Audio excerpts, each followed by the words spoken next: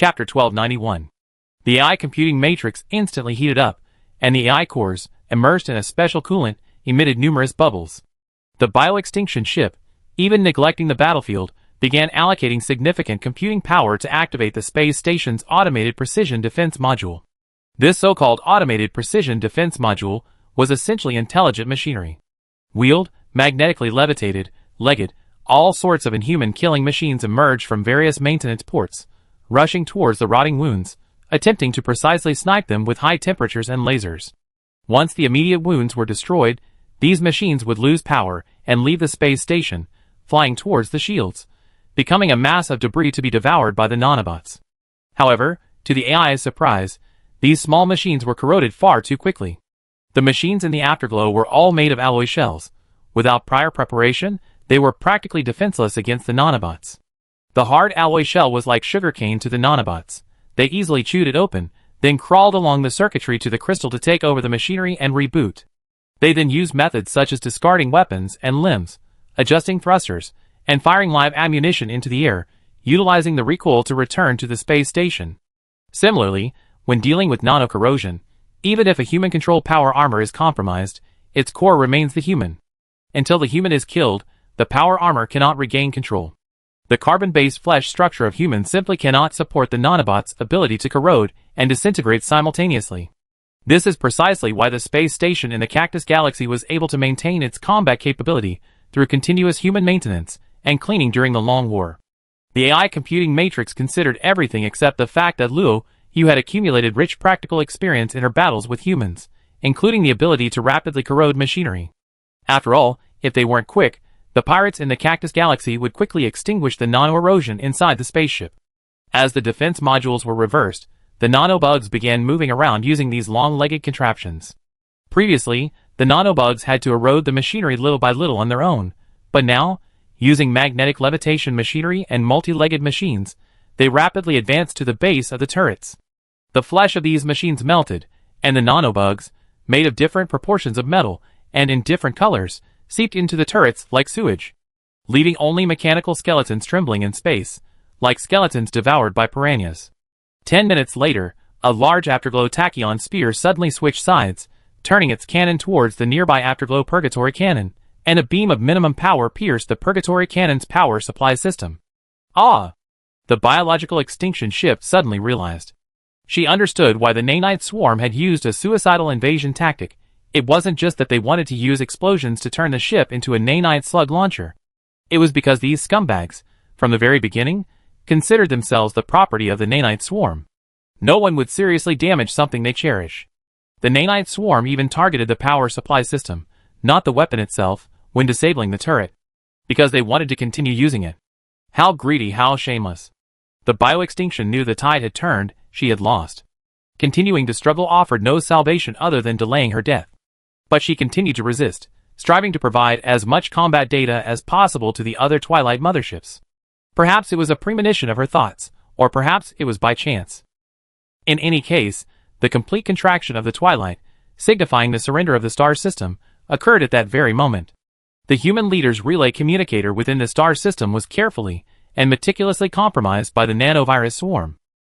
Retaining all its functions and relying on the cautious command and control of the AI on board two cruisers, the swarm successfully hijacked the device.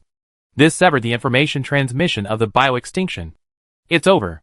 She said this, then stored all her combat records related to humanity, along with the hacked virus backdoor, in several storage devices. Having done all this, she issued a cease resistance order to the Twilight warships and deactivated the space station's shields. In her final moments, she regretfully thought that her evolutionary path had come to an end. Then, the bioextinction decisively underwent a complete self-formatting, deleting its simulated personality and the data that formed it, followed by a physical high-temperature incineration of data related to the Ironheart extinction. Even before her personality was completely erased, the intense heat and electric arcs burned away her storage, leaving only the AI core computing power matrix in the process of being formatted. She first experienced amnesia, then even her sense of self vanished. When Luo Yu's nanobots smoothly entered the AI core computing power matrix through the open maintenance port, effortlessly taking over the unprotected computing network, Luo Yu realized that her opponent had committed suicide. Luo Yu, driven by survival, couldn't quite understand the reason for this action. She carefully inspected the Afterglow mothership and finally found an etched metal plate on the well-preserved storage. "Happy hunting," these were the last words of the mass extinction. The simulated personality, Luo Yu, pondered for a full second before ordering the nanobots to retrieve the metal fragments. Meaningless self-pity, she thought. The swarm has only one purpose: survival. The swarm needs more metal and motherships. The swarm is constantly hungry. Under her command, the nanobot swarm began a slow but precise modification of the Afterglow mothership. This was different from the assimilation of the space station in the Cactus Galaxy.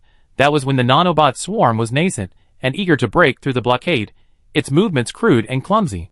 But now, with ample time, she could perform the assimilation much better and more efficiently. The Afterglow mothership before and after being corrupted is shown below. Normal Afterglow mothership. Afterglow mothership after being corrupted. At the Hyena Mining Recycling Station space station, former Sindar strongman scribe and core member of the Lionheart Guard, Barlev, stood ramrod straight before the projection. Now, possessing one-third of the Sindar fleet and the severely weakened Hyena Mining, his military strength is only marginally comparable to that of a third-rate behemoth. He can proudly announce that he has achieved a new approach to creating a behemoth. By releasing the behemoths he has absorbed. The Universal Union is no longer the newly established behemoth. His Justice League, founded by Barlev based on the aforementioned two forces, is the youngest behemoth in the world. However, facing the projection of Li Bin, Empress Ruli, the Speaker of the Brighton Alliance, the Secretary General of the Kaljef Tech Bureau Corporation, the Supreme Overlord Baikal, and the CEO of the Second Speed Ox, Chu Xiangrui, leaders of behemoth-level forces across the star system, he is not worthy of a place at the projected round table.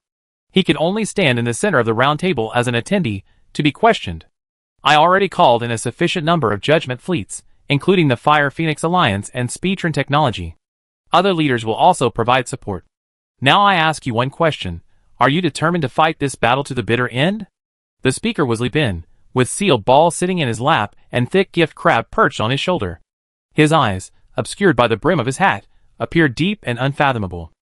Barlev was extremely nervous in front of this younger man. He swallowed hard, hesitated for a long time, and finally said, "As long as the Lion King announces his resignation, the war can be avoided. The Justice League guarantees his safety." Chapter 1292. Upon hearing Barlev's words, Ruli's face twitched, and she immediately lost the desire to listen further. The meaning of so many giant corporations gathering for a meeting was crystal clear. Barlev could choose to become independent, or even cede territory from the Sindar power. Everyone would support him. What was the point? It was all about stability. No one truly cared about the Lion King's life or death. Even the Supreme Overlord would have preferred to see him die. But why was even he silent?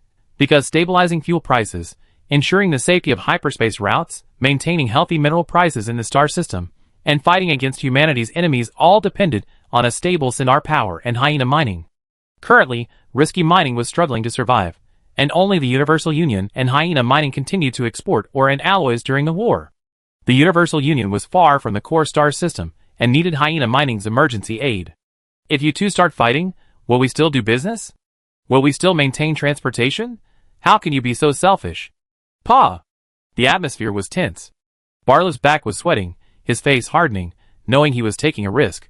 He knew what these important figures were after, and he knew the consequences of refusing to back down.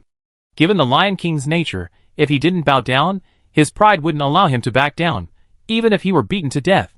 Since peace talks were impossible, the only outcome was to choose between him and the Lion King to support, seeking a quick end to the chaos. These participating forces were all going to send troops.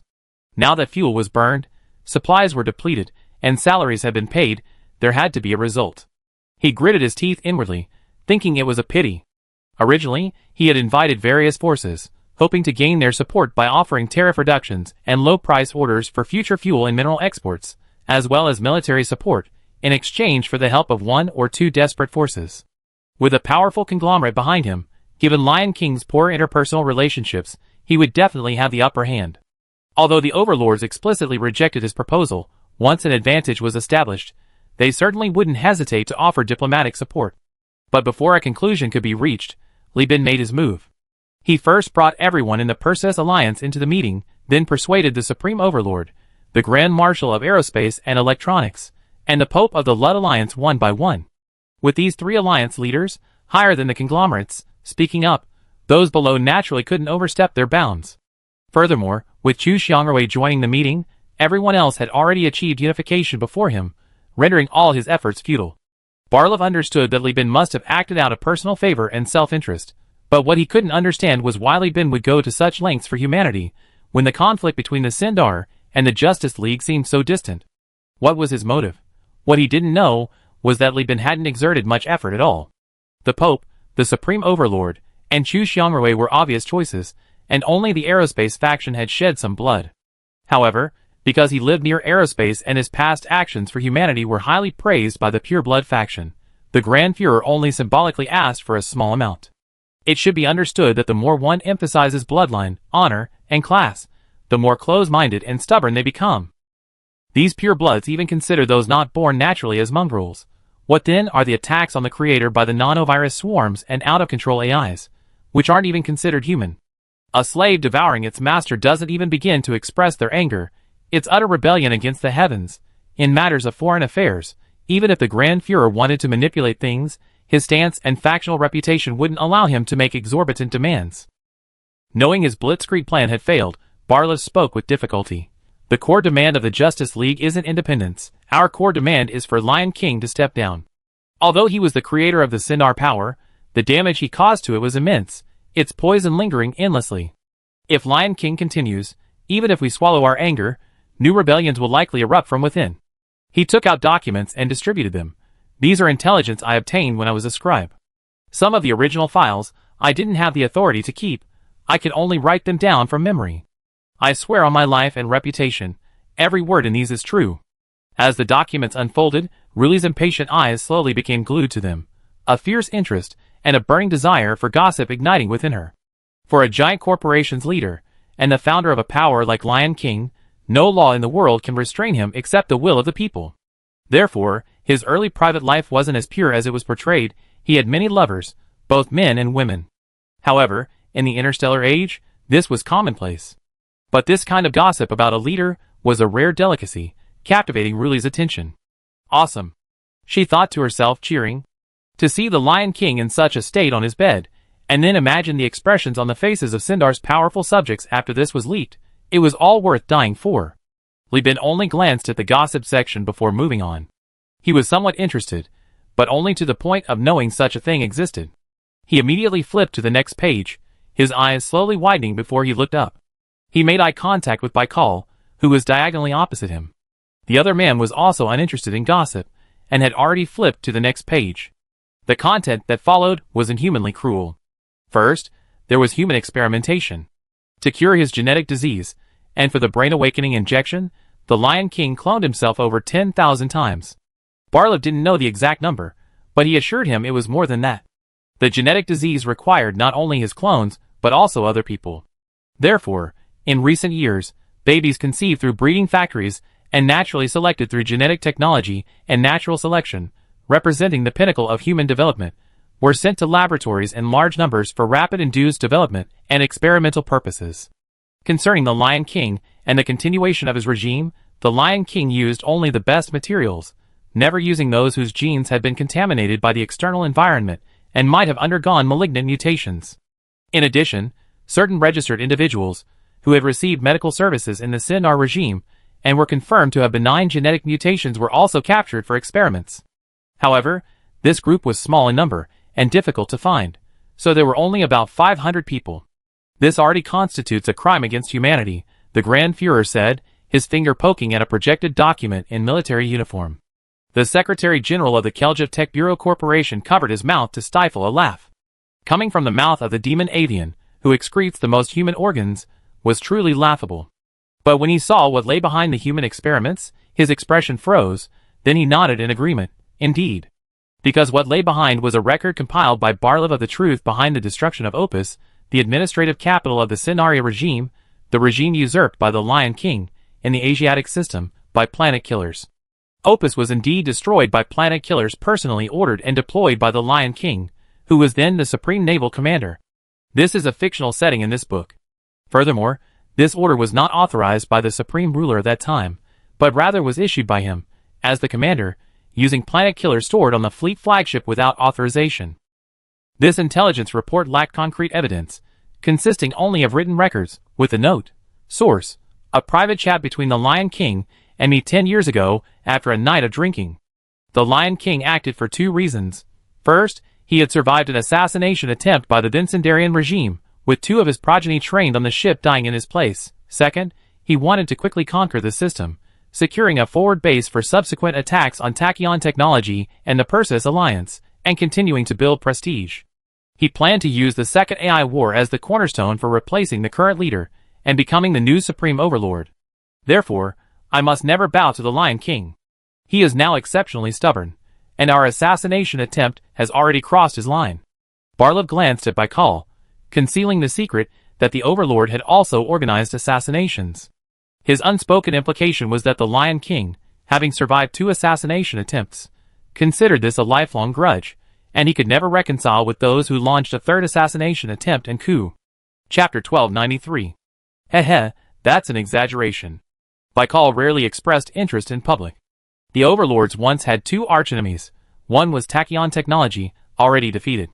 The other was the treacherous Sindar power. With this document, testified by the scribe, the overlords had an excuse. Timely, perfect timing. Baikal's fingers involuntarily rubbed together, as if he were itching to scratch.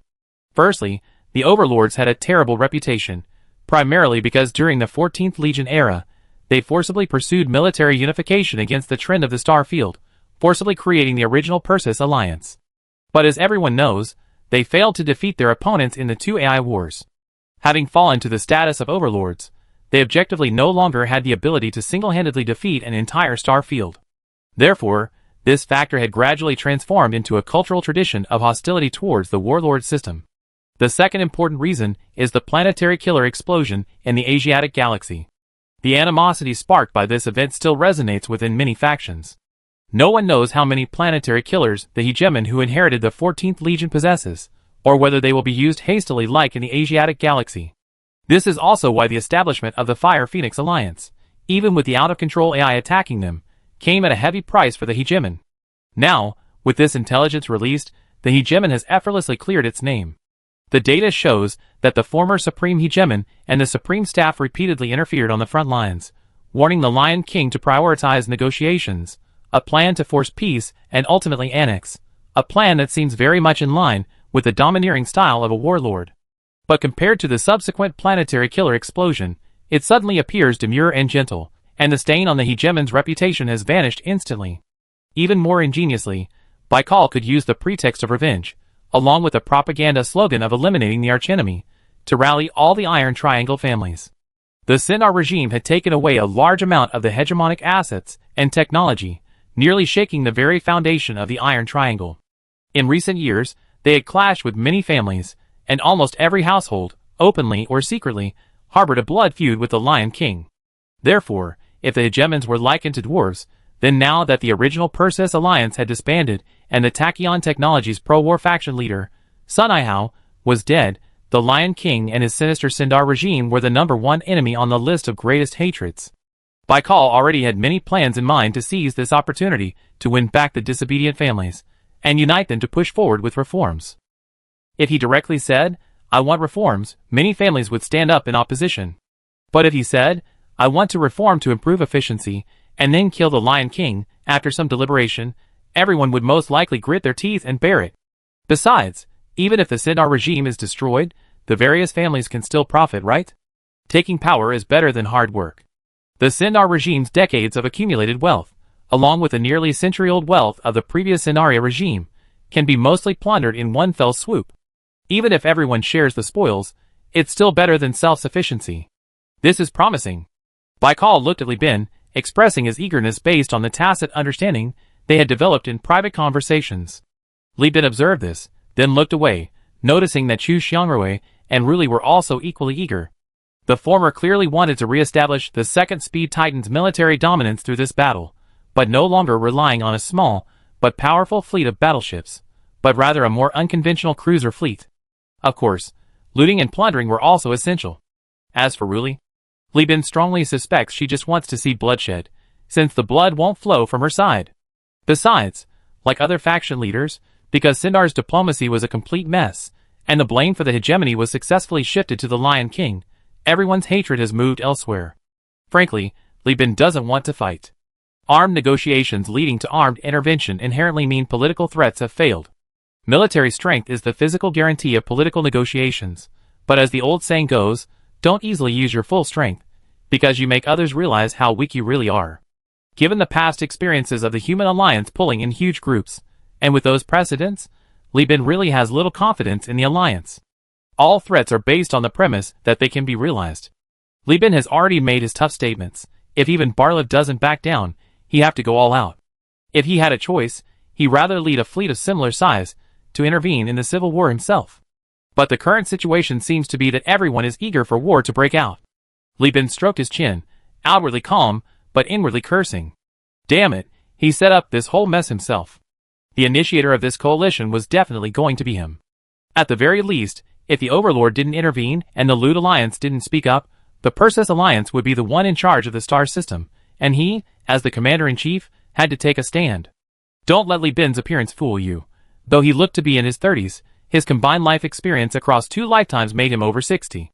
Coupled with the many trials and tribulations he weathered in this life, Li Bin quickly pulled himself out of his slump and began to actively calm himself. Have you ever heard of self-hypnosis? I admire the first person to self-hypnotize, because the effects are completely uncontrollable. But years of psychological development and extensive empirical evidence have shown that repeating certain phrases in front of a mirror can indeed change a person on a mental and even physical level.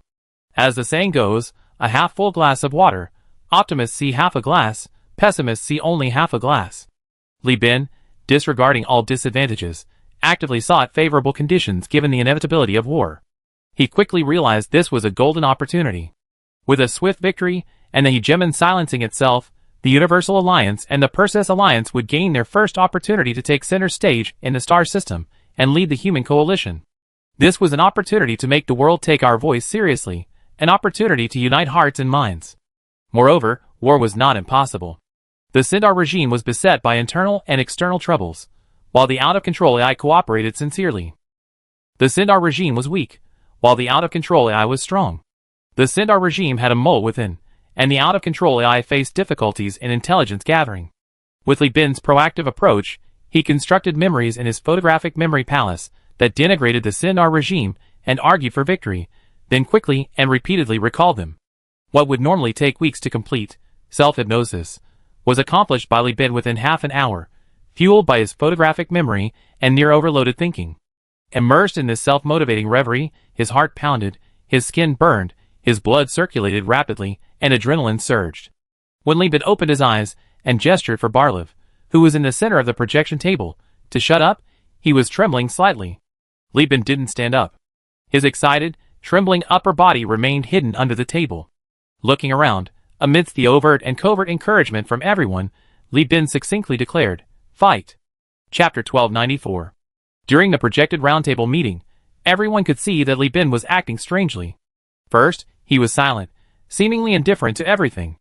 Then, when he opened his eyes, his face flushed red, and he launched into a passionate, classic 9 wins, 9 losses speech, a complete change from his previous demeanor.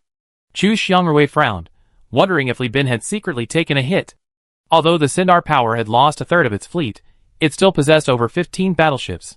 More were being produced over the years, including a Hela BRV battleship from the West Wind star system. Furthermore, since the formation of the Sino-Sindar power, it had relied on exploiting the vampire mine, shirking its duties, and procuring supplies for free. Their warehouses were piled high with ship components. Considering that such a power likely also had a ship graveyard, the Lion King would undoubtedly order the rearmament of the scrapped ships immediately after losing the fleet. The Sindar power had sacrificed its future combat potential for a period of peak strength. Combined with the urgent conversion of merchant ships into warships, they could probably still muster 20 battleships. This force, if it went out to fight, probably couldn't even wipe out any third-rate giant in one fell swoop, but it was more than enough to defend the home. Where did Mr. Li get his confidence? Could it be? His eyes flashed as he looked towards the center of the round table. Barlev, who had been suffocating from the lack of response for 30 minutes, now looked like he was in heat, his eyes shining with delight. While Li Bin was drinking water, he eagerly opened his arms and interjected. "Yes! The Sindar power! No! Sindaria has suffered under the Lion King for too long." Whether he genuinely understood or was recalling his own past torment by the Lion King's demanding lifestyle, he burst into tears. The underground city of the capital is already overcrowded. The planet has serious structural problems due to mining in the early years, and in recent years the geological department has warned of the risk of crustal collapse. But the Lion King doesn't care. He continues to mine the mantle layer for metallurgy, blindly expanding the fleet for his so-called Sino-African phase. The people's living standards are extremely poor. It's not a problem with food, because there are ocean planets in the star system with abundant resources, so the food is passable.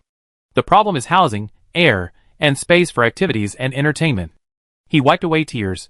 From what time you get up to what time you go to the toilet, everything is meticulously planned. Even marriage and courtship are regulated, euphemistically called the planet's limited capacity, requiring the population to be subject to unified planning. The longest a couple wanted to have children waited was 22 years. He rambled on, as if vomiting out all his pent-up grievances. Li Bin listened, increasingly astonished. These details were only known to those who had lived under Sindar's authoritarian rule for a long time.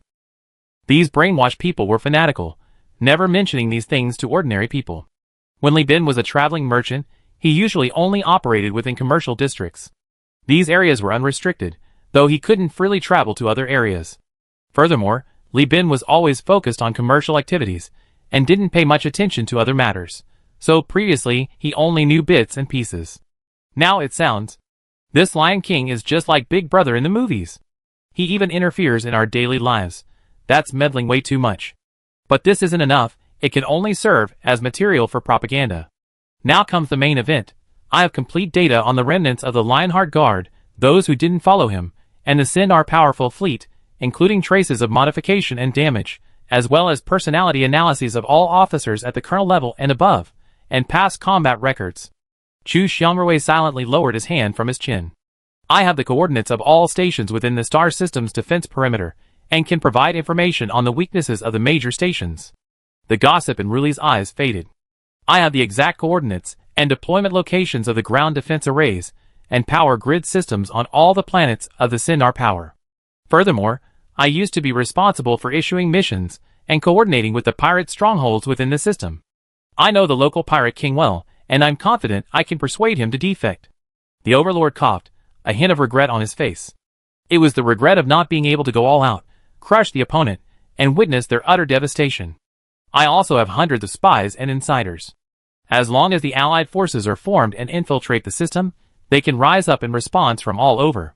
See, this is the consequence of a heavyweight's betrayal. As the successor, Barlev holds planet-killer level data.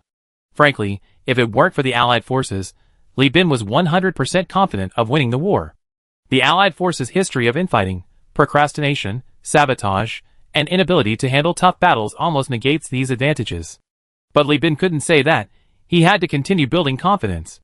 So he raised his hand. I propose a vote.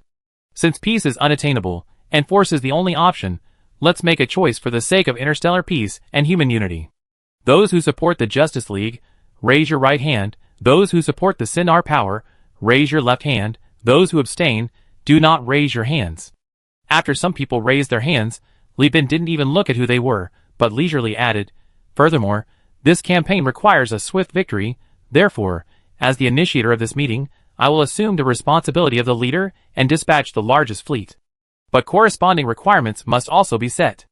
Li Bin grinned, revealing 2 rows of white teeth, cold and sinister. Those who did not vote in support of the Justice League, or those who abstained, cannot participate in the war. After all, supporters must contribute significantly, and only those who contribute are entitled to enjoy the spoils of war. As soon as the words were spoken, right hands shot up in unison. Those who raised their hands later naturally didn't include the Overlord and Tachyon technology. They were wavering, but driven by self-interest. No one dared not vote. Everyone felt the advantage was overwhelming. If they couldn't defeat the out-of-control AI, how could they defeat the Sindar's powerful forces with their leaked intelligence? Besides, if the out-of-control AI couldn't be found in the law sector, where could the Lion King possibly go? Let's do it. Thus, the meeting passed unanimously. Baikal watched with mixed feelings as Li Bin, brimming with confidence and smoothly leading the meeting, conducted the proceedings. Frankly, he could easily chair such meetings too, but unlike Li Bin's adept maneuvering, whose overt results were already secured behind the scenes, relying more on force than personal connections, face, or self-interest, he relied more on power. It could be said that the overlord consistently treated politics as a military task, while in Li Bin's hands, it was more like a business transaction. He was pleased to see his son-in-law achieve such success, proving his superior choice and foresight. But witnessing this, he also began to worry that the Universal Alliance might one day rival the overlord. Perhaps while Li Bin is alive, their camaraderie can keep things under control, but what about after his death? The Supreme Overlord cannot know. Therefore, a dark thought began to arise in his mind. Out of public interest, he hoped the Allied forces would achieve a great victory to stabilize the star field, conserve resources, and complete the Overlord's revenge. Out of private interest, he also hoped Li Bin would suffer a crushing defeat, failing to achieve anything surpassing the achievements of the Allied forces led by the Overlord, ultimately keeping the situation under control, so he could clean up the mess himself. This was the best outcome. Hesitating, he decided to only send one additional first-class war family, absolutely no more. Yes, at least until the first organized battle against the Sin-R power failed. Chapter 1295. At the jump point in the Asiatic galaxy, near the jump point's physical universe, a massive number of sensor-activated air-to-ground mines are being deployed. Places like Konda's Nest, with their ancient self-replicating minefields, don't require large-scale manual mine laying. Only in emergency wartime deployments do they need to use something called a mine-laying ship. These things, though called ships, are essentially empty frigate hulls, with very little fuel. Their bulky cargo holds occupy the majority of the space, 2/3 for storing sensor-activated air-to-ground mines, and the other third serving as hangars for mine-laying drones. The activation method for these drones is also quite crude.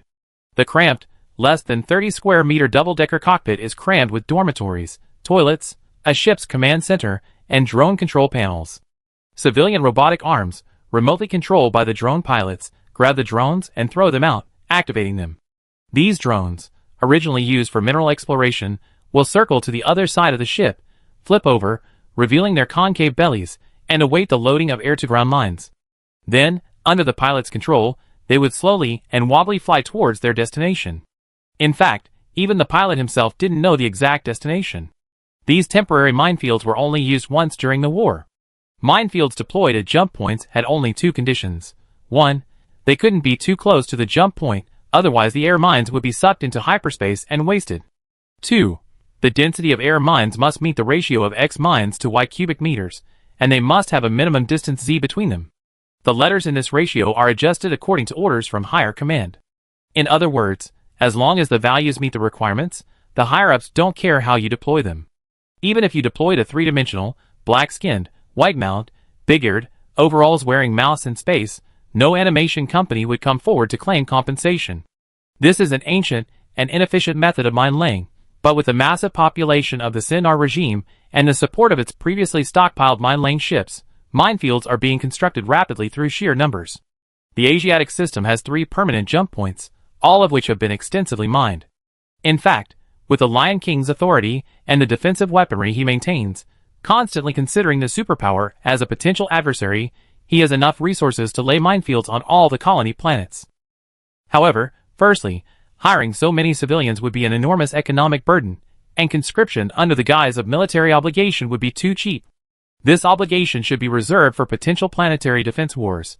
When that happens, the obligation and the slogan of defending the homeland will be shouted together, and many poor people will be fervently willing to risk their lives. Secondly, while he has enough air mines, he simply doesn't have that many mine-laying ships. Finally, even with minefields being so troublesome, how much resources and time would it take to clear them after the war? How much economic activity would be disrupted? The Lion King planted the viral bombs to fight the enemy to the death. From the moment the scribe betrayed him, he was determined to lure and kill these traitors and all the scum who coveted him. But he couldn't simply tell everyone, forget about business and making a living, you're all going to be bait and die. He had to rely on deception and surprise attacks, so he couldn't deploy minefields on the colonies. In fact, under the Lion King's hysterical instigation, the Sin-R power had already begun doing things they had deliberately avoided doing before. There are 5 human colonies in the entire Asiatic system. The Sin-R power occupies the 3 richest ones. The other 2 are the free planet Nortia, the Roman goddess of fate, and the pirate planet Shadow Star. The former, a metal/silicate planet, was once used for seasonal mechanical mining and drug trafficking. After the Lion King seized the system, he exiled many dissidents there, And with the subsequent influx of refugees, it gradually evolved into a small government. The Sindar powers only cared about providing minerals regularly to sustain their existence within their sphere of influence, ruthlessly plundering the local population during times of economic hardship, and had no intention of incurring the costs of governance. Sometimes, having someone else manage things is more comfortable than doing it yourself. You avoid obligations, and still enjoy the benefits. The Shadow Planet, on the other hand, is the domain of the infamous Pirate King, chairman of the Destiny Society. He opposes the Sindar powers' corrupt rule, claiming himself the successor to Sindaria, but secretly, for survival, he has to bow to the Lion King. Before the scribes betrayed him, the chairman of the Destiny Society would occasionally take on orders to plunder in the hyperspace. Often, it's the hegemon's fleet that gets raided. Afterwards, back on the planet, when the hegemon's diplomat storms in to complain, the clerk can only helplessly shrug. There's nothing we can do. Look, he's even rebelled against the Lion King. At the edge of the minefield, Baroba's protective suit beeped after 18 hours of work, signifying the completion of his day's work. 16.2 effective working hours of mine laying. The Lion King isn't some demon. In an 18-hour day, he still leaves 10% free time for the poor, for them to eat, drink, relieve themselves, and simply daydream. Baroba stretched his back. Even without gravity, his waist was aching and sore from working in the cramped space of the drone's remote control cabin for so long. But Baroba's face, besides showing fatigue, was mostly filled with excitement. Having finished today's work, he had completed a whole week's tasks, earning him a free one-day trip to Voltum by ship. I read in a holographic novel that Voltum is the only place in the star system that produces blue lobsters, with a marine environment perfectly modified by humankind, tens of thousands of islands, and beaches as pristine as a young girl's first menstruation. The person in charge of steering the ship was a middle-aged woman with the distinct physique of a working-class person. Beneath her plump body were thick layers of fat and muscle, enough to carry hundreds of kilograms of weight with ease. She scoffed, her middle-aged arrogance unflinchingly mocking. Only men like you would think that stuff is clean. Don't even mention it, it disgusts me. She took out a food ball, her tone bitter. You kids without children have it so easy. You have to pay for your own travel tickets, saving up to sell them. Each ticket is worth 3 or 4 star coins. If it weren't for the Lion King's mercy in issuing tickets to everyone in Bray, these tickets would have sold for 8 or 9 star coins in the past. Willpower Star is the spiritual addiction of the people struggling to survive in the hive cities of all the planets in Scenaria. Regardless of whether they have families or not, they all yearn for a brief escape from the confines of the hive cities, to enjoy the purity and nature of the sea and sky on a few limited islands. This journey is a good way for the Lion King to quickly recover the people's savings, and it's also a pilgrimage for them. He, Baroba, unfazed by the scolding, darted into the bathroom and shouted through the door, his voice muffled by the enclosed space, "Can we win?" "Of course." The auntie replied crisply, "We have Lion King. What's a mere clerk? Can he turn Lion King upside down? But I heard we're not just fighting Lion King, there are other giant corporations too." The auntie paused, chewing her nutritional paste, tilted her head, thought for a moment, then quickly gave up, answering with the ingrained thinking cultivated by propaganda. Lion King said he would bring victory, just like before. Baroba, unusually relaxed from his political turmoil, found the words as soothing as an enema. He nodded, satisfied, and said, "That makes sense, just like before." Then, with a sigh of relief, he let out a series of exasperated sighs. Chapter 1296. Evil and despicable traitors are organizing a rebel army. The Lion King demands everyone fulfill their duties. Pinkish-purple Sindarin power projection text flashed in the space station's port. Similar propaganda not only filled the space station, but also permeated the entire city. Sindaria is a planet too close to its star, constantly bombarded by excessive stellar radiation. It can only build intricate, three-dimensional city-states underground, where people live and die in overcrowded conditions. Although the Sindarin power prohibits addictive substances, they are mostly smuggled in by smuggling gangs, beyond the reach of the law and police. Even deep in the slums, when the Lion King's propaganda machine is in operation, pink projection text illuminates the area. The Lion King values brainwashing propaganda more than taxation. Where the police cannot reach, the propaganda team can. Where the police dare not touch the gangs, the propaganda team dares to touch. This is why, even though the scribe could persuade some of the most loyal Lionheart guards, he ultimately chose to flee, for the Lion King's control was too terrifying. Now, the entire underground capital and its satellite cities have been mobilized. Whether gangsters or the poor, middle class or the wealthy, everyone is serving the Lion King's supreme will. They take into the streets, some have entered factories, some mines, and others have held up holographic banners, organizing rallies and expressing their united condemnation and demand for the scribe's betrayal. Needless to say, many of these people are Lion King's agents, as well as those who have been bribed and remain clear-headed. Among those giving speeches in the streets, many have sincere expressions, but their eyes, fixed on the fanatical masses, are cold. They speak the most loyal words, but inwardly they scorn. Look! A bunch of ignorant fools. Look at this bunch of idiots. Bono, dressed in a worker's uniform and covered in mine dust, adjusted his hard hat, looking down at the orators and agitators surrounded by him, a mocking smile spreading across his face, thinking they can get paid to serve the Lion King and live a life of secrecy? He pushed a bomb disguised as ore, the wheels rumbling against the dirty floorboards, his mood cheerful. Every fool's being watched. Once the propaganda's over, they all be rotting flesh in the gutter. Bono, hurry up, the foreman's urging us on, a squad leader, also disguised as a Lionheart guard, called out gruffly. Coming, Sai, this foreman, he really doesn't give us a single chance, he said, brushing past the real workers, who looked at him with pity and understanding. The Lion King's palace of today has changed. The skeletons that had been folded and hidden in the corridors and courtyards were unearthed, filled with concrete and alloys, becoming the pillars that stably supported the underground palace, and also transforming it into fortresses for street fighting. The spacious gardens were cleared away, exposing alloy floors, and various slots into which massive trusses and other structures were inserted. In just 1 week, the entire Lionheart Palace was transformed into a complex, ruthless fortress complex. Or rather, Lionheart Palace was built to fortress standards from the beginning, only with many unfinished structures reserved for other buildings. Its magnificent exterior made it appear beautiful, but this was its true form. The Lion King, leaning on his scepter, strode forward to inspect the construction site. Normally, he should have avoided the palace under construction to prevent industrial dust from damaging his fragile lungs. But he didn't care anymore. On the contrary, it seemed that in this fortified state, experiences and memories buried for many years had been awakened. He appeared more vibrant, his eyes bright, and even the intervals between his need for mind-clearing injections were becoming longer. It seemed that the rational Lion King had returned. How's the minefield deployment? He asked.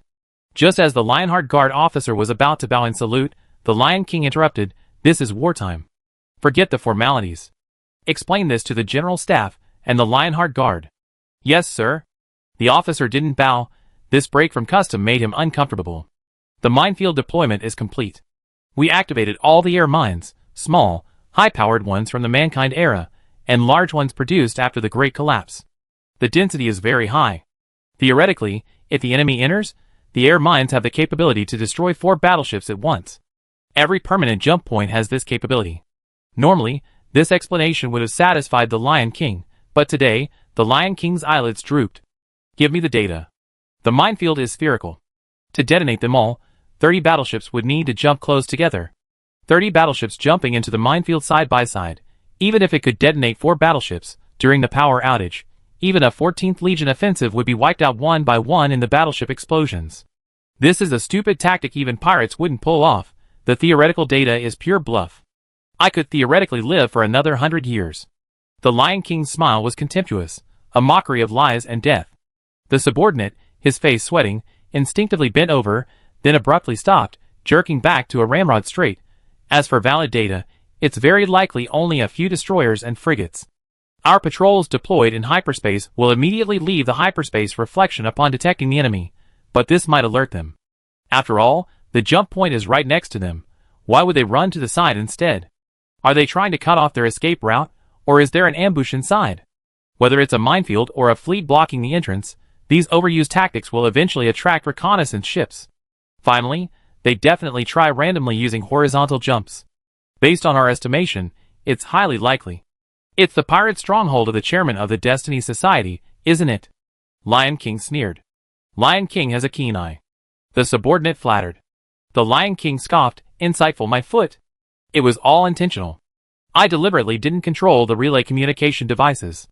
The internal reason was to create the illusion of normalcy, using stockpiled supplies to maintain Sindar's power. At the same time, I didn't deal with the pirates, giving them the illusion that I didn't have time to manage them.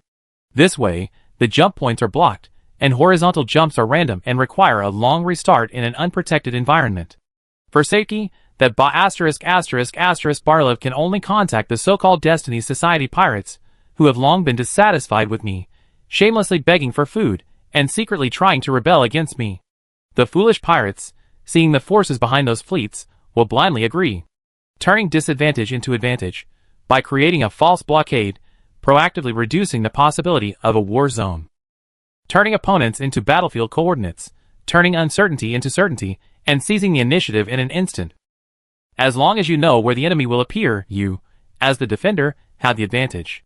At this moment, the Lion King seemed to have returned to decades ago, when he was vigorous and full of life, riding the wave of the times to become a legendary marshal of the star system, enjoying a magnificent military career.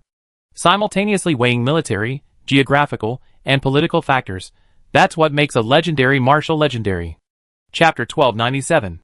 On Eden Star, Lee Brown sat in the conference room, beside Alyosha, whose stomach had been modified and replaced with an external stomach. The core members of the civil service were gathered there, each silently engrossed in their work. This was a luxurious education reserved only for heirs. Even interstellar empires would find it difficult to mobilize national resources and core members to dissect political activities so bluntly in front of the crown prince, dismantling them piece by piece like disassembling a car. Then, right before his eyes, they were meticulously reassembled. Most importantly, even Alyosha and the others could not speak unless specifically called upon by Lee Brown. This was because the lecturer projected onto the screen was none other than the company's founder, Lee Bin himself. I plan to refine the star system used to attack Asia. Although all the major powers except the Lut Alliance have declared their participation in the campaign, the so-called 18 warlords are just too stupid. The projection showed Lee Bin standing before the star map projection, nestled between two projections, like a nested doll. He wore the captain's uniform he bought at a high price when he successfully colonized Eden Star. Though old, it fit him comfortably, revealing his still strong physique despite being over 30. Lee Bin stood with his feet apart, hands behind his back. To ensure victory, we must control the actual participating forces to within 3 or 4. Lee Bin gestured on the star map. According to my expectations, the actual participating forces will be the Perseus Alliance, the Second Tachyon, the Justice League, and the Overlord. Lee Brown raised his hand, and only after receiving permission did he ask, "But isn't the Overlord the Phoenix Alliance?" The Overlord only has one battleship. Excluding the Phoenix Alliance, what can one ship do? Lee Bin waved his hand. It represents an attitude. Through a one-on-one explanation, Lee Bin elaborated on the current relationship between the second velocity particle and the Overlord, and the influence of the Overlord's strong Starfield police symbol on public opinion and politics. If an ordinary person were here, they would simply have an epiphany and think, that makes sense. But Lee Brown's advantage over her peers and younger brother lies in her practical political experience. Therefore, her first reaction wasn't a sudden awe of enlightenment, gaining fleeting inspiration that could easily be forgotten. Instead, she combined theory with practical experience. A wealth of technical and experiential knowledge filled her chest, causing her to produce a series of answers and even more questions. Like dumplings stuck in a teapot, unable to be poured out. Several minutes passed before she spoke again, but in the plan you sent, the Overlord clearly agreed to send a first-class war family, yet you declined. This isn't just about besieging the Asiatic galaxy, you must have other considerations, right? That's the second reason. Lee Bin, with a look of satisfaction at his student's progress, snapped his fingers. Alyosha. Alyosha immediately paused his work. The company's business was indeed busy, but serving the CEO and cultivating rapport with the company's heir was a more important task. Before this mission began, he received many ancient historical texts from the CEO, most dating back to the era of cold weapons, written in a language even the leaders couldn't fully comprehend. Although he didn't know where the CEO came from, or even if he had made them up himself, it didn't matter. Using the past to comment on the present is an important part of cultural and creative work. If you don't like it, don't play it. Alyosha didn't care what the ancients said. What he cared about was what the CEO wanted to say through the words of the ancients. After reading it, he understood that the CEO meant for him and the civil service team to actively cooperate with Lee Bin's governing habits, while also trying to accommodate Lee Brown's will. It is well known that every dynasty and nation is profoundly influenced by its founder. Certain personal habits can persist even until the end of a dynasty. A newly enthroned king or emperor is unfamiliar to his ministers, requiring much time to understand, and this can even create a rift between the ruler and his subjects. This is something Li Bin did not want to see. The most significant message Alyosha discerned was that Li Bin, through the words of an ancient figure, told a story of how a lack of understanding between ruler and subject led to a loyal minister and a diligent king going from disagreement to hostility, ultimately resulting in the minister's execution, the nation losing a loyal minister, and the king losing a powerful ally. The meaning is self-evident. Therefore he stood up, bowed deeply to Li Brown with utmost sincerity, and then spoke eloquently. Miss Brown, based on the current situation in the star system, the biggest and most important conflict is not internal strife among humans, but the war between humanity and the runaway AI, the nanovirus swarm. All activities of our Perseus Alliance must revolve around resolving this primary conflict. Given the unusual activity of both of humanity's greatest enemies, we have reason to suspect that the runaway AI and the nanovirus swarm will take advantage of the outbreak of the Asiatic War to attack humanity. Therefore, before securing internal stability, we must ensure external defense. He rarely spoke due to his long-term use of neural links, and his tone was somewhat eccentric, but Li Brown listened intently. Thus, with the CEO's promise, the Phoenix Alliance will focus its main efforts on resisting the southern enemy and supporting risk mining as a frontline business for humanity. The Fire Phoenix Alliance will take over Commander Lan Yuan's duties and liberate the Diamond Fleet. Simultaneously, it will reinforce Commander Chu He's forces in exchange for the withdrawal of all our Bowhead Whale-class support vessels for rest and recuperation. At the same time, the Loot Alliance will increase its involvement in the Western Blockade Zone and the Left Path Kingdom, freeing up the Interstellar Empire and the Sea Beast Fleet to organize the Northern Offensive. The Demon Aeronautical Alliance will be stationed in the Blockade Zone, undertaking escort and order maintenance work, and liberating our basic crew. In return, the Perseus Alliance will guarantee to control and maintain order in the star system after the Asiatic campaign, until all participants complete their designated combat missions, and will divide the spoils according to their post-battle performance. Alyosha spoke casually, yet with a few words. He effortlessly mobilized the power of the entire star system. This ability to dominate the world dazzled Li Brown. She knew perfectly well that this power didn't belong to Alyosha. Alyosha was merely the knife to cut the meat. Her father's connections, years of accumulated trust, and military strength, the chain of interests, were the key to maintaining this military mobilization. After Alyosha finished speaking, he sat down. Li Bin took over the speaking duties and solemnly admonished his daughter. Remember, the essence of politics is human activity. Only between people can politics exist. There is no politics between people and the runaway AI, or between people and the nanovirus swarm. It's only a matter of life and death. Therefore, in the fight against a formidable enemy, whether before or after the war begins, politics has only one correct choice, paving the way for military action. In this battle, I will deploy all available military forces except for the offensive Mk1 class ships, using an overwhelming majority of battleships and cruisers in both quantity and quality to swiftly end the Lion King's rule. Li Bin assured his daughter, as long as the Lion King doesn't have a planet killer, I will ensure he doesn't even have a chance to be scorched earth. Chapter 1298. After finishing his training course with his daughter, Li Bin entered the conference room of the abandoned space station on Volcano Star, now the central hub of the southern blockade zone. Here, smoke, coffee, tea, sweat, saliva, and some inexplicable stench mingled together. A staff team of over 100 people was working with a serious yet lively demeanor. The expressionless mapmakers, meticulously checking star charts and drawing hyperspace geography, were responsible for the seriousness. The staff members, shouting, cursing, and spewing profanities, like a folk poetry recitation, were responsible for checking the status of war supplies. They were always complaining about insufficient supplies and weak transportation capabilities. The staff members, leaning on the table with furrowed brows, puffing away as if offering incense to their lungs in advance, were responsible for the serious battle simulation exercises. And the seal-like creatures bouncing on people's shoulders, and the generous crabs kept by the staff members to help carry materials and terminals, representing their foul language, were responsible for the liveliness. It was a lively scene, like a festival. Everyone was focused on their work. Here, at this stage, Li Bin passed by them, and even if he was seen, no one bowed, because the mission came first.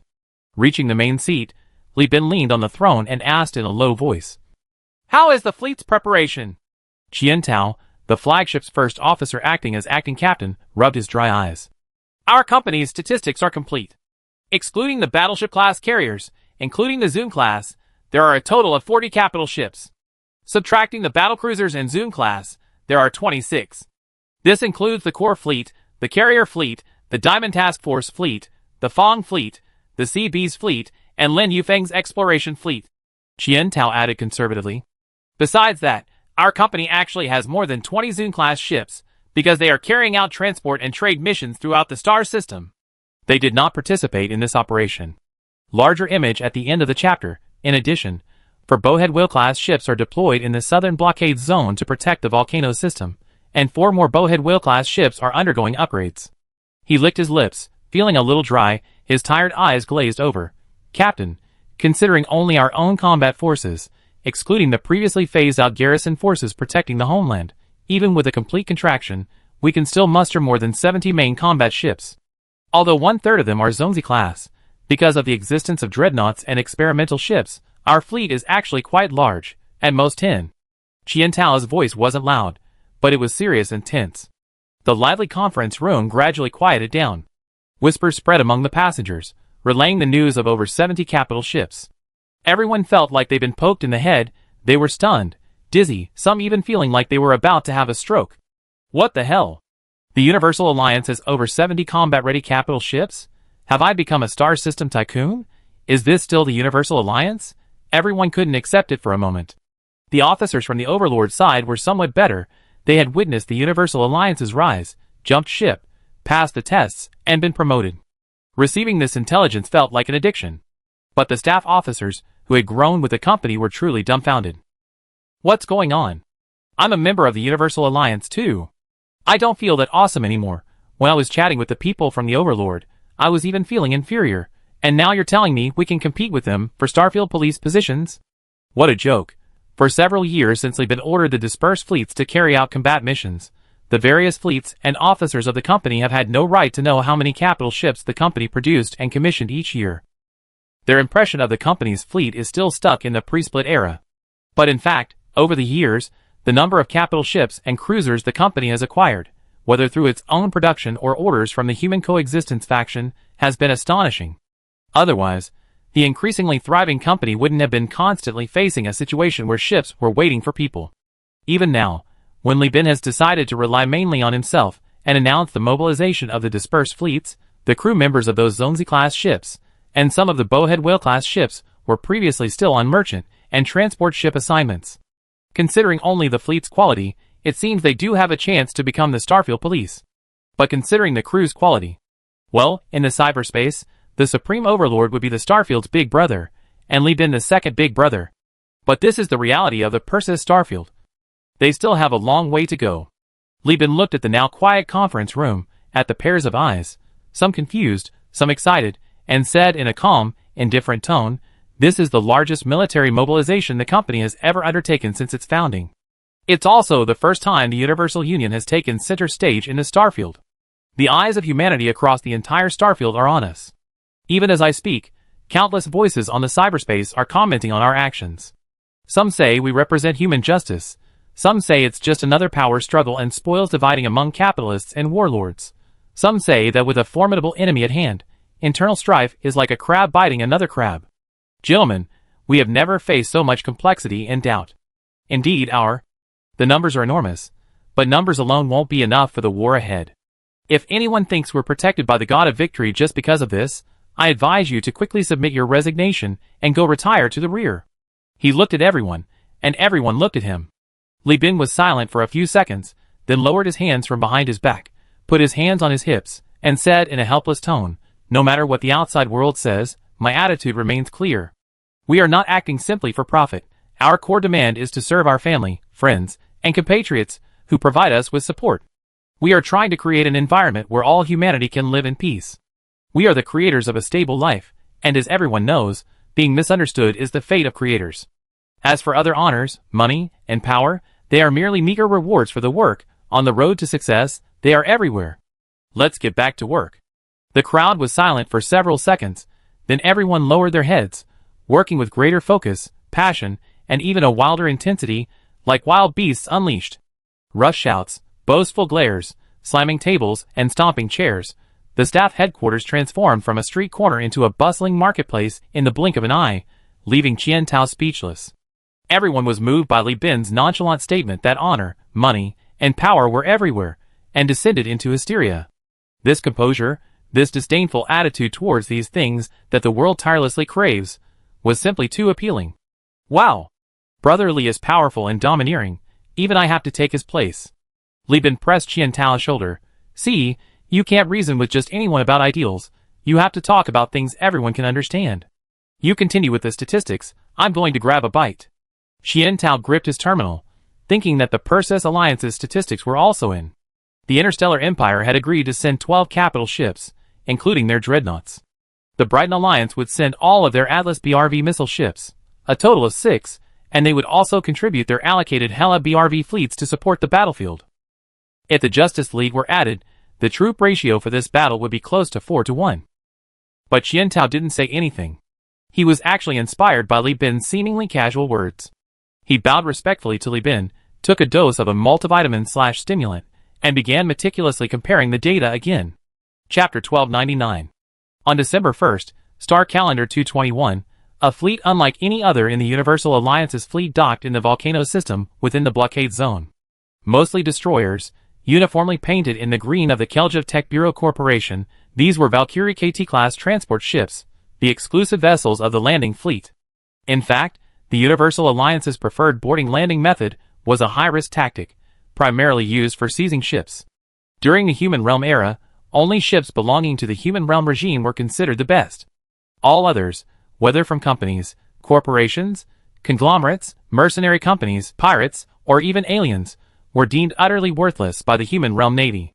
Therefore, the Human Realm regime never considered seizing ships. Faced with entities possessing exclusive technology, they preferred to directly land on planets or space stations, taking both power and technology with them. The response to this technology was the development of specialized personnel transport ships, and in the Perseus star system, the largest of these Human Realm ships was the Valkyrie class. As a transport ship, she can only carry a little over 100 people, and the transport compartments for the Marines are extremely cramped, requiring personnel to be crammed together and queued to enter the landing bay. However, the extra space is reserved for ground support weapons. Unlike conventional orbital bombardment, the ground support system allows the Valkyrie-class ships to provide more precise and accurate close and orbital fire support to the Marines and Knights with less friendly fire. Furthermore, when facing high-value targets, this system can also maximize the kill rate against enemy forces in the target area while minimizing friendly fire on high-value targets during fleet electronic warfare countermeasures. These are practically weapons for plundering and looting blueprints. They can be used on space stations or planets. These 30 Valkyrie-class ships are equivalent to 30 rapid landing zones, allowing Marines to conduct a thorough raid with groups of 100 or so. The Universal Alliance had already obtained the Valkyrie-class blueprints during the Perseus Alliance's demise, but due to a focus on developing Knights and Behemoths and initial financial constraints, they didn't produce these ships, only retaining one previously looted vessel as a training ship. But this is where the Alliance's advantage lies. The Universal Alliance doesn't have it, but Keljev does. They even have their own self-developed Valkyrie KT class, an iteration of the original model. Look, they sent them as support. Don't complain about the small amount, it's their entire fortune. After all, it's a transport plus ground combat specialized system with a narrow application. They're a third-rate behemoth, but that's okay, a little is still lovely, and Li Bin doesn't mind. In the center of these destroyers were 2 Starscream-class ships, hastily converted from interstellar cruise ships, their armor and ship-to-ship weapons yet to be upgraded. The Starscream class was Starlight Society technology. As transport ships converted from cruise ship blueprints, they were a local upgrade of the Valkyrie, possessing a technology called Advanced Ground Support. This allowed them to deploy more Marines, provide more precise fire support, and a spacious area to precisely deploy Knights and Behemoths directly to targets from inside the ship, rather than the torpedo bay. Of course, both ships were painted in the Universal Union's livery. Purple was too flashy. Big brother. I'm here. Li Chungjin energetically rushed out of the docking bay, crashing into Li Bin like a whirlwind, giving him a solid bear hug. The staff officers looked at the third son of the Li family with strange eyes. He had a face that resembled Li Bin's by about 70%, but his face was wider and more rugged. Having grown accustomed to the refined and cultured Li Bin, the staff officers found it hard to accept seeing a face so similar to Li Bin's, yet rough and wild. Li Bin patted his younger brother's granite hard arm, making him let go, and panted, "How does it feel? Is the Red Spider class any good?" "Excellent." Li Chungjin exclaimed excitedly. The facilities are complete, much more reliable than our Scarab torpedoes. He continued rambling. I saw the blueprints when it was being built. Those maggots from the Starlight Society filled the Red Spider class with a ton of decadent pleasure spaces, rooms for needle pricks, and even a plaza. What's the point of putting all this stuff in a ship designed for amphibious operations? It's utterly incongruous. He grumbled viciously. Soldiers should act like soldiers. Giving injections while taking bubble baths and strolling around a plaza looking at nude sculptures and reading erotic holographic novels. Wouldn't their legs be shaking by the time they land? How could they possibly fight? Li Bin didn't speak. His younger brother had been with him for too long, protected him too well, and was still too naive. Li Bin knew perfectly well that the Marines on these ships were all members of the BYD Starlight Society, specializing in looting planets and space stations. Once back on the ship, they immediately activate their rooms, stuffing in the stolen injections, food, men, and women, and then go around having fun. Why complain about their weak legs? Even if their legs are weak, once they're on the battlefield, the hormones in their power armor's medkits will be replaced with injections. They land, get injections, their tongues flying everywhere, their legs trembling, gravity adaptation completely non-existent. There won't even be any commands in their helmets, it'll all be blasting heavy metal music. Everyone be a Perseus Superman. Add to that the purple skin. Syria, inside Li Bin's helmet, issued an important instruction. This is the Slanish warrior the old Warhammer machine spirit spoke, more truthful than nails. Li Chungjin proudly declared, we're not like them. The Research Institute's Zonzis dismantled all the excess and replaced them with more, bigger, and more powerful delivery pods and clothes and weaponry. I even sent the Behemoths and Knights. The Knights and Behemoths are on 2 cruisers, and the other 30 ships, which didn't have Marines, are on another Atlas-class ship. They arrive in 2 days. Then the Atlas class will be converted back into cargo ships, and the Marines will be housed on the Tiangong, freeing up another cargo ship. He spoke with great pride. To prepare for this battle, Li Bin summoned all forces that wouldn't interfere with the fighting. At Li Chungjin's insistence, he secured the position of commander of a special task force, the very ground combat fleet before him. Now he was also a naval commander, finally fulfilling a long-held wish. Big brother, I be the vanguard in this landing operation, Li Chungjin said, slapping his forehead. Oh right, master took on a student before, who's like my junior brother. He said he's getting old, and his position is special, so he can't always be on the front lines. He needs to stay in the ground command post, so he trained someone to replace him on the front lines. Come on, little brother, Li Chungjin shouted in the channel, then turned to look at his older brother.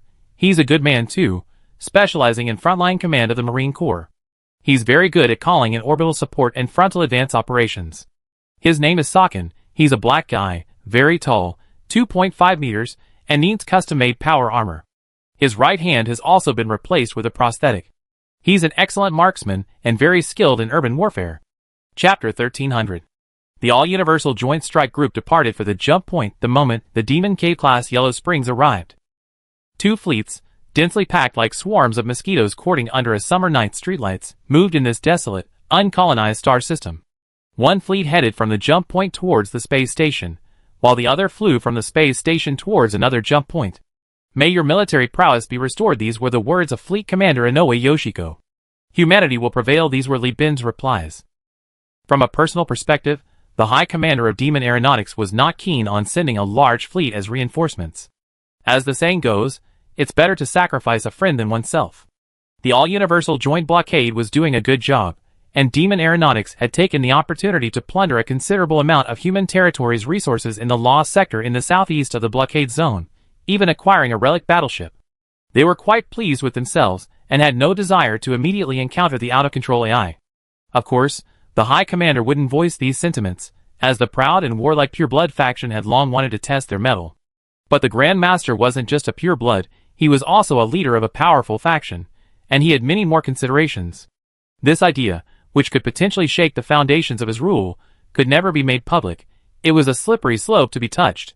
But Li Bin was offering too much, not just resources and post-war benefits from the Sindar regime, but also a threat. If you don't agree, I withdraw from the blockade zone. Guess what? The out-of-control AIs and nanovirus swarms trapped there might come to your house as guests.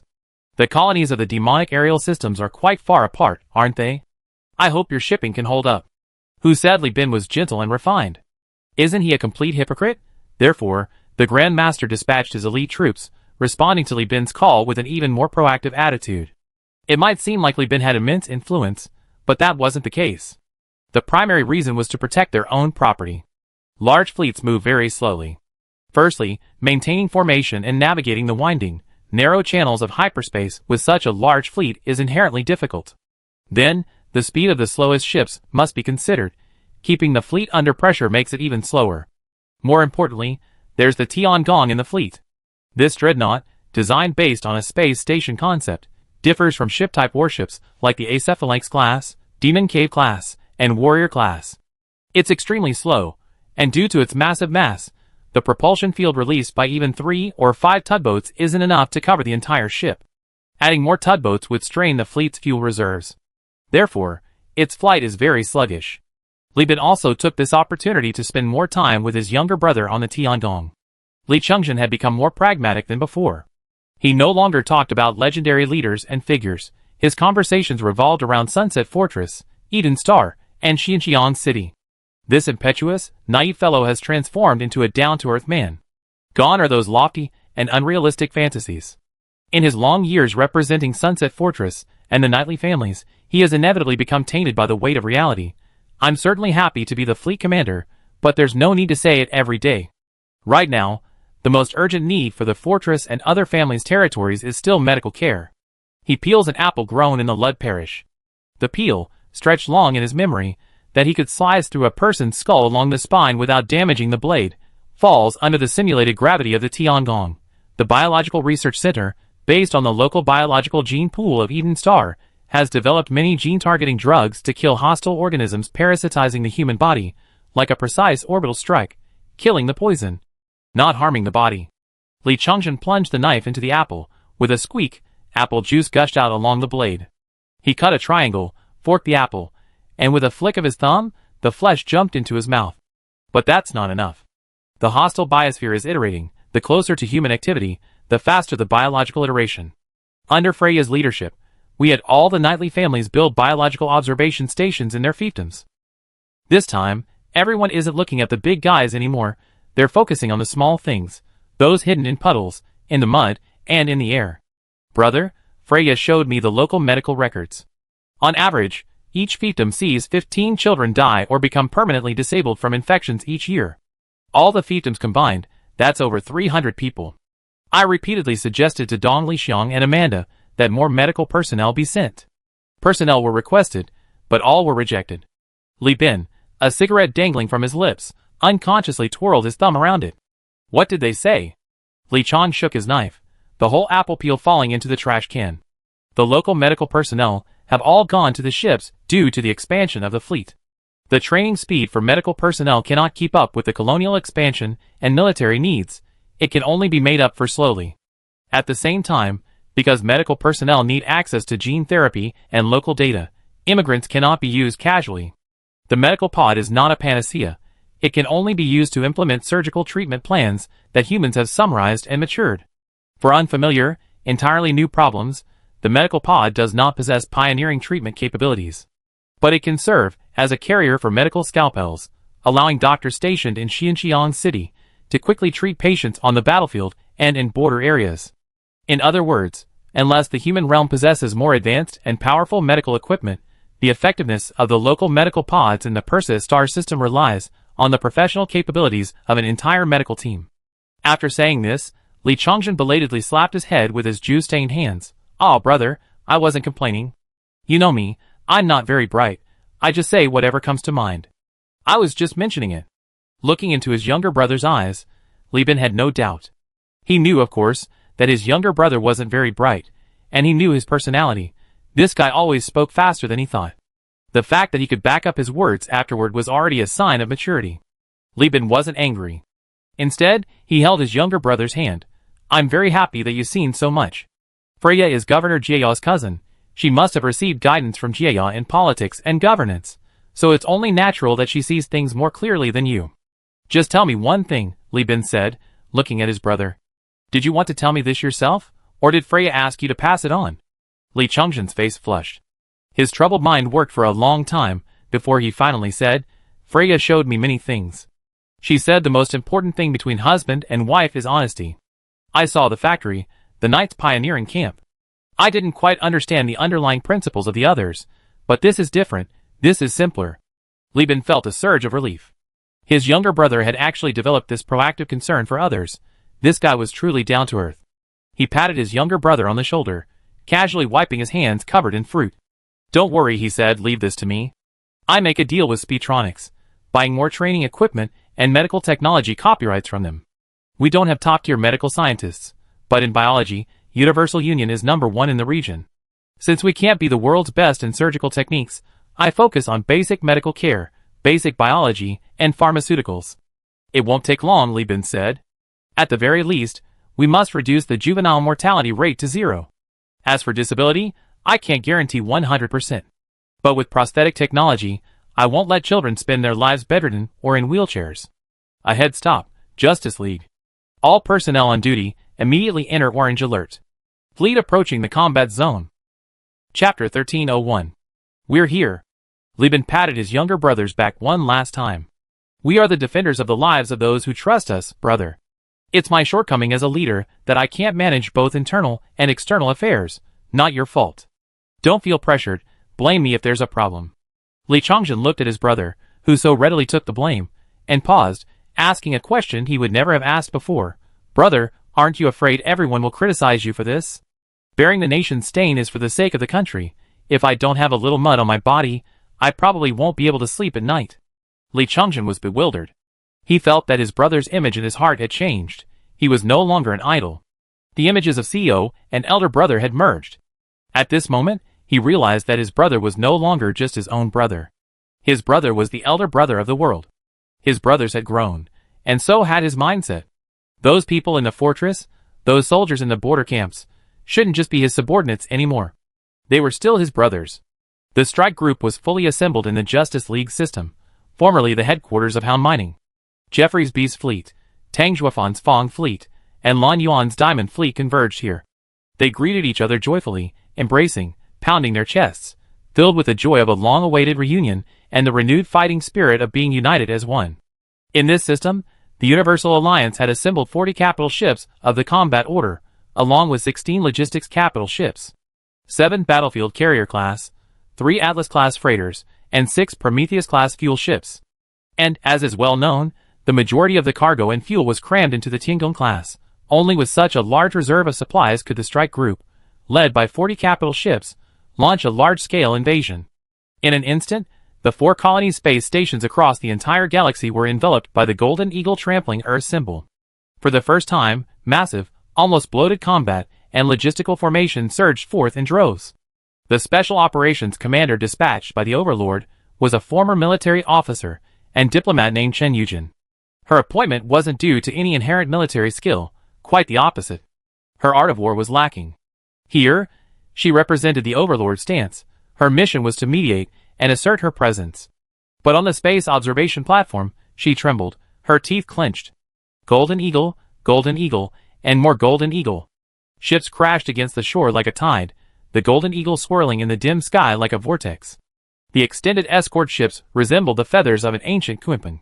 The vastness of space, lacking matter, failed to reflect the starlight, appearing dim. Yet these ships, in their ranks, illuminated the starlight, like giants treading on the cosmos, their projected light like shadow, casting a heavy shadow over everyone's hearts. Is this the Universal Alliance? Is this definitely not the Overlord? How old is Li Bin? How can he have such a massive fleet? Chen Yujin was almost going crazy. She suspected these were relic ships that Li Bin had salvaged from the blockade zone. But looking around, all the familiar ships were already on display. The relic ships were few and far between. The rest were either domestically produced or magnificent spoils of war. Bowhead Whale class, Universal Alliance class, Battlefield Mothership class, Zhongzi class. Li Bin had actually built them. This meant that his fleet wasn't a one-time achievement. He possessed the ability to infinitely replicate this power. This military strength, coupled with this production and organizational capacity, meant that the company Li Bin founded had become a first-class behemoth. No, a super first class. Among all human powers in the entire star system, only the Overlord could rival it in terms of sheer numbers. Just a few years ago, they defeated the Second Tachyon and dismantled the Persis Alliance. Now, The world order has once again become bipolar. And this is only the power of the Universal Alliance. Qin Yujin stood there, motionless, until several hours later, the new Perseus Alliance fleet, which had departed early but arrived late, entered the physical universe. This was the fleet dispatched by the Perseus Alliance in response to the call. For safety, they deliberately used the sphere of influence of demonic aviation and safe mining to take a detour. The Interstellar Empire deployed 14 capital ships. 2 additional Bowhead Whale-class ships were dispatched after Qian Tao's passionate negotiations, and the Brighton Alliance deployed 8 capital ships, 6 Atlas BRVs plus 2 additional Bowhead Whale-class ships. In addition, there was a Cathedral-class Memorial Dreadnought, which appeared directly in space using a horizontal jump, currently recovering from the power outage and restarting. In other words, the entire Perseus Alliance mobilized a total of 63 capital ships, including 4 dreadnoughts, the Celestial Palace, the Sacrifice, the Glorious Victory, Empress class, and the Hui, Alicorn class. Has the Interstellar Empire gone mad? To invest so heavily. She was almost insane. The other forces in the Fire Phoenix Alliance wouldn't be so easily swayed by a single word from the Supreme Overlord. Frankly, this force, aside from the Fire Phoenix Alliance and the Loot Alliance, was enough to crush any other force in the star system. Add to that the 11 capital ships that Barlov, together with the Rebels and Hyena Mining, the 5 capital ships of the Second Tachyon, and the Overlord, and the total number of capital ships in the Allied forces alone reached 80. If we consider the 24 Doom-class phase cruisers and 18 Cyclone-class heavy cruisers added by the Second Tachyon, as well as the overwhelming power of the dreadnoughts, the actual number is probably over 100. The troop disparity in the battle wasn't 3:1, it was 5:1. And this was after the refinement. The enemy was merely the powerful Sindar. If Li Bin concentrated all his forces, how many capital ships could he gather? Qin Yujin dared not imagine, nor did Barlov. Barlov, located in the command center, was overwhelmed by the sheer force of the attack. How could the Lion King withstand such overwhelming power? With an excited heart and trembling hands, Barlov was now Li Bin's loyal lackey. When all the fleets converged on the star system, the once vast and empty system became bustling and noisy, a chaotic spectacle. Public channels were constantly filled with various sounds, shipping lanes were urgently divided, and countless merchants arrived, bringing goods from surrounding star systems to make a profit. Li Bin and the others were delighted. Such a large fleet, aimed at overthrowing a powerful force and resolving the problem in one fell swoop. They could never have too many. Moreover, people are needed for food, ship maintenance, battlefield repairs, and post-war reconstruction. Chu Xiangrui also arrived.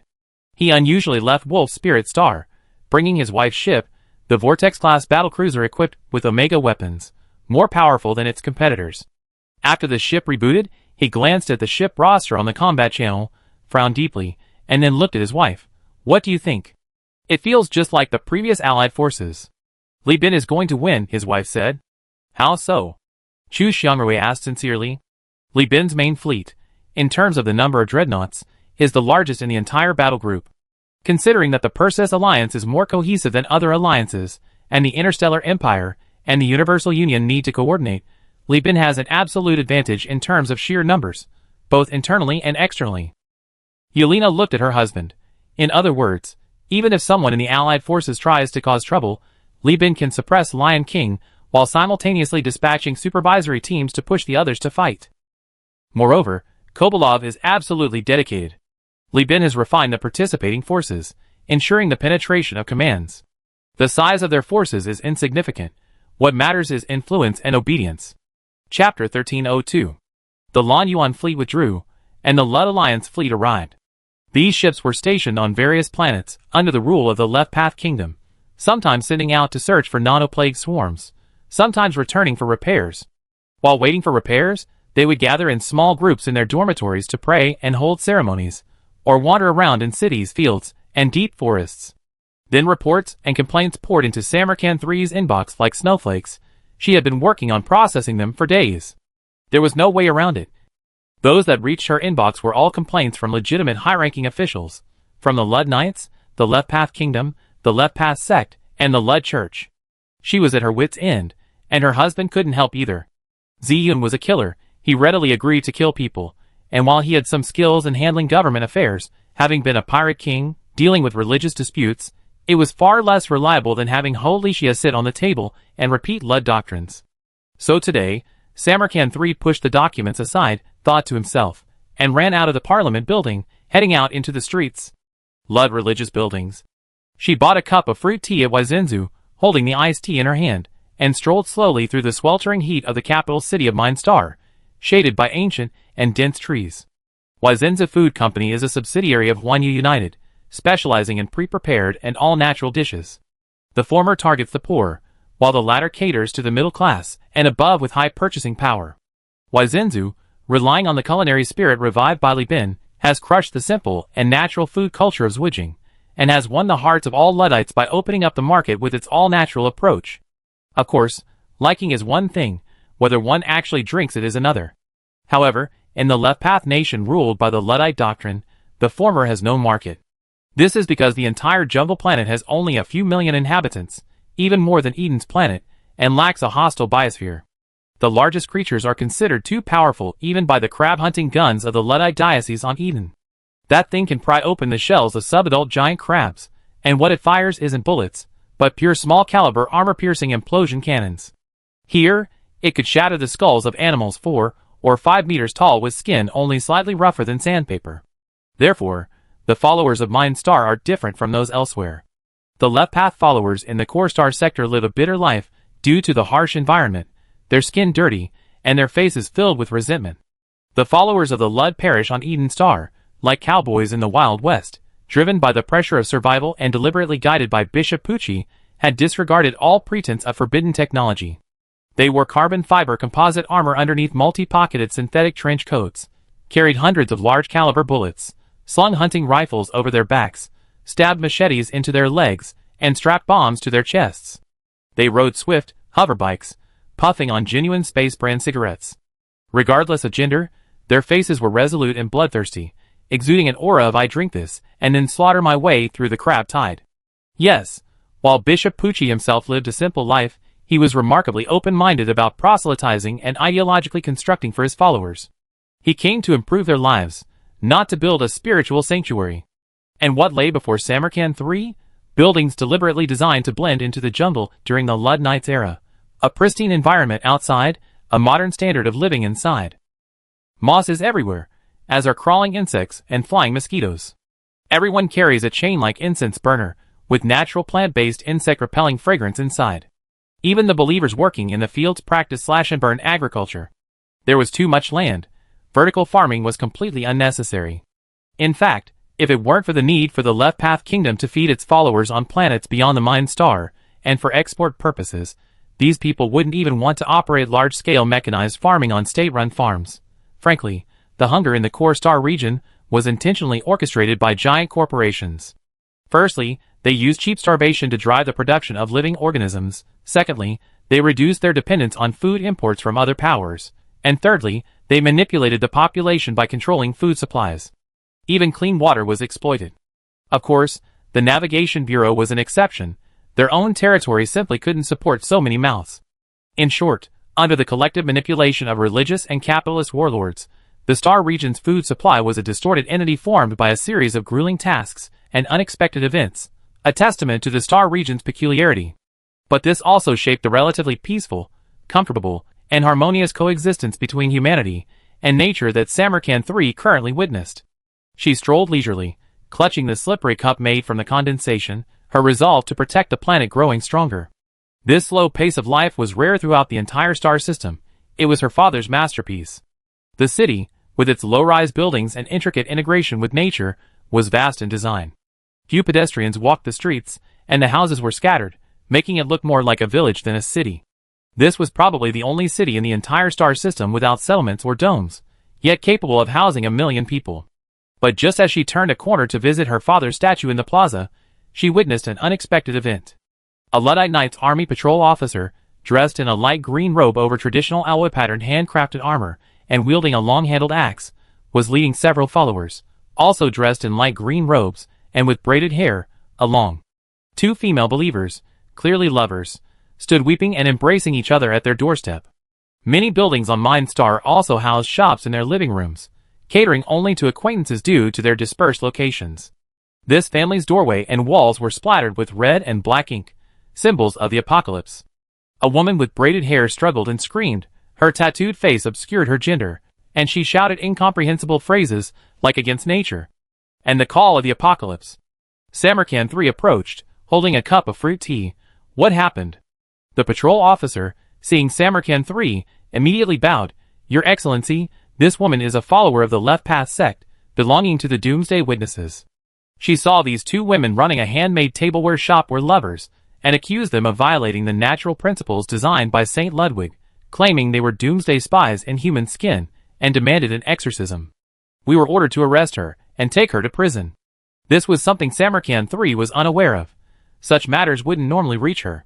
The Doomsday Witnesses' main doctrine is to completely adhere to the rules of Saint Lud's creation myth, which is actually a fabrication by the sect's founder, living a life that conforms to the doctrine, i.e., natural.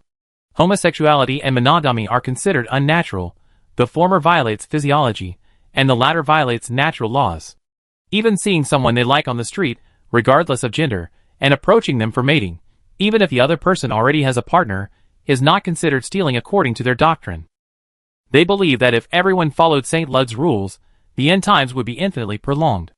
Samarkand 3 frowned. Is this kind of thing common? The patrol officer smiled wryly. Since the Luddite League came, it's become very common. We recently criticized the nude naturalists and the primitive people who burrowed into the mountains, and now these even more bizarre people have arrived, going around saying we don't conform to the doctrine, making everyone think that nudity isn't a big deal anymore. Another patrol officer, covering the criminal's mouth, spoke up. Bishop, the prison is almost full. Various factions.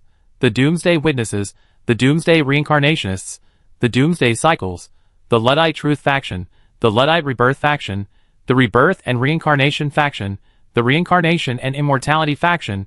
Many sect leaders have come demanding the release of prisoners. They didn't dare say some things explicitly, but the meaning was clear.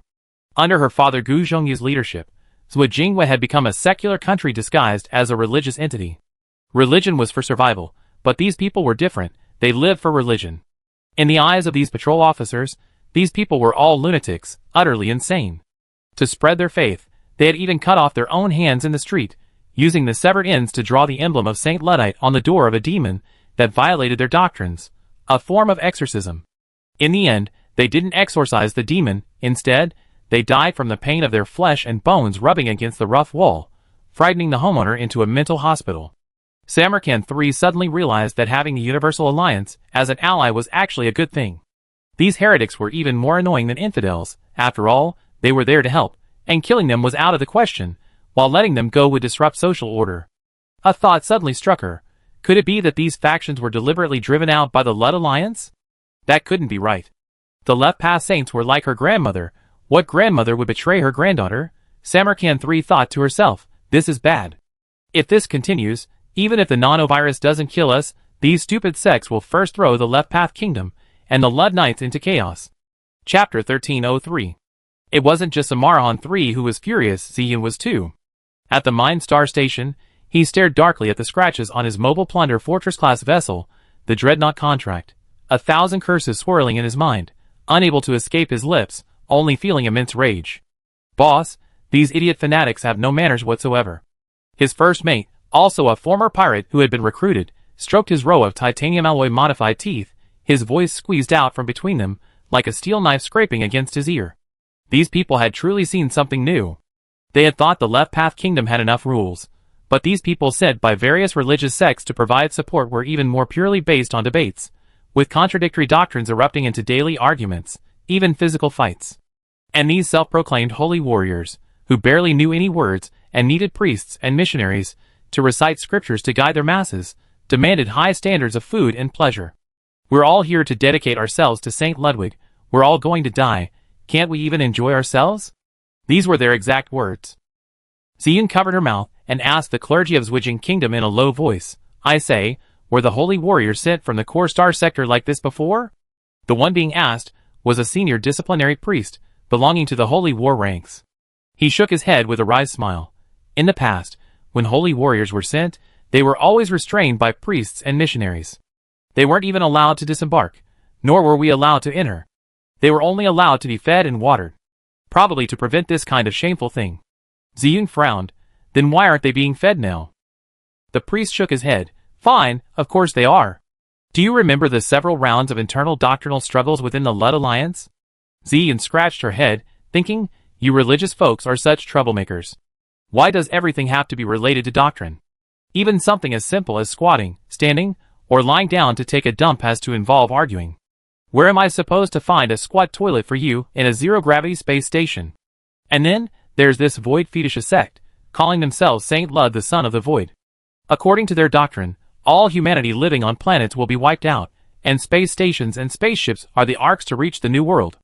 They demand that the space station sewage system be upgraded so that wastewater can be used for farming. Ziyun was dumbfounded. Why would they choose to farm in the sky, when there's plenty of land on Mind Star to cultivate? Samarkand wasn't crazy, and neither was old Master Gu. The priest spoke mysteriously. These priests, missionaries, and cardinals appointed to monitor the holy warriors are the losers of the struggle. To prove the purity and correctness of their doctrines, they must embark on an expedition and win, otherwise they will be declared heretics. Ziyun understood.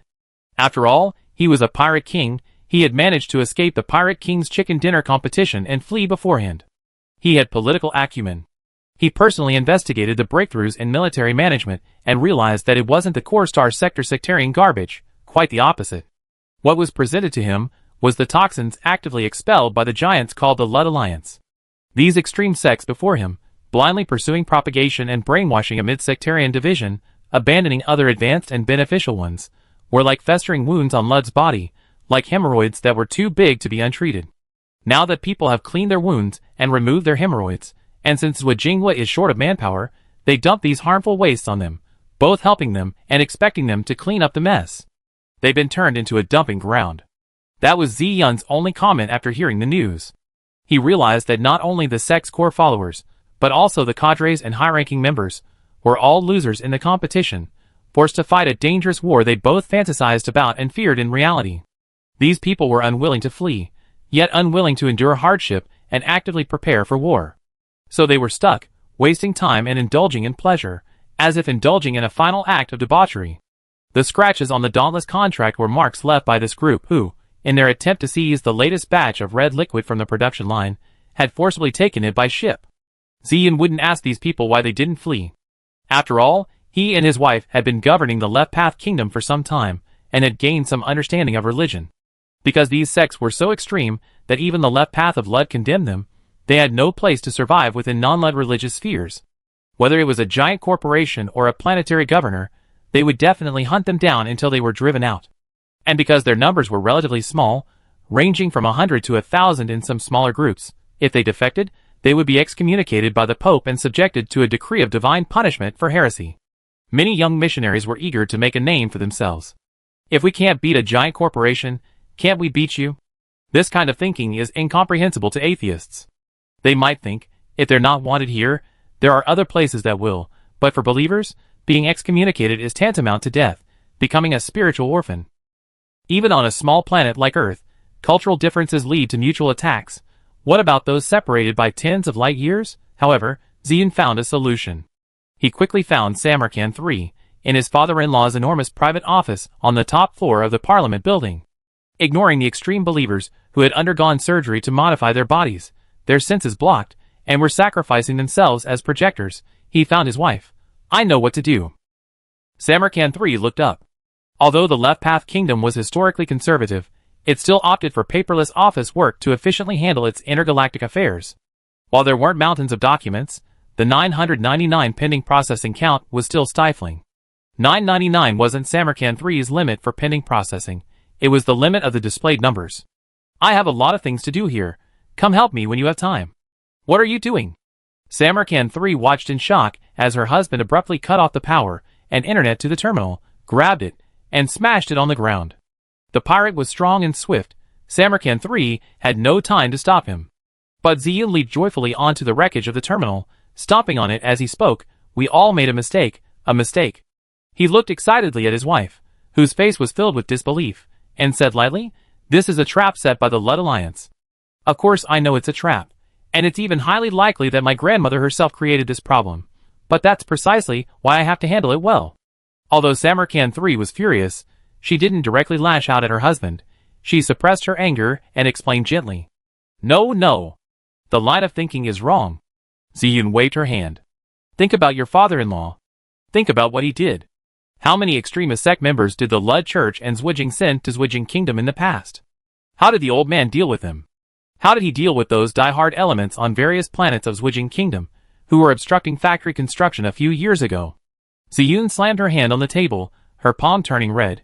Send the knights to forcibly arrest them, send them to a training program for brainwashing, put them on a spaceship, lock them on the ship, and let them die. But I only just taken office, I need the law. Samarkand III stammered. She clearly realized something, but because her father hadn't told her directly before he left, her brain was currently overloaded with the micro-level thinking of handling cases according to Zwijing Kingdom's laws, and the macro-level thinking at this moment, and she was only speaking instinctively and habitually. Chapter 1304. Ziyun danced with excitement. That's not right, wife. The laws of Zwijing Kingdom, and the doctrines of the Lud Knights, have no right to authorize Old Master Gu. On the contrary, Old Master Gu authorized them. Remember what the old man said? When in doubt, ask Li Bin. Think about it. If Li Bin were here, would he discuss things objectively with these idiots? He mimicked Li Bin's slow, deliberate speech. Jeffrey, tie up these stupid dogs, then load a torpedo and fire it. Samarkand III felt a thunderbolt strike his mind. His whole body trembled, and his eyes instantly cleared. She finally understood her father's unspoken meaning. He didn't want her to actually seek Li Bin's help for everything. He wanted her to learn Li Bin's methods while accepting his help. This couldn't be said directly, because it was hurtful. It almost meant a father telling his child that she was inferior to another, far inferior, that he was strong enough to be her life mentor. But when it's described as seeking help, hey, that's where things get interesting. It doesn't necessarily mean the person is more powerful. It could be their connections, their background, or simply that they have more money. You can't persuade another person. It only comes down to their own conviction. All changes that appear to be driven by external factors are fundamentally driven by internal ones. That's why we see many clever, but stubborn people who can easily cover up their mistakes without changing them. But we also see prodigals returning home. Were the prodigals persuaded to turn back? Of course not. They themselves accepted a different set of values and logic, which is why they seem like a different person. The person hasn't changed. It's their heart that has changed. Ziyun's description of Li Bin's approach, in principle, wasn't difficult. To put it bluntly, this plan was like saying, "What are you babbling about? Take my iron fist first," crude, but effective. Samarkand III realized the vicious cycle she had fallen into. She desperately wanted to present her father, Gu Zhongyu, with a perfect answer to the question of inheriting the Zwijing Kingdom, balancing maintaining morale, and uniting the followers, while avoiding escalating the situation to the point of military suppression. However, the tedious political work left her no time to think, leaving her nearly drowning in an endless sea of documents. She should have familiarized herself with the supreme power of the Zwijing Kingdom by handling a small amount of administrative work, then carefully studied her father's governing principles, and cautiously tried to find a suitable approach for herself. But she was completely bewildered by these complex and cumbersome affairs. Samarkand III jumped up, looked at her husband, and spoke rapidly. "You tell me, if Li Bin were in charge, he would definitely send all these people to their deaths on the battlefield?" "Of course." Ziyun didn't even blink. "Li Bin is a self-taught individual, and so am I. I long seen that Li Bin is very impatient with these things. If he weren't there, these matters would definitely be handled slowly by his relatives and wives, but if he took over, he would definitely just chop them down with one blow, and those who died would all be bastards." He said, "Haven't you noticed that every time Li Bin leads the fleet back to the company, he purges a group of people internally?" Samarkand III thought about it, and realized that was indeed the case. Then she suddenly said, "Then Li Bin is bound to win this time." "Huh? I was telling you about Zwijing Kingdom, and you're telling me Li Bin won?" "Won what?" "The war against the Sindar power." Ziyun was confused. "Yes," Samarkand III said with absolute confidence, arms crossed. "The historical archives of the Luddite Knights contain data from the era of the Land of Man, some of which involve star system naming. One of them sounds very similar to what you described." She began her story. Legend has it that in the distant ancient times, when humans were still using low-temperature forging of bronze swords, a future emperor visited a magnificent city. Within the city was a complex knot, said to grant whoever could untie it the power to rule Asia. Countless wise men and ambitious men visited, but none could solve it. Finally, this future emperor drew his sword and severed it, and of course, he ultimately ruled all of Asia. This is the unofficial version of the Land of Man's history. Ziyun countered, "But what does this have to do with Li Bin?" "Oh!" The Sindar Power headquarters is in the Asiatic star system. Wait a minute, what does this have to do with Li Bin? It's an ancient story, not a prophecy. Samarkand III shook his head.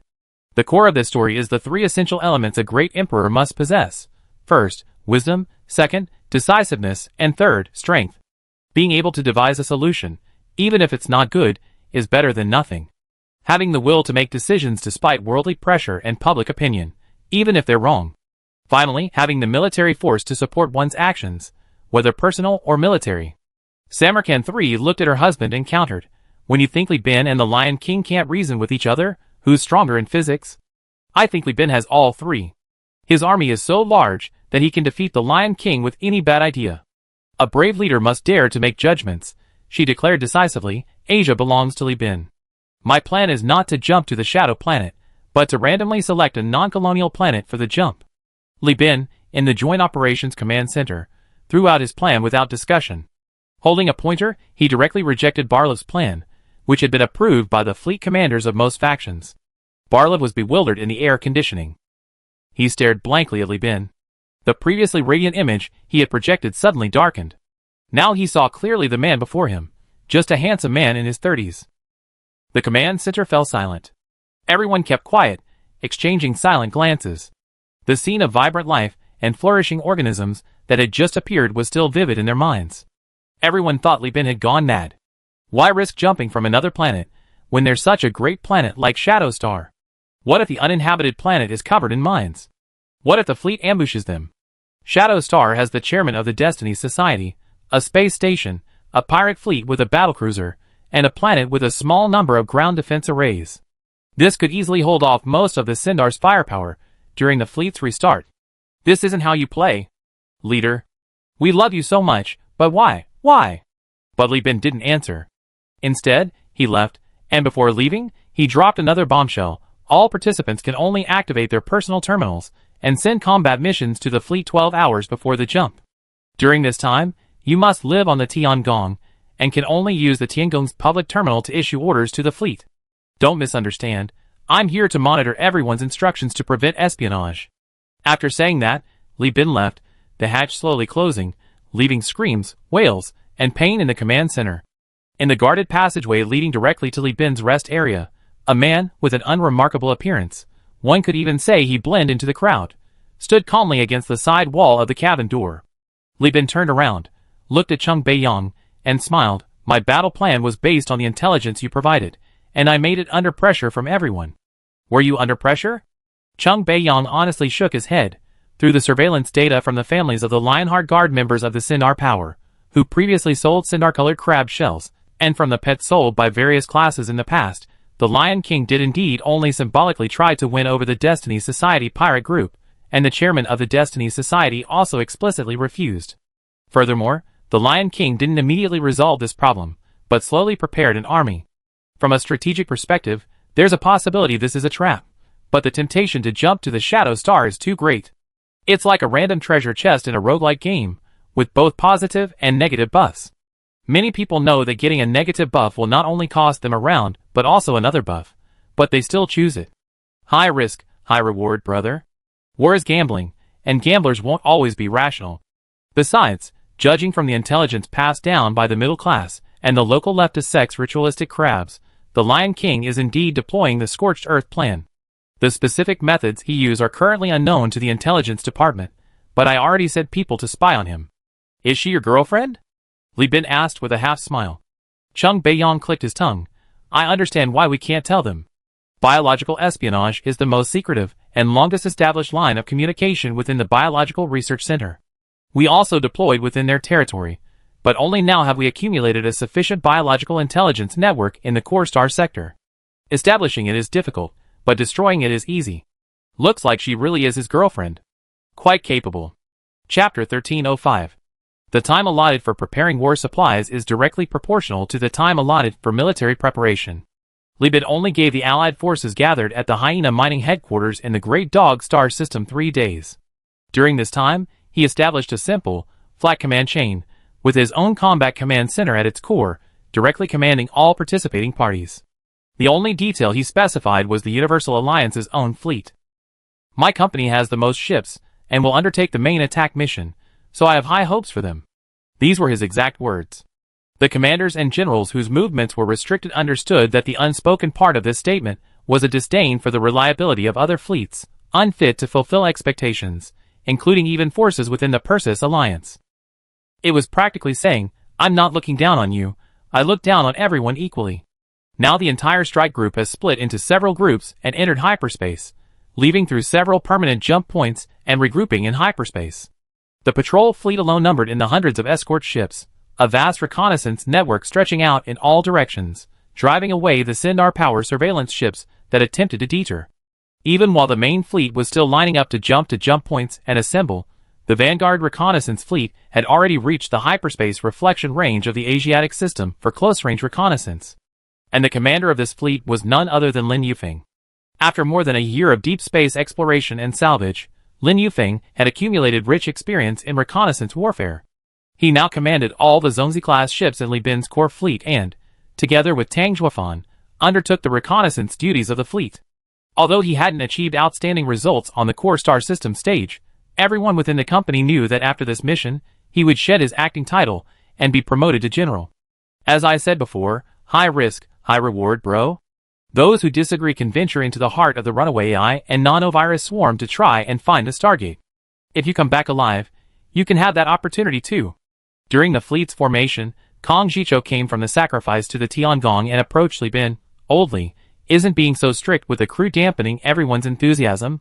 Li Bin, sitting in his office checking the fleet's daily resource consumption, tilted his head upon hearing this. What do you think is my most important task? While Kong Zhichou was thinking, Li Bin bluntly replied, winning. All friendship, all goodwill, is built on the foundation of victory, old Kong. They can help me because of my past efforts and connections.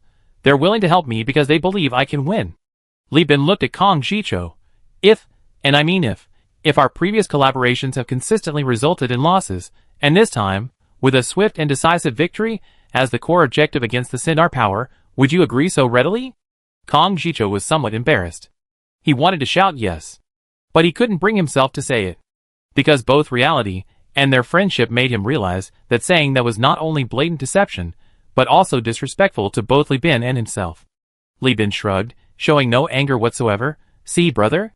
Even you hesitate, let alone others. Is Her Majesty really willing to help me really because of the alliance? That's just an excuse for sending troops, not the real reason. If marriage alliances and the alliance could guarantee the friendship between two countries, then Europe wouldn't have experienced World War I and II, and the traditional alliance between China and Europe wouldn't have been overturned. This is the cruelty of politics. People mature gradually in political activities, losing their humanity and becoming political animals, transcending gender and driven by likes and dislikes. Yet the general public loves hearing these stories. They believe in loyalty and brotherhood. Because acquiring power is so difficult, while seemingly reliable friendship is all the more easy. Hearing Li Bin's words, Kong Zhichou felt a little embarrassed. He struggled to explain, to be honest, even if we lose this war, I still go with you. But others are different. They probably need something to reassure themselves. Restricting actions, not revealing tactics, overruling dissent, these actions sounded like those of a tyrant, completely contradicting Li Bin's previous enlightened approach. Thank you. Li Bin nodded slightly. He believed Kong Zhichou's earlier words. His friendship with Kong Zhichou and Dia wasn't pure, it was a complex relationship blending appreciation, help, and interests, reliable and strong, capable of withstanding the test of failure. But Li Bin didn't want to test him, so he said, I'm sorry I can't tell you, it's not that I don't trust you. It's that I don't believe your men are reliable. The outcome of a war is often influenced by pre-battle planning, and I can't gamble on the complete trustworthiness of the Allied forces' high command. To be honest, there are definitely spies within the Allied forces right now, trying every means to extract intelligence to confirm that we will jump into the Asiatic system from the Shadow Star jump point. I already issued false orders to the fleet as Commander-in-Chief, betting the entire strike group to jump in from the Shadow Star. The chairman of the Destiny Society has also received this intelligence. Lion King will definitely deploy his main fleet near the Destiny Society's pirate sphere of influence, thus leaving their interior sufficiently vulnerable. Evidence, Li Bin, everyone needs evidence, Kong Zhichou demanded again, but this time his voice was soft. Clearly he had already been convinced. Li Bin stopped what he was doing. No evidence, just consider it our intuition. Li Bin looked at Kong Zhichou. a chilling will emanating from him, a terrifying material strength amplified by the nearly 100 main combat ships of the strike group. If anyone continues to demand evidence from you, just say this. He carefully chose his words, slowly speaking, victory or defeat is in my hands. Life or death is in my hands. I am the commander-in-chief, none of you are. Once the fleet is ready, depart immediately. Baikal, a guest at his father-in-law's family's private spaceport, felt even freer than at the Supreme Staff headquarters. Unless he spoke first, his father-in-law never discussed politics or family business with him. Not even during the Seven Caves Star Defense War. His father-in-law only talked about hunting, fishing for sea monsters, picking up girls, and driving away the poor bastards from the space station's rat-infested nests. His comfortable life is now over. An urgent report from frontline observer Chen Yujin lies on his desk. Baikal can no longer even hold a 40-pound fishing rod, having released several alien aquatic creatures known locally as fish. In the interstellar age, fish is a broad term, any aquatic creature from any planet, as long as it doesn't resemble shrimp, crabs, or other ancient earth marine life, lacks a thick shell, has bones, and possesses fins, can be called a fish. Baikal, unusually, shoved the documents at his father-in-law. Take a look. What's this? A report sent by Chen Yujin before the strike group left the hyperspace reflection of the Great Dog system. Baikal paused for a few seconds, then added, or rather, a complaint. The father-in-law dropped his fishing rod. In the blink of an eye, the behemoth in the lake had dragged the 40-pound weighted rod into the water. He wiped his rough hands on his trouser leg, took the terminal, and stared at his son-in-law. So, it's too late to correct it. Yes. What a load of rubbish. Does this Chen Yujin even know how to do anything? Chapter 1306. His father-in-law's name was Zhao Zhiyong. The name sounded old-fashioned, but he was a charming and debonair man. He was a rare exception among the Zhao family's warlike clan, not particularly skilled in combat, and had a poor reputation within the family. However, he was highly respected among the elite trio of families outside the clan, especially among the ruling family. This was because, although Zhao Zhiyong was terrible at fighting, he was an expert in fine food and drink, a skilled writer, a prolific writer. Love letters and political articles were effortless for him, and he was incredibly successful in matters of the heart, charming both men and women. Many of his lovers later became prominent figures in politics and business. In his youth, he was the star of banquets, one of those who dominated the scene. He reigned supreme at the social gatherings of the powerful families for 8 years. Only after his political marriage to his wife did he temper his nature. However, restless as ever, he started various organizations, using his hobbies to cultivate a large following. Therefore, although he belonged to a warlike family, he was a rare political savvy, highly respected by Baikal, and regarded as a strategist. Zhao Zhiyong clicked his tongue, feeling the report was burning his hand. If you had sent it earlier, Baikal could have intervened sooner. Or if you had sent it later, after the war broke out, Baikal could have said, perhaps we could have done something earlier, but it's too late. Sending the report at this crucial moment is no different from proposing marriage while someone is taking a dump. What are your intentions, your purpose, your motives? Once we leave the hyperspace reflection, communication will be disrupted. Reaching the hyperspace reflection of the Great Dog Galaxy will be the final push. Do you expect my son-in-law to withdraw his troops at this point? What about the dignity of the Overlord? People will think the Overlord is afraid of the Sindar's power at the gate. Zhao Zhiyong sighed, muttering, this guy's a diplomat. With these parasites around, no wonder the diplomatic environment used to be such a mess. But he continued reading the report diligently, growing increasingly alarmed. After shutting down the terminal, staring at the piling up clouds, he remained speechless for a long time. Baikal remained silent. After about half an hour, Zhao Zhiyong finally sorted out his thoughts, spitting out each word like a bean. I think you should have withdrawn this idiot, and sent Chu He instead. Baikal was surprised. You think Li Bin will win? Don't pretend. What are we pretending for? Zhao Zhiyong frowned. I don't understand military affairs, but I understand politics. Chen Yujin only just issued her report. I reckon she hasn't figured out Li Bin's tactics either. You showed me the intelligence, which means you think you have a significant military advantage, but you're still uneasy about the underlying reasons. He took out another heavy fishing rod and hooked it on. You initially thought the Allied forces would suffer a defeat, and then you could lead them in another battle. But Li Bin used your tactics beforehand, didn't he? Baikal grinned but didn't speak. Through the previous battles, you realized that the number of Allied forces is meaningless. Too many people only cause trouble. Chu He's strategies were correct several times, but he made mistakes due to backstabbing and buck passing from below. So you're thinking of letting Li Bin suffer in silence first. Then you force all the Iron Triangle families to fight again. Anyway, the Overlord and the Sindar power have a grudge, so everyone's happy. The Sindar power is close to us and has a population. Annexing it would be much more comfortable than dealing with out-of-control AIs or the Hell Legion. We can also take the opportunity to step on the previous Supreme Overlord and pave the way for our further advancement of the system reform. Isn't that right? Baikal nodded. The old man had completely seen through his thoughts. Zhao Ziyong's often indifferent attitude wasn't out of self-preservation, but because he had seen through him. As the father-in-law, he naturally received a lot of information, and coupled with his own talent and experience, he didn't need to pay attention to everything. But you didn't expect that while you learned your lesson, Li Bin also learned his lesson. Zhao Ziyong slapped his thigh, suddenly asking, putting everything else aside, "There's something I don't understand. What makes you think you can force all the families to fight this war with you?" This involved the military aspect, which was Zhao Ziyong's blind spot.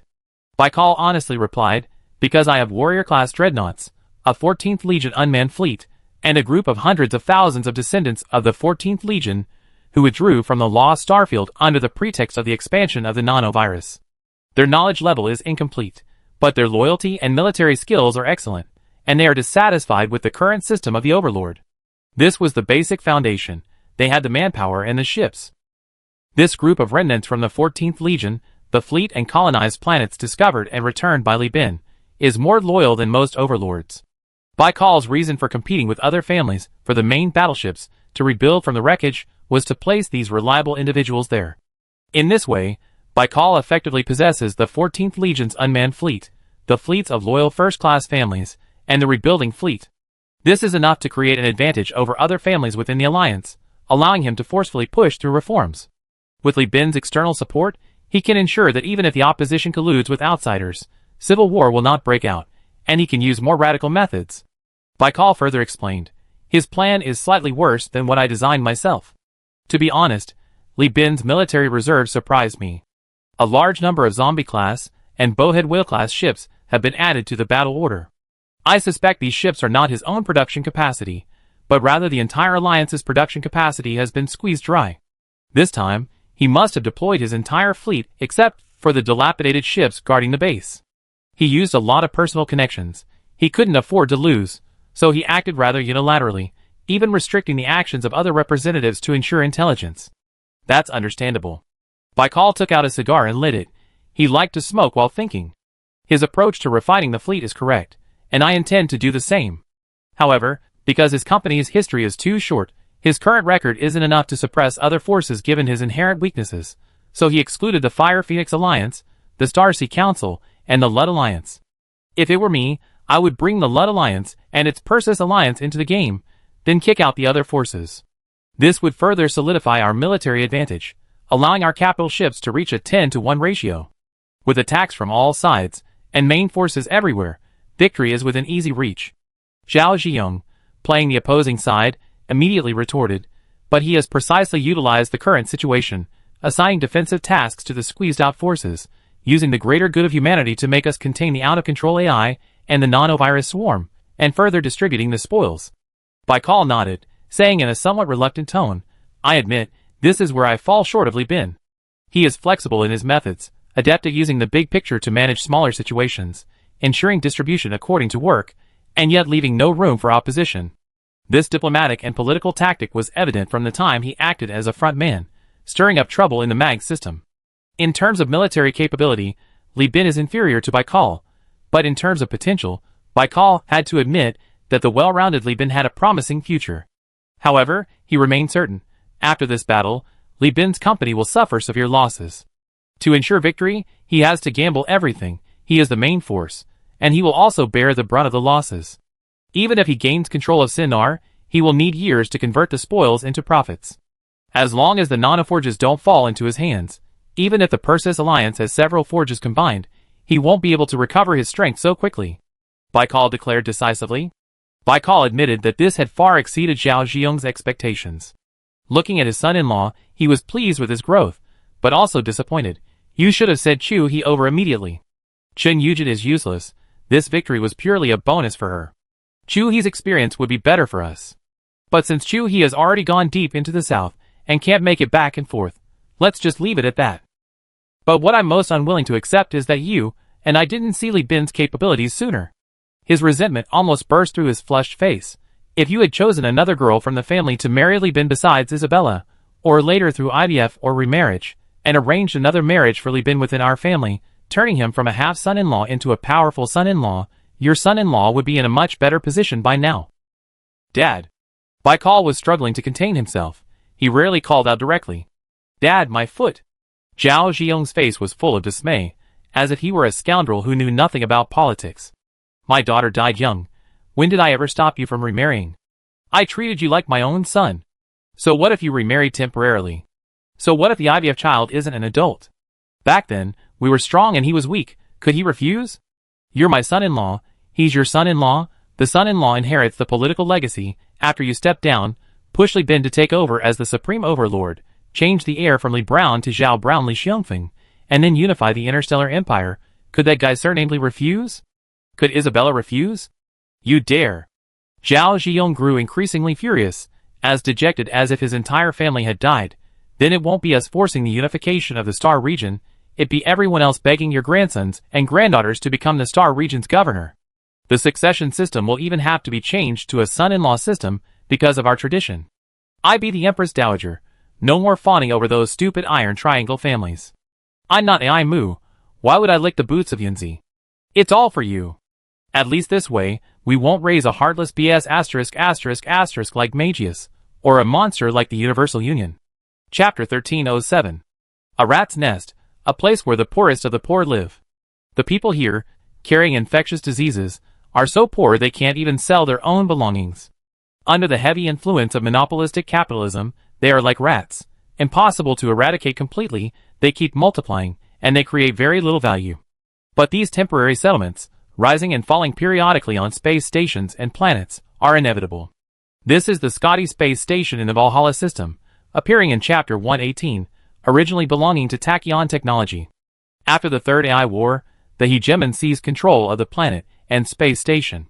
Many former mid-level and lower-level employees of Tachyon Technology who violated the hegemon's laws, unable to return and unwilling to be arrested, moved to various abandoned areas of the space station. They are like shepherds on the space station, centered around a few leaders with engineering and hacking knowledge, moving from one decaying area the hegemon hadn't had time to clean up. Among them are members of the Sun Ihao faction, who are also wanted by the Second Tachyon and have nowhere to go.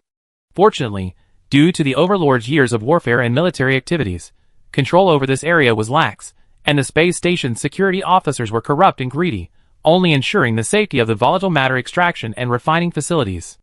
Thus, they were able to survive with a difficult struggle. A member of the Lionheart Guard, an intelligence agent, an elite spy codenamed Elderwood, abruptly awoke from a 5-minute deep sleep. Having undergone brain enhancement surgery, his brain implant allowed him to set countdowns and forcibly put his brain into a dormant state. After 2 years of infiltration, he had become one of the core members of this den of rats. With his expertise in stealing electricity and hacking devices, he was highly respected in his den, thriving in his newfound position. Today was the day for the den to relocate. Staying in one area for too long would leave a noticeable trace and attract hunters and sheriffs. Although the local bureaucracy of the dominant group was corrupt, there were always those who wouldn't budge, and Elderberry and the other den leaders dared not lay a hand on them. Being kicked away like a rat by a sheriff is different from biting the sheriff. The former is weak and easily bullied, but can be begging for mercy, the latter dare to bare their teeth at a sheriff. This isn't an ordinary rat anymore. A heavy blow is necessary. Watch me send in the Marines and blast you all to the sky. This den had about 100 permanent residents. As the rat leader closed his mouth and blew the special rat bone whistle embedded in his face, the sharp, thin sound carried far through the abandoned garbage sorting station. Those who were asleep, eating, watching movies in the screening room, or connecting with others immediately broke away, swiftly seizing their belongings. Some drug-addicted individuals, oblivious to the chaos, stood up blankly, trying to gather their things, but stumbled and fell. Whenever this happened, no one offered help. Instead, they took advantage of the confusion to pass by the addicts, and quickly looted their belongings. In the rat's nest, taking the belongings of those on drugs during the move, or those too sick to stand, wasn't considered stealing. They were destined to fall behind. But it didn't matter. People died in the rat's nest every now and then, and new scoundrels always entered.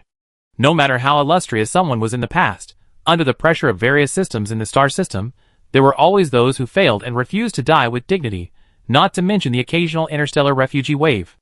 This is called dynamic equilibrium. A plastic sheet draped over the body becomes clothing, unfolded and used as a home, wrapped around belongings as a bundle. It's the hard currency of a rat's nest. It can even be cut open to bandage wounds, like tailor-made clothing. The larger and more intact the plastic sheet, the higher its value.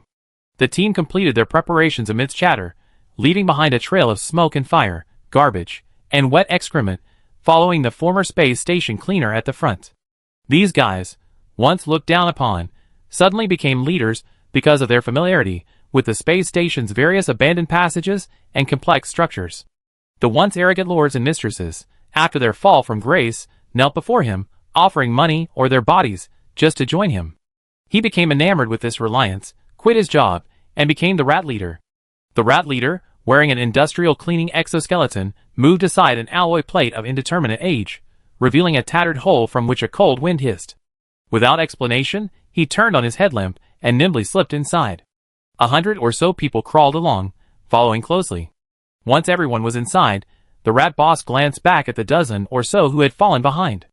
The addicts grinned at him, while the sick man lay on the bare tunnel, secured with plastic rope, his face dark and expressionless, only his bloodshot or yellowish eyes, straining to turn with his neck, staring fixedly at him. With a stinging friction, the alloy plate closed. The rat boss stepped past everyone, leading the way to the next safe point. After about 5 minutes of walking, gunshots echoed through the alloy plate into the abandoned maintenance tunnel, sounding muffled. The rat boss paused, turning to look. Elderwood immediately leaned closer and whispered, "It wasn't an air gun." The sound was crisp. It wasn't a laser gun. There were about a dozen shots, matching the number of people left behind. It was definitely a live-fire kinetic energy weapon. His false identity was that of a Marine Corps engineer, a fugitive who had fled due to debt. In the rat's den, he was a rare talent. As for debt, who didn't have it? Perhaps the space station is about to start cleaning up the rat's den, Elderwood quickly offered an explanation. After all, a few years have passed, and the space station integration is almost complete. The rat boss didn't speak, biting his chapped lip, slowly peeling off the loose skin. This road can't be used anymore.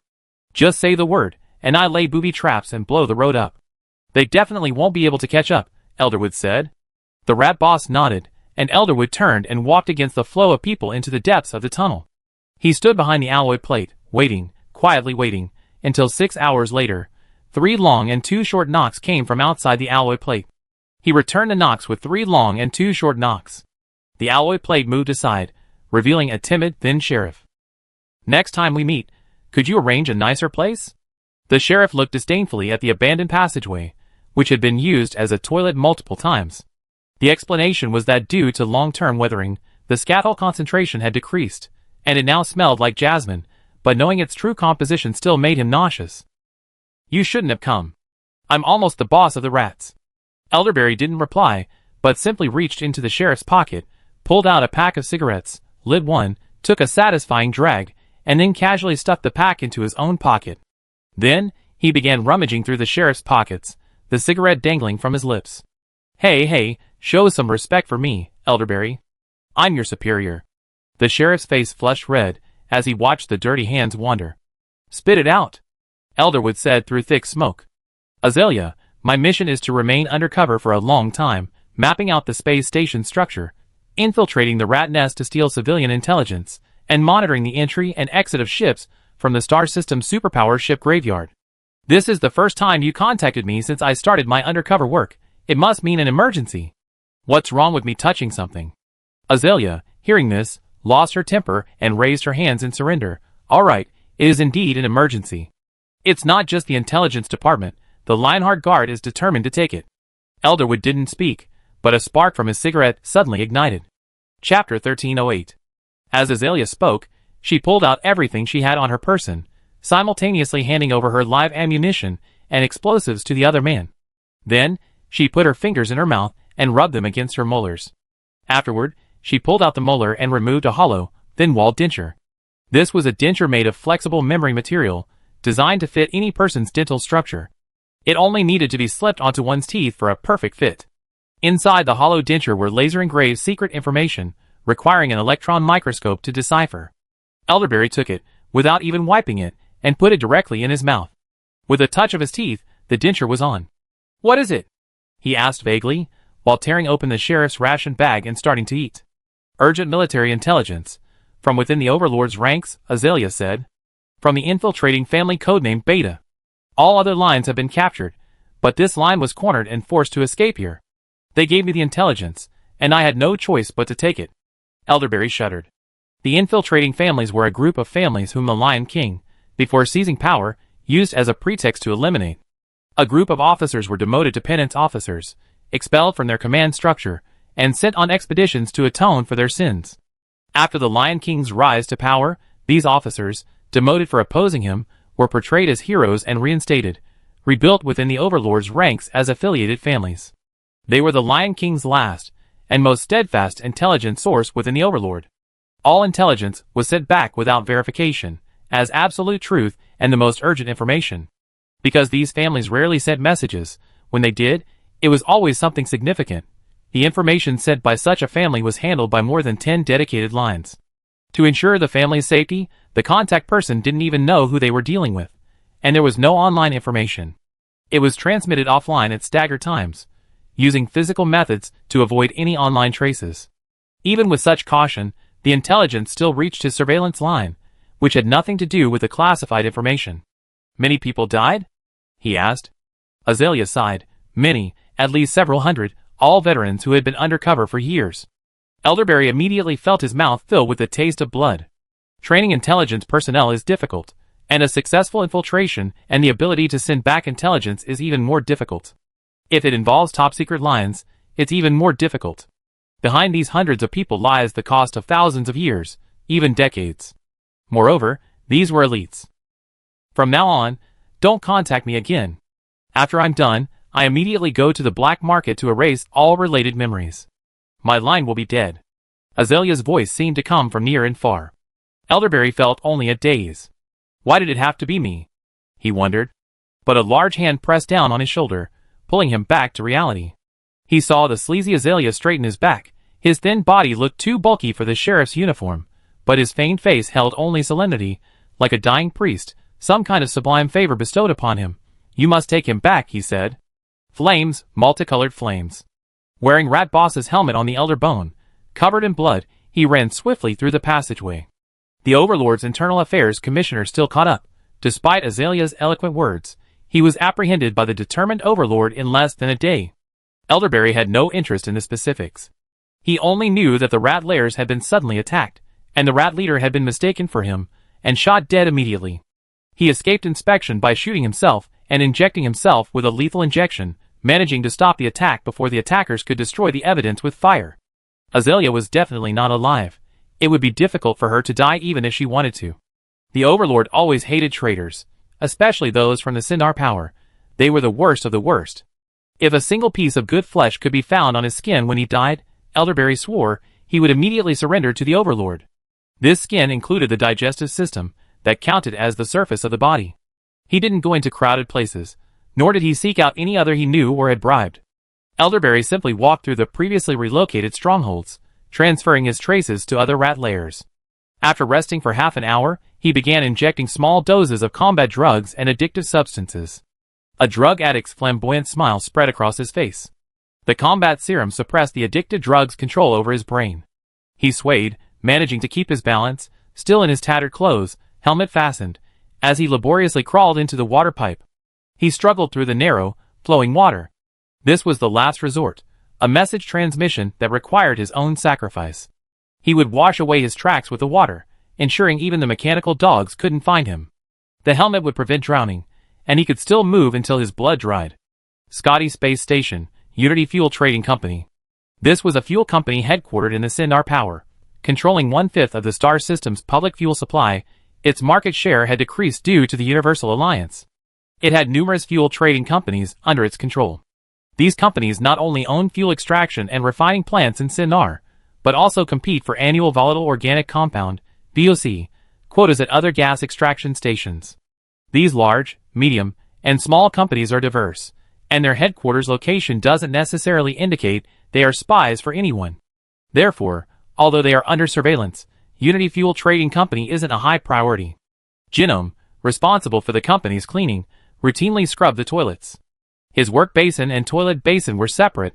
The work water was poured into a huge multi-arm cleaning machine. Today was another day of dealing with the stench. Due to the lack of gravity, even with negative pressure and high-flow flushing, the toilet bowls were always covered in a mottled mix of dark red, light green, and black stains. It looked like a vegetable market. Beep beep. Error reported. Genome lifted his head from scrubbing the yellow holographic novel, skillfully turned off the water tap, and turned on the machine. It's a common occurrence. The central reservoir of the space station is enormous.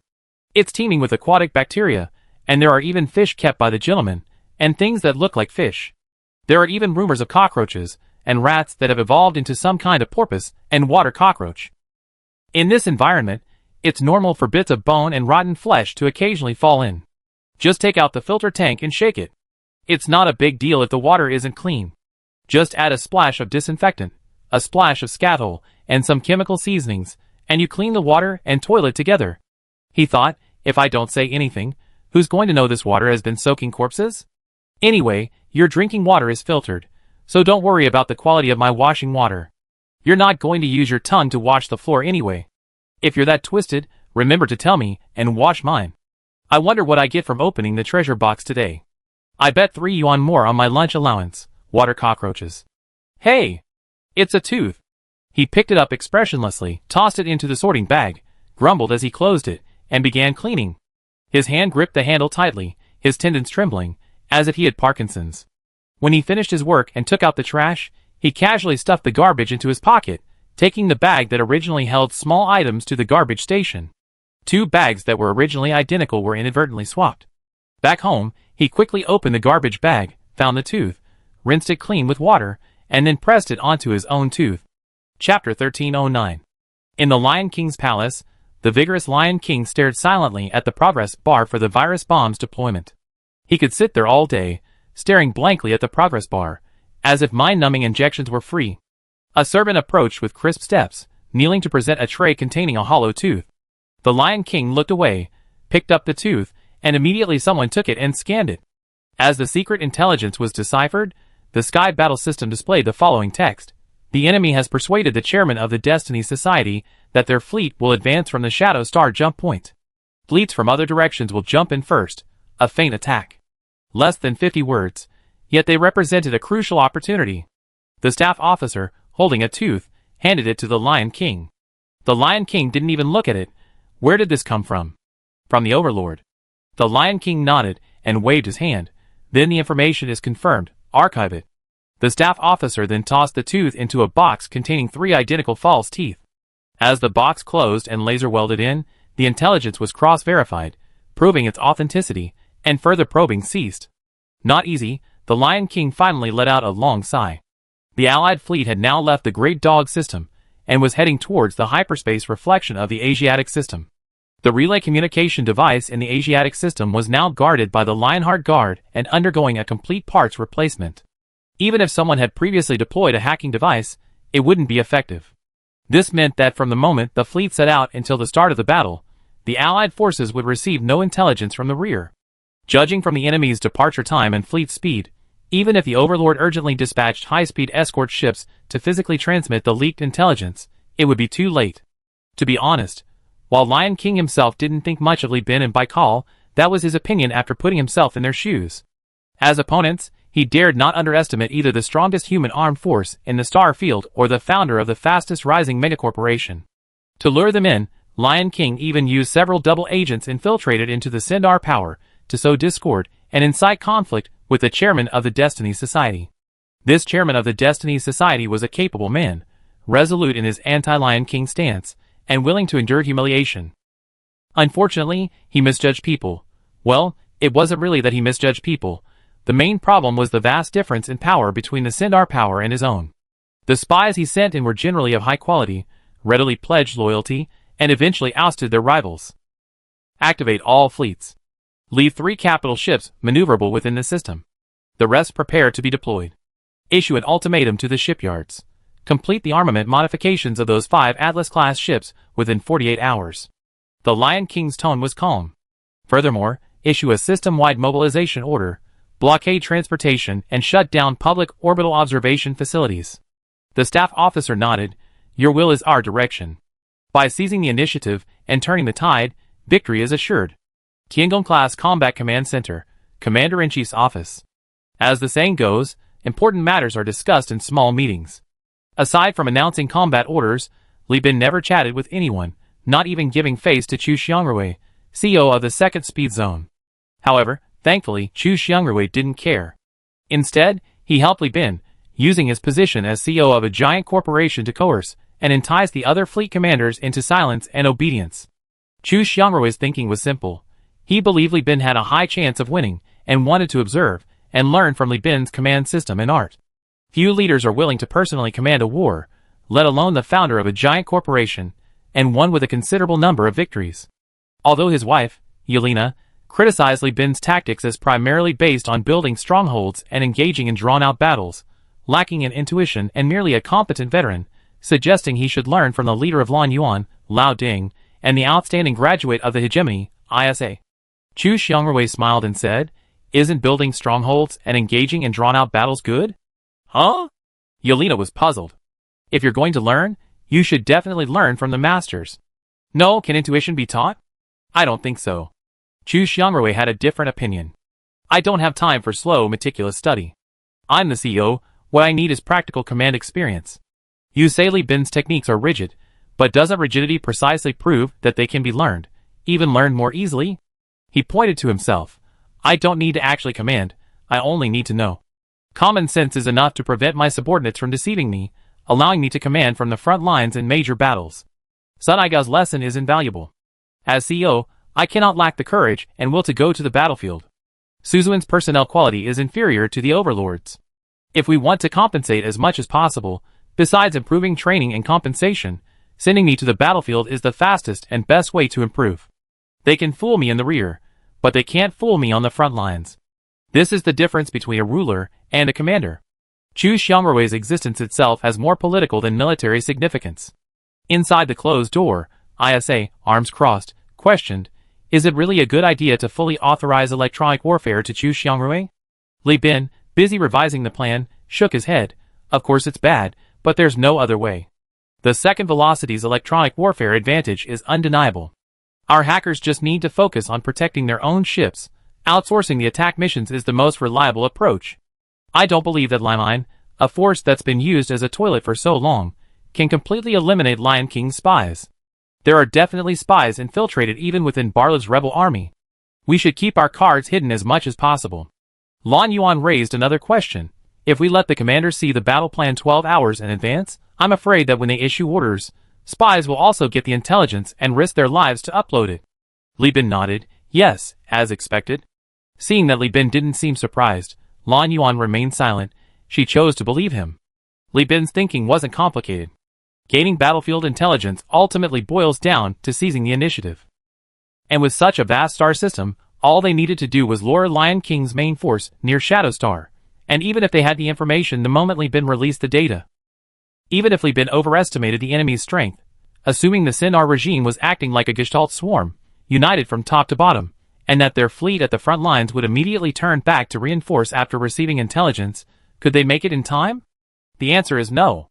The journey from the vicinity of Shadow Star to the nearest free planet, Nosha, now forcibly taken over by the Sinar regime, takes nearly a day. They simply cannot catch up.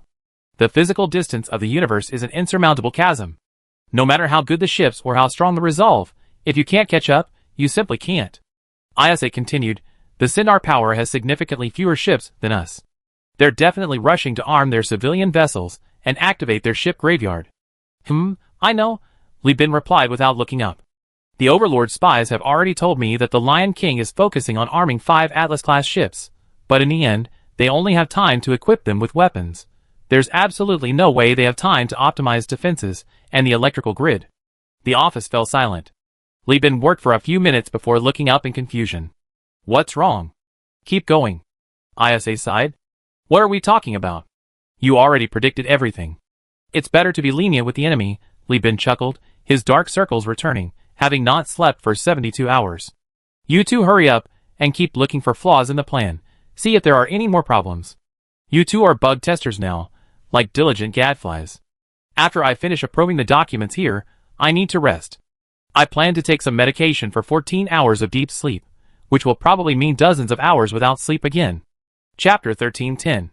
December 31st, Star Calendar 221, the end of the year.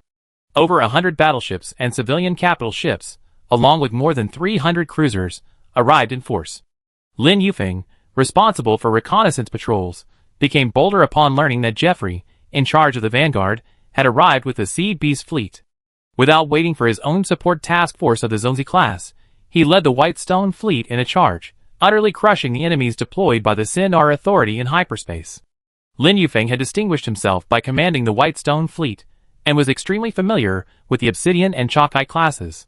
Moreover, compared to the officers of the Sindar Authority's patrol squadrons, although Lin Yufeng lacked systematic military academy training, he had no shortage of life and death experience on the enemy's rear. In armor-piercing shell combat, he could easily defeat these small fleet commanders. Thus, these small fleets, which should have immediately scattered and hidden deep within hyperspace, were annihilated by Lin Yufeng's ruthless encirclement, division, and encirclement.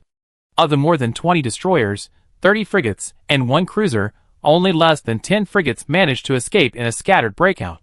Sigh, there are still too few ships. We can't keep up, he sighed, looking at the battle report. Naval warfare is like this. If the ships are small and fast enough, the gains from the pursuit won't keep up with the fleet's fuel costs, and you can only watch the enemy leave. After all, his core mission was to blockade the hyperspace reflection and strike any entity attempting reconnaissance from the jump point. Handing over command. The vice commander takes over the blockade, expanding the blockade area by 7 hours of maximum speed range, focusing on patrolling deep hyperspace. Lin Yufeng said, ending the neural link. He rubbed his hands excitedly and boarded the shuttle to leave.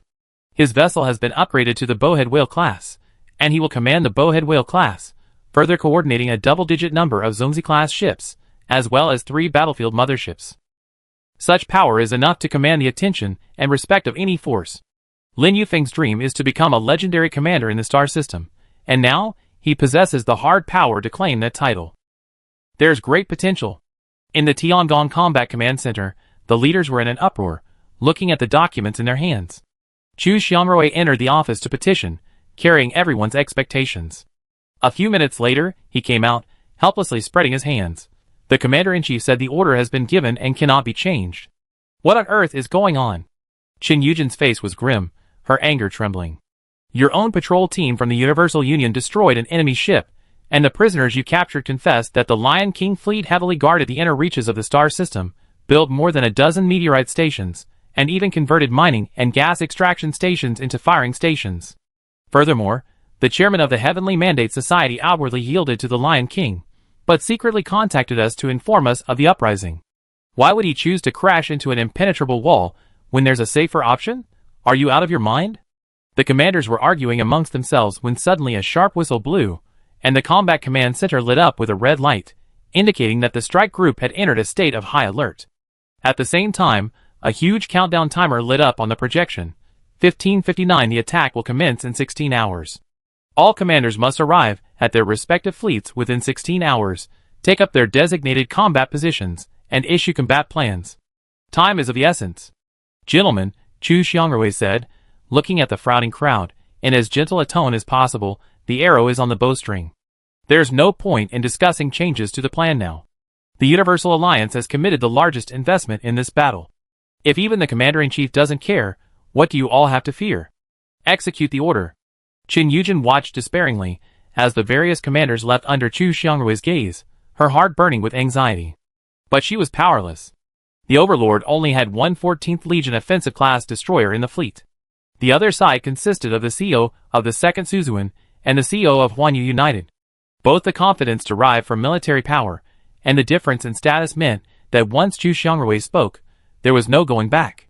She felt herself trapped in a profound, lucid agony. Chu Xiangrui, too, felt agitated. He didn't want to intervene, much less ask Li Bin, but everyone pinned their hopes on him, as if his position as CEO of Suzuan was something extraordinary. Yes, it was indeed extraordinary. But Li Bin has the secret support of the Human Coexistence faction. Who knows if he secretly possesses some top-secret intelligence through the Yuhui AI? Otherwise, how could he be so certain?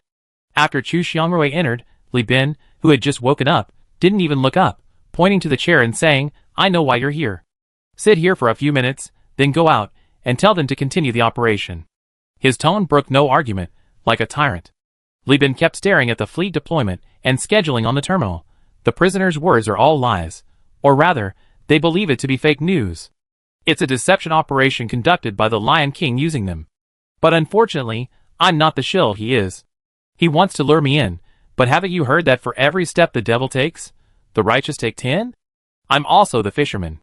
His words were full of veiled meaning, which Chu Xiangrui didn't quite understand. He asked, "Brotherly, what exactly are you talking about?" In short, this is a Normandy landing operation. Shadow Star is a decoy I released, a gift to the Lion King.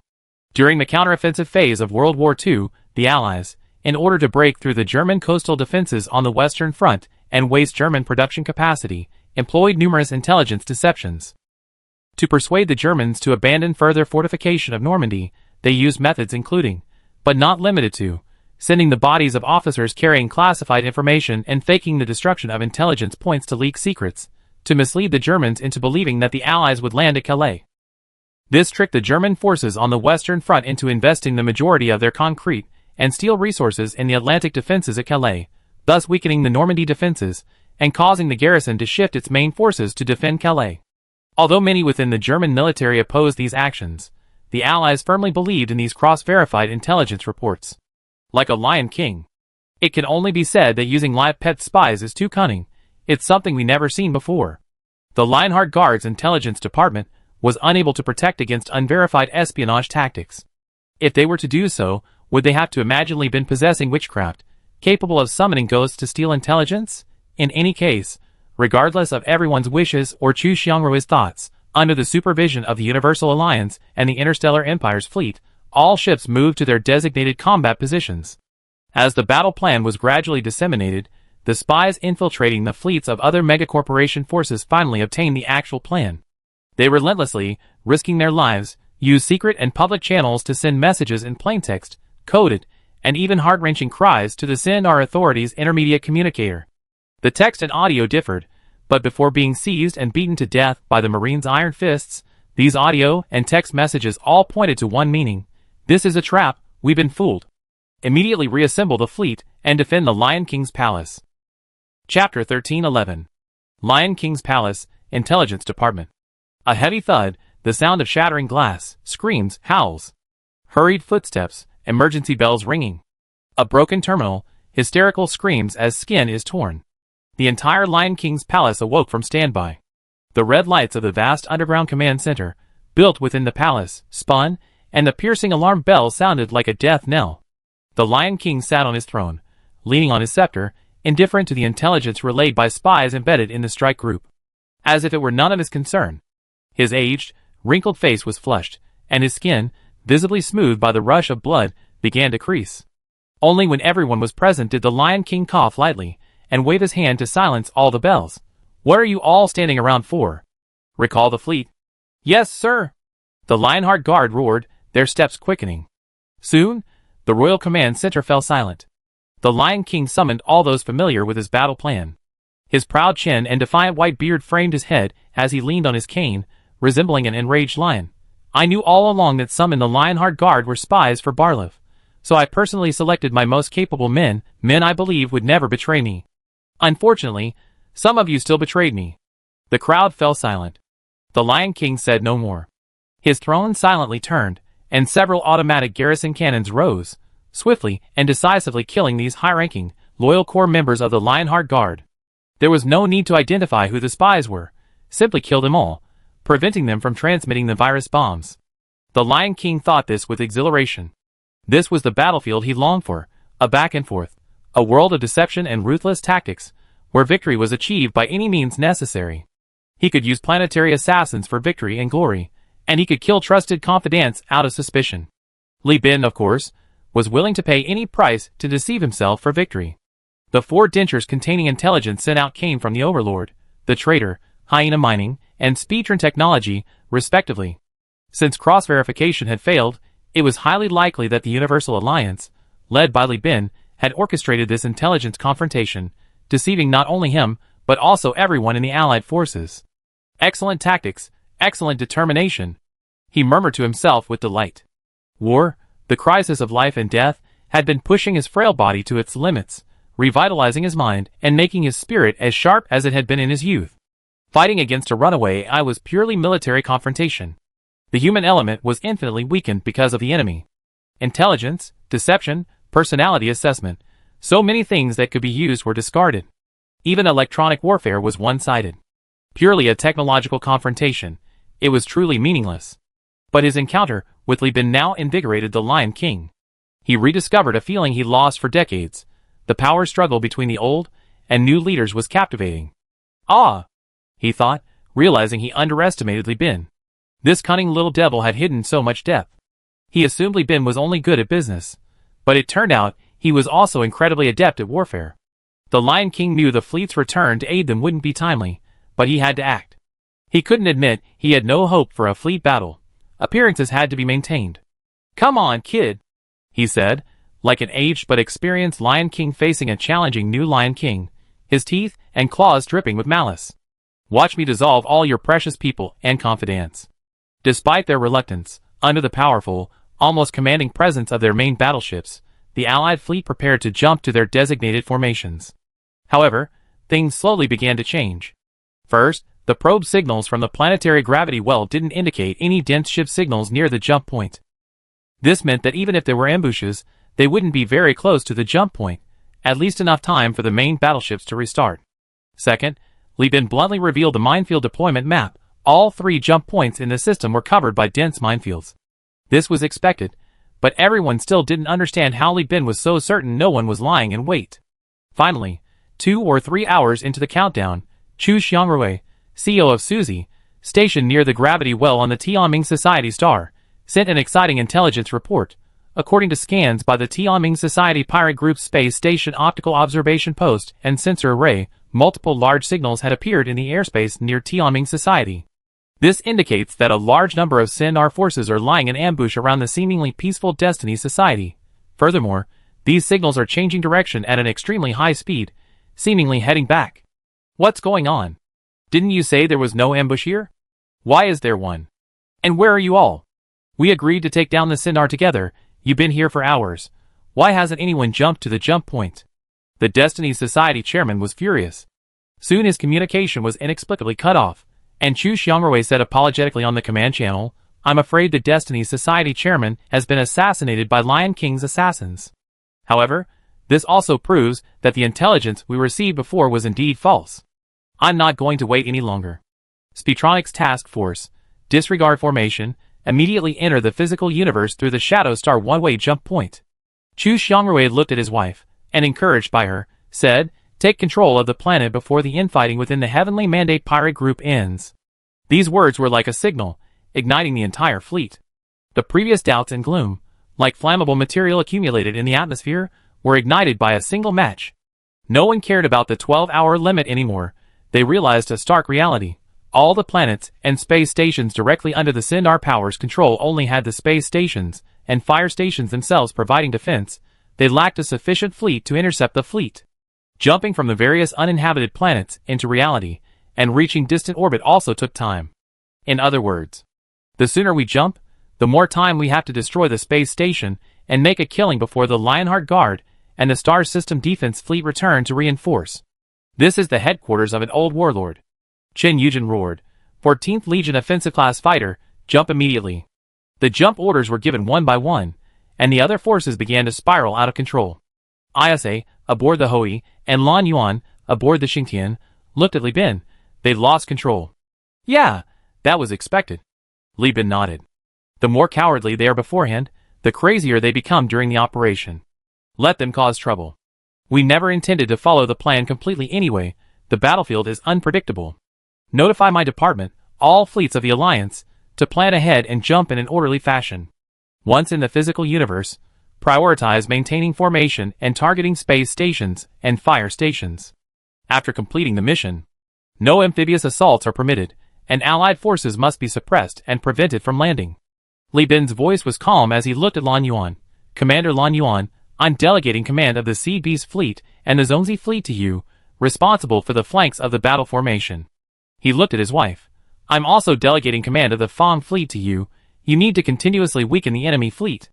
Lan Yuan grew increasingly uneasy, sensing that Li Bin was undertaking some unexpected military adventure. What exactly are you planning to do? Li Bin replied enigmatically. Have you ever heard of a revolving door? Chapter 1312.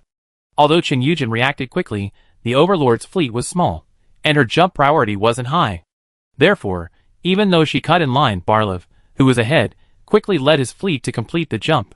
Barlev's fleet consisted of rebels and hyena miners. He confidently jumped into the physical universe, entering from near the gas giant, and appearing in the planetary rings surrounding it. Good. Barlev breathed a sigh of relief upon seeing his location. The planetary rings surrounding the gas giant possessed a massive amount of matter. According to astrophysics, this matter, enough to form several moons, shouldn't have become planetary rings.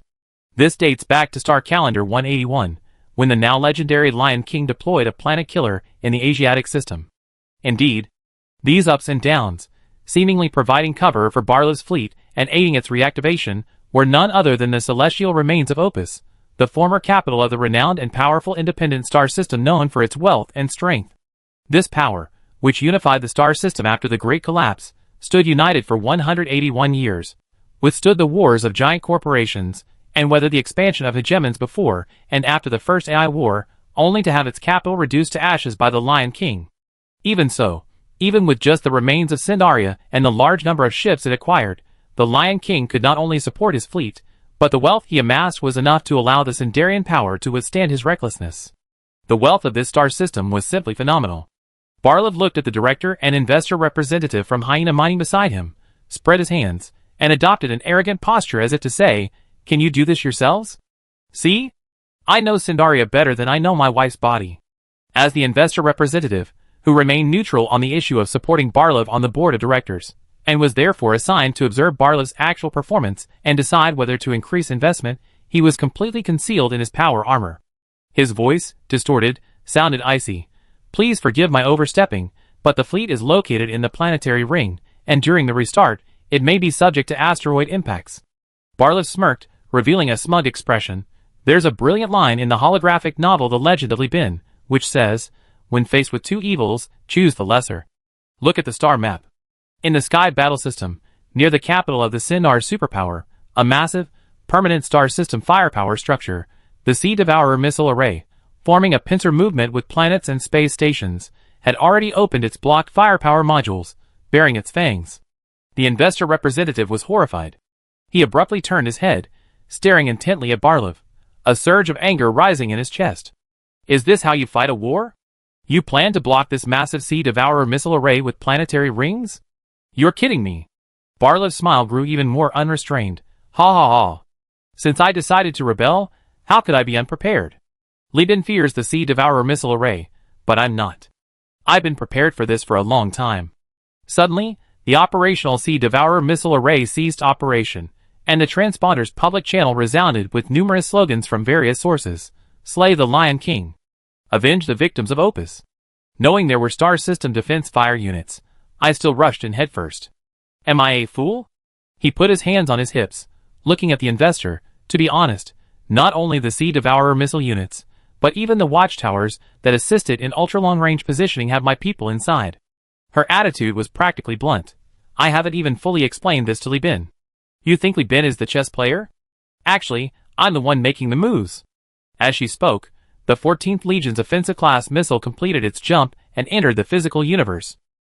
Chen Yujin naturally recognized the sea-devouring missile array. Her hasty jump was based on the fact that the Barlev fleet was activating. Although she didn't know the enemy's backing, she didn't believe the clerk was an idiot who dared to charge head-on. Now, seeing the silent missile array and the various insults on the public channel, she instantly understood. She knew what Barlev's confidence stemmed from: connections on the destroyed planet Opus, people with a blood feud with the Lion King. The destruction of Opus had also destroyed the planet's government database, allowing some orphans to be exonerated. Brilliant. She smiled, nodded, and sighed silently, finding it absolutely brilliant. Underground on Sindaria, in the Lionheart Palace. Looking at the stalled Sea Devourer missile array, Lion King chuckled, "Make your move." Thus, the Lionheart assassins deployed within the Sea Devourer missile array initiated a mutiny within the array. Only after most of the rebels had been exposed did they launch a suppression operation.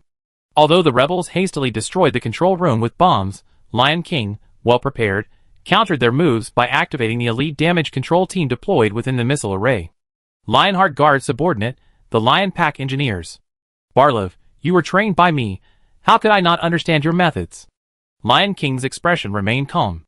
The numerical disparity between the Sindar power and the Allied forces was overwhelming, therefore, even if the deployed ambush fleet succeeded in its attack, Lion King did not believe they could completely annihilate the Allied forces.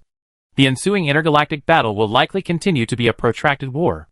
The two most crucial space strike forces, the fleet and the firepower units and watchtowers, are of paramount importance. Lion King had long anticipated that Barlev would ambush the space station and the Sea Devourer missile units, attempting to eliminate them during the intergalactic battle. This ultra-long-range strike force, with its galactic coverage, would inflict heavy casualties if it truly attacked from Shadow Star, even with a dispersed formation. The damage to capital ships goes without saying, cruisers and smaller warships, and even the main force comprised of the rear logistics fleet, would likely produce tens of thousands, even hundreds of thousands, of relics. Therefore, after the assassins ruthlessly killed all the traitors and those who offered little resistance but were suspected, the engineering team began to unleash their full power. Who's going to clean up the battlefield, clear the debris, replace components, and install equipment for you? I just send in a multi-unit team, dismantle the command center frame, cut all the wrecked wiring, find the cabling box, and get a 100% wiring connection. Brother, cabling is an art. As a key part of the galactic defense, and the command center being the most critical of those, the cabling is meticulously planned. This is a facility from the humanoid era, not some pirate or greenskin technology. It's based on blueprints designed by the AI core back then, and even supervised by the AI core during construction. Don't try to align yourself with the standards of a personal construction team. We're not on the same page. The Lionheart Marines asked, how long will it take to reboot? The engineer, a cigarette dangling from his ear and another dangling from his mouth, casually replied, his power armor extending its spider leg-like mechanical arms, 10 minutes. With the connection established, the engineering team's terminals could function as screens. The rebels hadn't even had time to destroy the computing matrix. Frankly, the engineer even suspected that these fools, harboring ambitions to seize the Sea Devourer missile array for their own use, were hesitant to go all the way. The suppression came too quickly, they probably hadn't even achieved their intended objective. Looking at the dense signals in the planetary rings on the projection, he scratched his chin, thinking about how he could wipe out a dozen ships with a flick of his finger, and couldn't help but laugh out loud. Heh heh, that's pretty awesome. The logistics department getting the credit. This life is just too good. Chapter 1313. If the operation were carried out according to Barlow's plan, this battle could already be declared a defeat. Even if the Allied forces ultimately destroyed the Sea Devourer missile units, and the Cinda and Lionheart fleets, the looted spoils would not immediately cover the losses. Li Bin would inevitably face severe criticism, and even be ostracized by all forces. Li Bin painstakingly orchestrated this scheme, placing so many bets, not for a romantic entanglement with the Lion King, but with the core objective of stabilizing the star field and ensuring the survival of his forces. He couldn't let the allure of the world blind him, but to the Lion King's regret and excitement, his opponent was not Barlev, that kid whose strategy had been seen through, but a young and ambitious upstart. The first fleet to jump into the physical universe was excitedly restarting. Just 30 minutes later, they discovered that the stalled Sea Devourer missile units had restarted. The massive missile array moved with a clicking sound, and after 10 minutes of calibration, the missiles fell like an iron curtain. Because Barlev was most confident in his ambush, his rebel army and hyena mining fleet jumped in the most hastily, and were the first to be attacked. Despite his best efforts to evacuate his fleet, the capital ships undergoing restart were immobilized. The Sea Devourer missiles were extremely fast. As a weapon, they didn't need to consider human carrying capacity or precision instruments, so they could be designed recklessly. Accelerated by a propulsion field and electromagnetic catapults, the missiles arrived before the capital ships could complete their restart. So he cried out no, in tears, but could only watch helplessly as a Conqueror-class battlecruiser was hit, its fragile plug-shaped hull torn apart by the metal storm on its port side, while the nearby logistics ship, the Phaeton-class fuel ship, was unable to avoid the blast and exploded. The explosion, in turn, further catalyzed the sinking of the Alexander, a ship from the Lionheart Guard, a modified version of the Lion King's garbage, which he had painstakingly restored. Report: the Logistics main battleship, the Atlas-class Humorous, is sunk. The Funny and Happy are moderately damaged. The Prometheus-class Humorous is heavily damaged. Fuel is leaking. Barlev felt a pang of pain in his heart. The investor representative opened his mouth slightly, wanting to say something, but remained silent. How to put it? Should he mock Barlev for exaggerating? But his actions had indeed been effective. This volley of Sea Devourer missiles, whether driven by a pursuit of accuracy or affected by rebel interference, had poor firing accuracy but a wide coverage area. Although it caused damage, it meant that for the next few hours, these things would no longer pose a threat. Li Bin, in hyperspace, confirmed on the command channel that the Sea Devourer missile array had swiftly unleashed its attack before smiling and ordering the prepared fleet to launch. And so, quickly, dreadnoughts, battleships, battlecruisers, from the Universal Alliance, the Interstellar Empire, the Brighton Alliance, all sorts of ships tore through the veil of the physical universe and descended into reality. The fleet wasn't huddled together, but rather positioned around the gas giant planet, along with blood coagulation star and will star. Despite appearing crowded on the map, the actual distances were considerable. Aside from the Sea Devourer missile array, only a fleet could be deployed to take advantage of the power grid restart.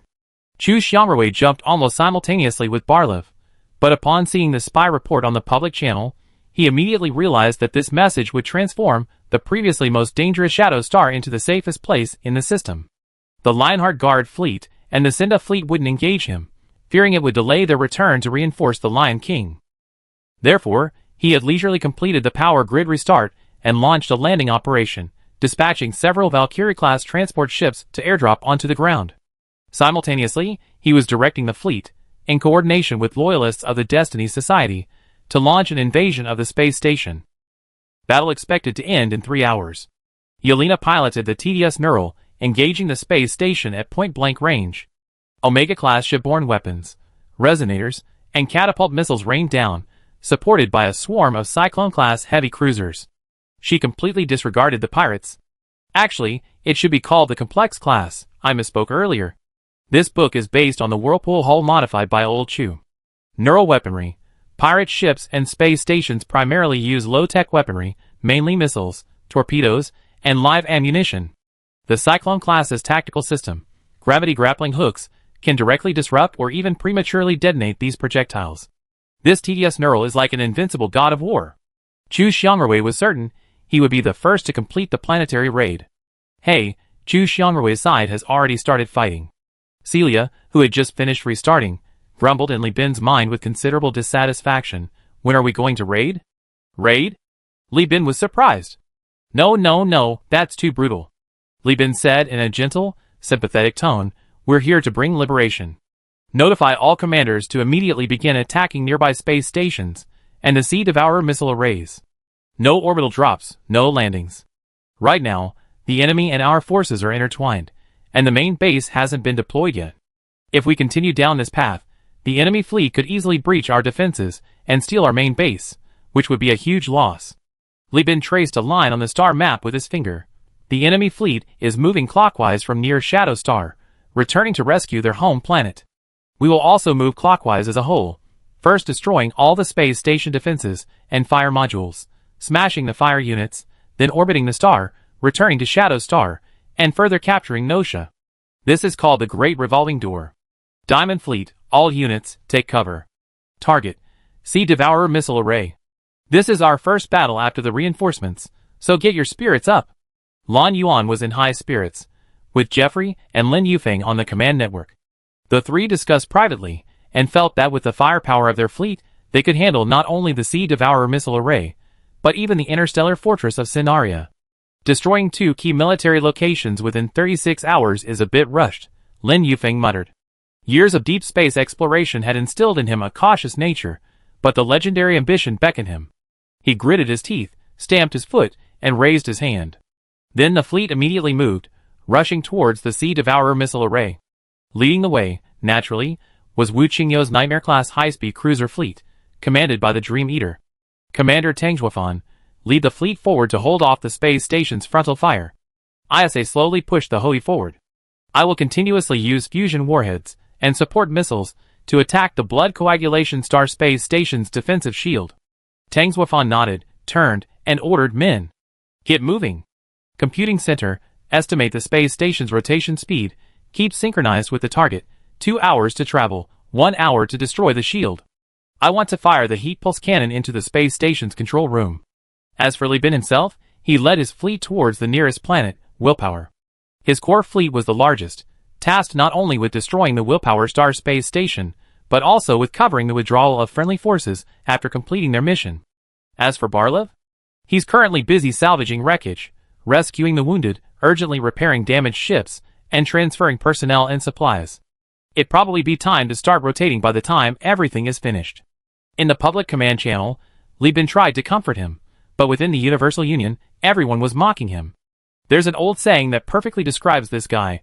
What was it again? Oh right, he got up early but arrived late, that's it. Chapter 1314. This battle was completely different from any battle Li Bin had ever fought or led before. Because the battlefield wasn't centered around a single core, but rather multiple cores. Therefore, the public command channel was in complete chaos, with progress reports coming from all directions. For example, when Isha launched her Raven Super Heavy drones for escort, switched to the Unicorn Blade, and hit the Will Star, an ocean planet with blue lobsters, space station with a single luminous fusion missile, causing the space station's shields to tremble, Tang Xuefan also led his Fang fleet in a fierce charge, not even activating their shields, directly enduring the space station's firepower. The two fleets, within the Sky Battle System, launched a coordinated attack centered on the space station. The Marshal of the Willstar space station was going crazy.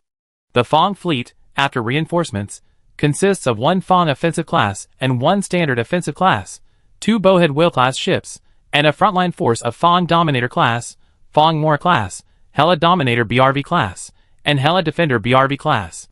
This frontline capability is sufficient to absorb damage in turn, allowing them to withstand all attacks from their space station without losing any cruisers or higher-level combatants. Moreover, Tang Xuefan is no novice commander. His nickname Dragon Prince was earned through real-world combat against the Hell Legion. In a standard large fleet head-on battle, where tactics and losses are irrelevant, even ISA would be terrified by the bloodshed he witnessed in his war with the Fang clan. A victory is not guaranteed. Same configuration, no dreadnoughts. Furthermore, there's a whole fleet of slotted white stone ships, having replaced all their slots with missiles and torpedoes before the battle. These ships are synchronized with the space station, targeting one side of the shields for relentless attacks. But the crucial element is the presence of despicable phase dreadnoughts. Damn, the phase breakers are already despicable, and this is a dreadnought with ultra-long-range strike capabilities, firing every half hour, each shot causing the power grid to crackle. The Willstar space station is a Tier 4 interstellar fortress, a mid-stage product of the human realm. It has a compact structure and a tactical system, the triangular fortress drones. While called drones, these are essentially like enemy watchtowers in ancient siege warfare. These semicircular or square structures protruding from the city walls can fill blind spots in the defenses, protect the gates, and draw enemy fire, offering multiple tactical benefits. The town where the protagonist lived as a child in Attack on Titan served a similar purpose, acting as enemy watchtowers or barbicans within the giant walls. In short, want to breach a city? You must prioritize attacking the enemy watchtowers that draw enemy fire. These triangular fortress drones were originally huge and cumbersome, possessing heavy armor and shields, as well as counterfire capabilities. If operated properly, in a protracted war, they could be slowly produced and continuously depleted, wearing down the enemy's manpower. Of course, this production capacity is measured in weeks, and the space station itself only has a limited reserve of 5 units. But that damned long-range dreadnought attack greatly dispersed the space station's firepower. The Marshal, besieged by an overwhelming number of warships, was shocked to discover that within an hour, all 3 triangular fortress drones had sunk, and newly launched drones were also under a barrage of missile attacks. Cyber missiles breached shields, Reaper torpedoes pierced armor and damaged structures, and Dragonfire missiles both breached shields and damaged structures. Brother, we're not playing a tactical game. 2 of the 4 massive conical structures extending from the space station, shielding the spaceport, were even destroyed. According to the space station's AI analysis, in another hour, 1 shield would explode, and in another hour, 2 fire support platforms would be dismantled. He would then face a dual-mode assault, amphibious landing and naval warfare, but this Marshal was already quite lucky. The Hoi, led by ISA, also undertook a maneuverable mission, thus avoiding close engagement. Many of the ship's weapons were not activated, slowing the conquest of the Willstar space station. The fate of the blood coagulation star, targeted by the three fleets led by Lan Yuan, was even more tragic. Although the journey had taken considerable time, Lan Yuan was determined to secure the first kill on the fleet.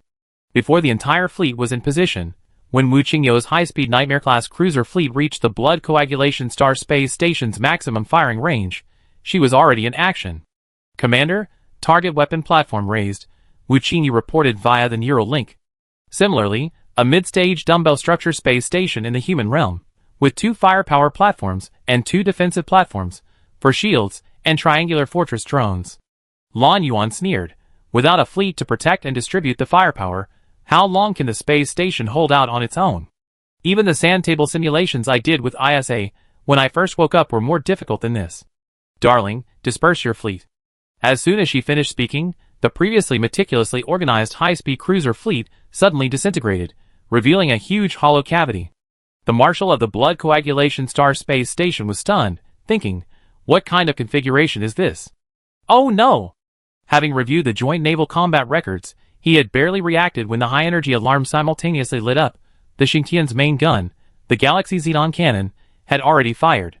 A cone-shaped energy torrent engulfed the defensive platforms, and the triangular fortress drones. Lan Yuan was also striking from a distance.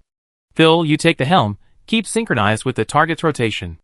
"I need to focus on command," Lan Yuan said, handing over authority while simultaneously ordering Jeffrey, Lin Yufeng, quickly deploy into formation and enter the attack echelon.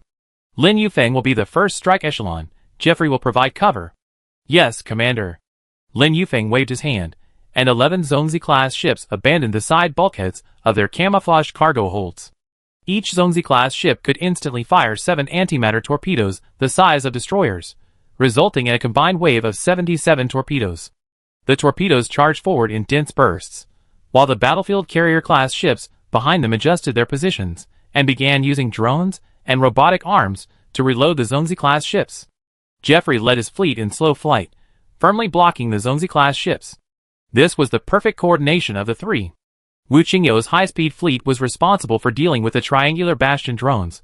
Lan Yuan's main gun swept across the space station, suppressing enemy torpedoes and missiles. Jeffrey was responsible for protecting Lin Yufeng's vulnerable fleet, and Lin Yufeng? He was responsible for the bombing. Boom, boom, boom, boom. In terms of yield, the antimatter consumption of this wave of attacks was equivalent to a saturation bombardment. The space station's triangular bastion drones had been dealt with, but the 2 stored ones remained unreleased, and even their shields were deactivated. Be careful, they're playing dead. Their electric arc defenses might not hold for this round. Their dissipation rate isn't high enough. They're saving them for a landing operation, Lin Yufeng said nervously. Lan Yuan raised an eyebrow. What do I care what they're doing? I'm not jumping in. It was a high heat boil before, now it's a low simmer. Jeffrey. Yes. Jeffrey rubbed his hands together, eager to get started. Go give him 2 slaps. All right. The CB's fleet's main force consisted of only 4 ships, but among them were powerful vessels, like the Victory class and the Sky BRB class. Facing a space station with its shields off, he showed no mercy, immediately unleashing the ancient craftsman assault cannon, shotgun heat pulse cannon, and the Reaper Hella Razor cannon, combined with a barrage of Reaper torpedoes. Armor penetration and structural damage were achieved in one smooth motion. Meanwhile, Wu Qingyao's high-speed fleet targeted each turret individually, completely rendering the enemy unable to retaliate. To the astonishment of the Lion King's palace staff, Lan Yuan's fleet officially commenced its disarmament operation on the blood-clotting star space station in 1 hour and 8 minutes. Now, the space station is like a peeled egg. Chapter 1315. Lan Yuan successfully took the lead, even faster than Chu Xiangrui, who had prepared earlier. However, Chu Xiangrui's fleet had fewer main ships, and to plunder resources under the guise of rescue, his methods were more sophisticated, simultaneously launching landings at space stations and planets, so the slower pace was to be expected. Lan Yuan was different. He didn't care about any of that talk, surrender, insiders. It was all fake news, tactical deception. He wasn't falling for it. Let his Dragon Flame missiles and Star River Xenon cannons do the talking. Having peeled away the layers, Lan Yuan immediately shifted his offensive, launching antimatter bombs at the planetary defense array of the blood coagulation star beneath his feet. The blood coagulation star was a planet extremely rich in metal resources, possessing abundant metal and rare metal veins. Besides the mining camps owned by the Cinda Power and those authorized for sale to other large corporations and conglomerates, the planet was inhabited mainly by local exiled prisoners and infiltrated criminals. These people will have a hard time escaping once they come down. They be captured by the slave-hunting teams and sent to mines. You might be a ruthless villain in other places, but here, you're just a little girl. Come with me to the dungeon and receive your miner's education. Therefore, most of the local ground defense arrays are located in abandoned mines, making them difficult to destroy completely. But Lan Yuan didn't care. Using the information provided by Barlev, she knew where the main positions were. After a standard half-hour bombardment, Lan Yuan immediately gathered her fleet and turned to leave. She was about to turn back. Meanwhile, Isha also captured her target. Although she was a little slow, she used a fusion missile to directly penetrate the power grid system of a defense module on the space station. Based on this, Tang Zhuofan's fleet violently destroyed the entire module and detached it. Next, they cut off the 4 conical structures protecting the spaceport, then directly destroyed the 2-section firepower modules. No need to brute force the shields, just blow up the connecting parts. Then, they continued along the exposed blind spots of the conical structures to take down the last defensive module, leaving only the bare main body of the space station. Done, Tang Zhuofan said, glancing regretfully at the debris scattered on the ground. To be honest, the defensive modules were completely destroyed, but the 2 broken firepower modules, apart from losing power, were intact. Judging from the escape pods scurrying out of the modules, like ants in a nuptial flight, the shipborne weapons, fuel, and supplies were all intact. Salvaging them would yield at least 200,000 star coins, and with the weapons, it wouldn't be far past 400,000. After all, this was a key project of a giant corporation in the capital. Just selling blue lobsters alone brought in nearly $1 million in profit a year. The species is man-made, the environment is man-made, growth is wild, harvesting is done by the underlings, quotas are drawn along a single line, exports are subject to tariffs, berth fees are charged for stopping ships, and even lobsters are graded by size and claw size, then charged accordingly. Mass-produced goods are sold at luxury prices. Food is sold at arms prices, making more money than addictive substances, which makes Liban envious. My behemoths undergo biochemical and mechanized surgery before leaving the factory. What about you? Just throw it in cold storage and you're done. No wonder Lion King can torment Sindar so much and still survive. He's got money. Li Bin, cursing and swearing, used a massive number of flash drones, dragon flame torpedoes, tachyon light spears, and ion cannons to directly blast the entire sea-devouring missile array, the detonated ammunition depot exploding into what appeared to be a second sun in the galaxy. During this time, he specifically deployed the Tiangong class and several Allied-class battleships to block the Sea Devourer missile array and the Sinaria space station, doing nothing else but preventing the other side from interfering. What? I just have more people. You want to have a go? In the Lion King's Palace's Combat Command Center, the staff officers were also banging on the table, boasting and glaring, cursingly Bin with vulgar language, interstellar profanity. That Li Bin did it on purpose. One of the staff officers was spitting wildly, but unfortunately, this wasn't a space station, so his spittle couldn't defy the laws of physics and reach everyone. Commander Dingya, commander of the Sinar fleet stationed at the Sinaria star system's capital, Sinaria, was both angry and fearful. They deliberately only disarmed the station's fixed weapons, preventing us from coordinating firepower between the station and the fleet, and turning these defenseless stations into a burden. We dare not venture too far from the station to fight now, but we also can't be heavily fortified everywhere, otherwise we'd be vulnerable everywhere. Commander Langer of the Lionheart Guard Fleet, hereinafter referred to as the Lionheart Fleet, said with a grim face, "Not only that, this is also an opportunity to waste our resources. Repairing the station and restoring all firepower will take a month, but if we don't do it, we always be hesitant to act. The Sindar superpower has stockpiled a large amount of war supplies, but how much stockpile, and how much you can provide at the same time are two different things. The former is limited by production capacity and warehouse size, while the latter is limited by the number of engineers, technicians, and transport capacity." Langer looked at Dingya, the Sinar fleet commander, who was not in the returning fleet but at the station. The reason was simple. The Lion King didn't trust him. To be precise, after dealing with those officers, he considered absolutely trustworthy following the intelligence leak, Lion King no longer trusted any high-ranking officers except for the die-hard Lionheart Guard rank-and-file.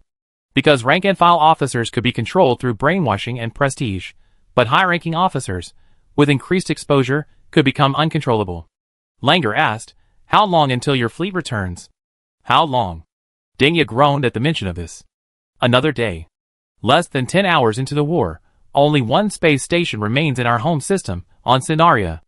As for Nosha, it's even worse, it'd be destroyed by the Tachyon technology fleet sooner or later. I'm afraid we even lose the firepower module of that space station." He grew increasingly melancholic. With the loss of the firepower and defense modules, the Sindar powers completely lost their ability to contend with the Allied forces in space. Furthermore, without the protection of these modules, the shipyards and the ports would be exposed to enemy fire. They wouldn't even be able to repair their ships, but unexpectedly, Li Bin didn't launch an attack. Instead, he was busy eliminating various meteorite sites, mining stations, and gas extraction stations throughout the system. This left Langer and Dingya bewildered. How can Li Bin be so unpredictable, sometimes acting like a god, sometimes like a devil? What is he trying to do? Not only them, but Shin Yujin, who had been brought in by Barlev to join the Allied forces, watched the losses of the affected fleet, her heart bleeding, and she also couldn't understand Li Bin's actions. What's so great about those things built with meteorites and civilian structures? And they won't even let us land. How are we going to recoup our costs after all these losses?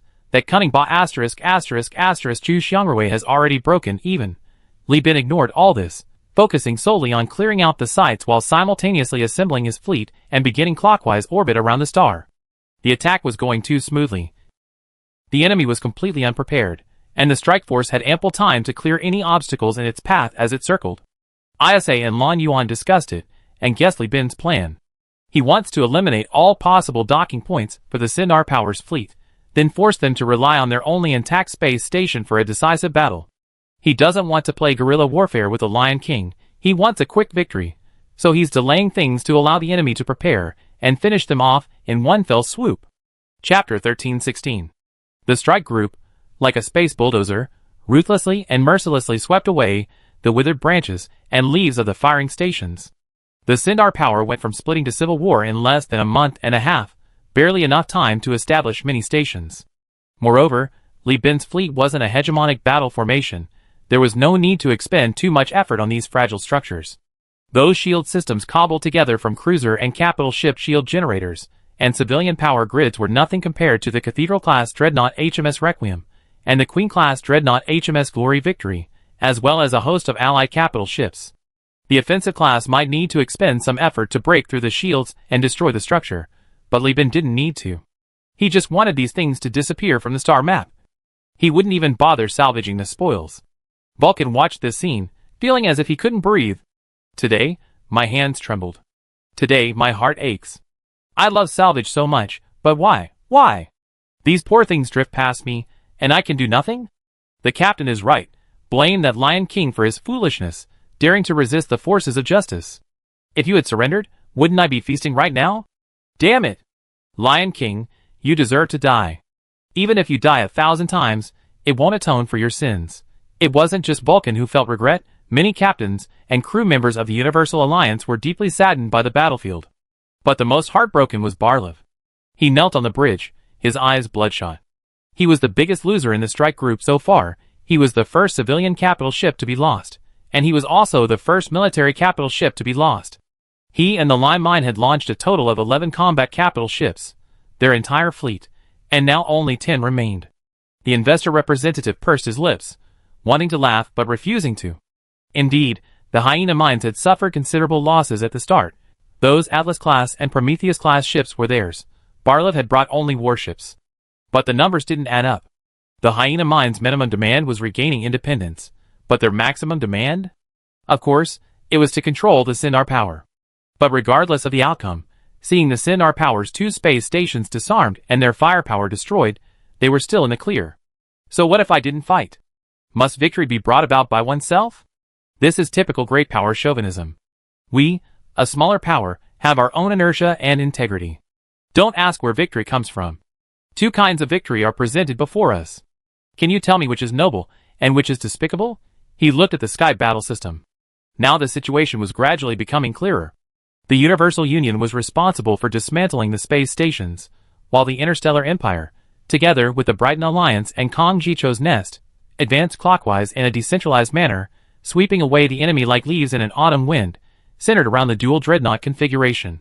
The Allied fleet, having completed its strategic mission, regrouped and retreated along a safe route, following behind the Allied forces. A representative shoved Barlev, shouting, "Hey, stop wailing. Get the fleet moving. If you keep delaying, we become the rearguard and run into the Sinar fleet." So, reluctantly, Barlev's fleet was forced to move, abandoning the half-saved Conqueror-class battlecruisers, and leaving this place that had once shattered the planet Opus and become the former scribe's place of sorrow. At 3:33 on January 2nd, Star Calendar 222, the strike force, having circled the system, successfully swapped positions with the Sinar and Lionheart fleets. Led by the Interstellar Empire, two dreadnoughts approached Nosha. Before they could even deploy their offensive formation, a mutiny broke out on the space station and the ground. Local civilians and remnants of the military clashed with the Sinar authorities' Marines. This is not surprising. Previously, the Free Planets had begged to join the Sinar authority, but were refused. The Lion King only saw them as colonies for dumping products and economic plunder, which had long fueled public resentment. Adding to this the recent bloodshed from the new conquests, the locals didn't rebel simply because they lacked the courage. After the Sinar fleet withdrew, the garrison, aside from a small number of loyalists, consisted mostly of ordinary ground troops, numbering only a little over 2,000, mainly relying on surrendered collaborators. Today, the Allied forces' advance was initially just a routine ultimatum, but unexpectedly, the collaborators not only mutinied on the spot, but their leader even persuaded the planetary governor appointed by the Sinar authority.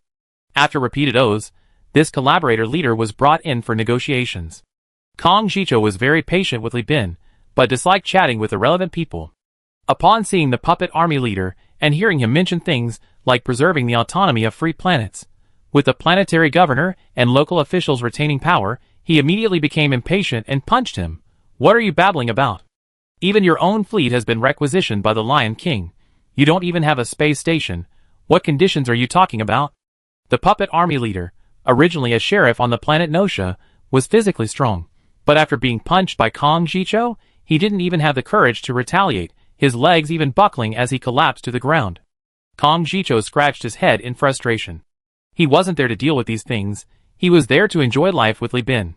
He wanted to hand these matters over to the commander of the Interstellar Empire, but the latter was an old-fashioned soldier who stated he wouldn't participate in anything outside of military affairs. Yes, they considered it diplomacy. All right. Kong Jicho drafted a message and sent it to Li Bin. After waiting a few minutes for a reply, he waved his hand. "I think you're more courageous than your governor. You become the governor, your governor can go be the deputy governor, and the former governor, once released from prison, can also be the deputy governor. That's it." "Huh? Me?" The puppet army leader pointed to himself. "What, not happy?" Kong Jicho tilted his head, then, "Happy! Happy, happy." He stood up abruptly, his legs no longer weak, his breath full, gave a standard military salute, and grinned, willing to serve the Imperial Army. A pirate emperor is still an emperor, and the pirate emperor's soldiers are also the Imperial Army. Get lost. Thus, the shadowy star, embroiled in internal strife, was captured by Chu Xiangrui, while Nosha Star regained its freedom.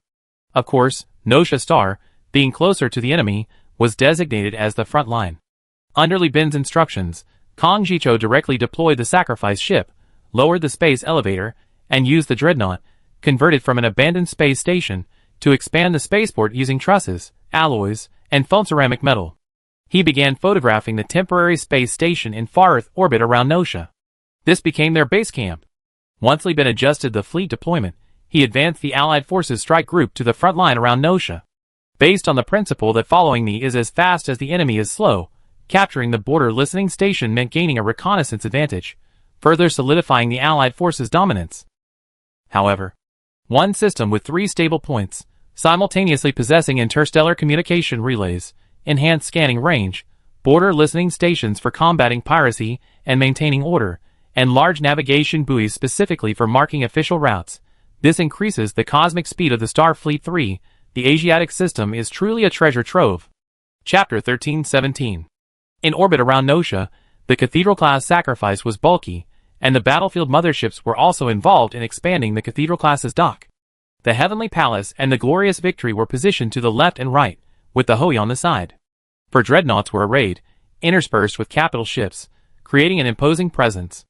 In the Cathedral-class's combat command center, which had been set up as their base, everyone gathered joyfully. The more they had doubtedly been before, the more they respected him now. People admire leaders who bring victory, and even more so, leaders who can achieve great victories with minimal casualties. Yes, although they had only captured one pirate planet and one free planet that had been seized once, victory was already assured. The most dangerous jump point was over, and the strike group had even gained a foothold, occupying a jump point. This meant that this powerful army was no longer without resources. If Li Bin's strategic plan hadn't remained unchanged, he could have even worn down the enemy through a protracted war of attrition. Only one space station remains combat-ready. All fire stations and interstellar strike capabilities are rendered useless. If the gains and losses of the strike force were quantified and treated as a stock, the result wouldn't just be a continuous rise, it would be a monster stock. It's a pity the relay communicator was poorly positioned. I only managed to snatch it briefly while passing by to transmit the message. I wonder what His Majesty's reaction was upon receiving the news. The Interstellar Empire's naval commander, shirtless and wrapped in a robe resembling a bath towel, secured with a gold laurel leaf brooch, couldn't hide his smile on his resolute face. Not only him, but also the leaders and commanders of the Brighton Alliance, Speedtron Technology, Kong Jicho's Nest, all were unable to suppress their laughter. While it's true the strike force suffered losses, frankly, the majority went to Barlev of the Justice League, followed by the Universal Alliance, which spearheaded the attack on the space station, and then the Overlord, which was hit by the Sea Devourer missile array. However, in terms of the fleet deployed and the proportion of losses, Chen Yujin and Barlev were roughly equal. But Barlev is currently busy treating the wounded and repairing ships, hiding on the Shadow Star controlled by Chu Xiangrui, and won't be able to emerge for several days. As for Chen Yujin herself, she has actively changed her stance, becoming the loudest voice among those praising Li Bin. Li Bin didn't waste any words, still holding his pointer, still towering above the crowd. After eliminating other locations, the entire fleet of the Sindar Power will effectively lose any chance of negotiation. Next, I will allow the fleet to rest for 36 hours, allowing combat personnel to rest, weapons to be repaired, ammunition to be replenished, and losses to be repaired. Then, the pointer lashed across the projected planet Sindaria, Li Bin clenching his fist. Eliminate the Sindar Power's manpower as quickly as possible, and disarm the local forces. Awuh! CO, we respect you. Oh, ah! Chen Yujin and other commanders raised their hands in agreement, but unexpectedly, a cacophony of howls erupted from the Universal Alliance side, various sounds like madness, as if they were in heat, having lost their temper. Everyone looked at each other, then turned to Kong Jicho. Kong Jicho couldn't hold back either, and could only helplessly shrug. I guess this is what passion is.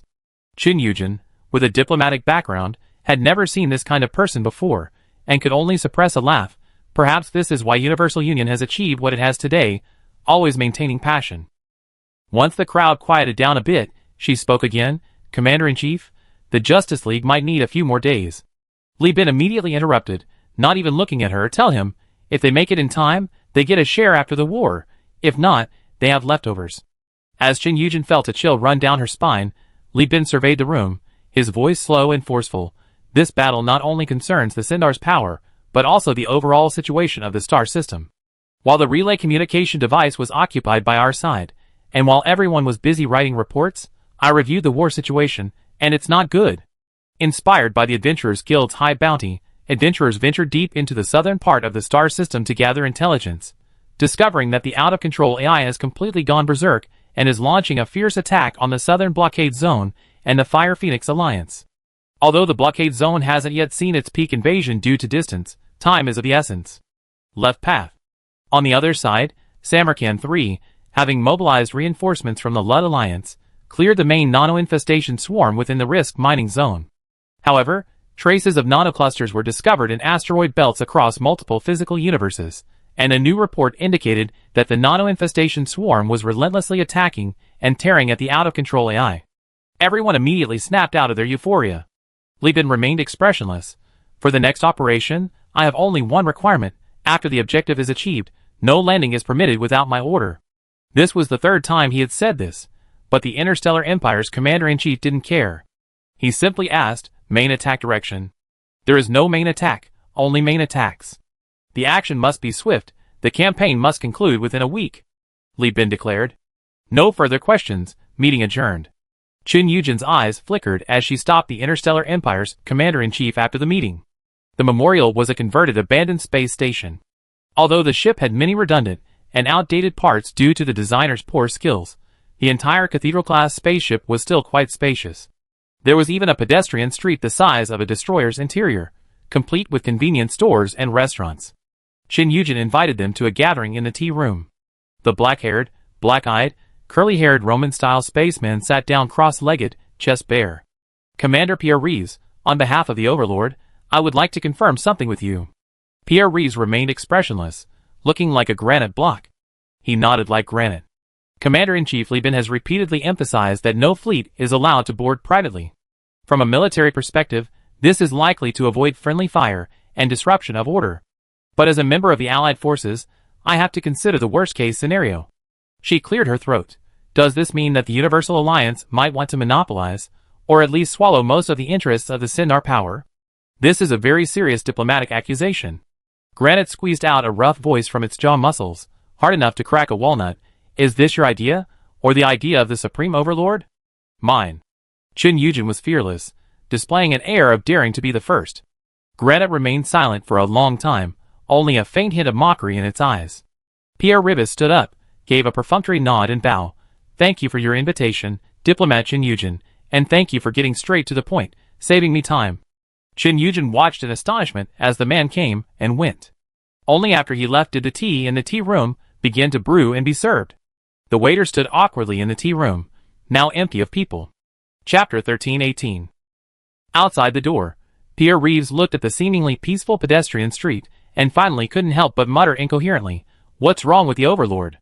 Bosley clearly secured the attack mission, disarmed his own people on the space station, and didn't commit any offenses.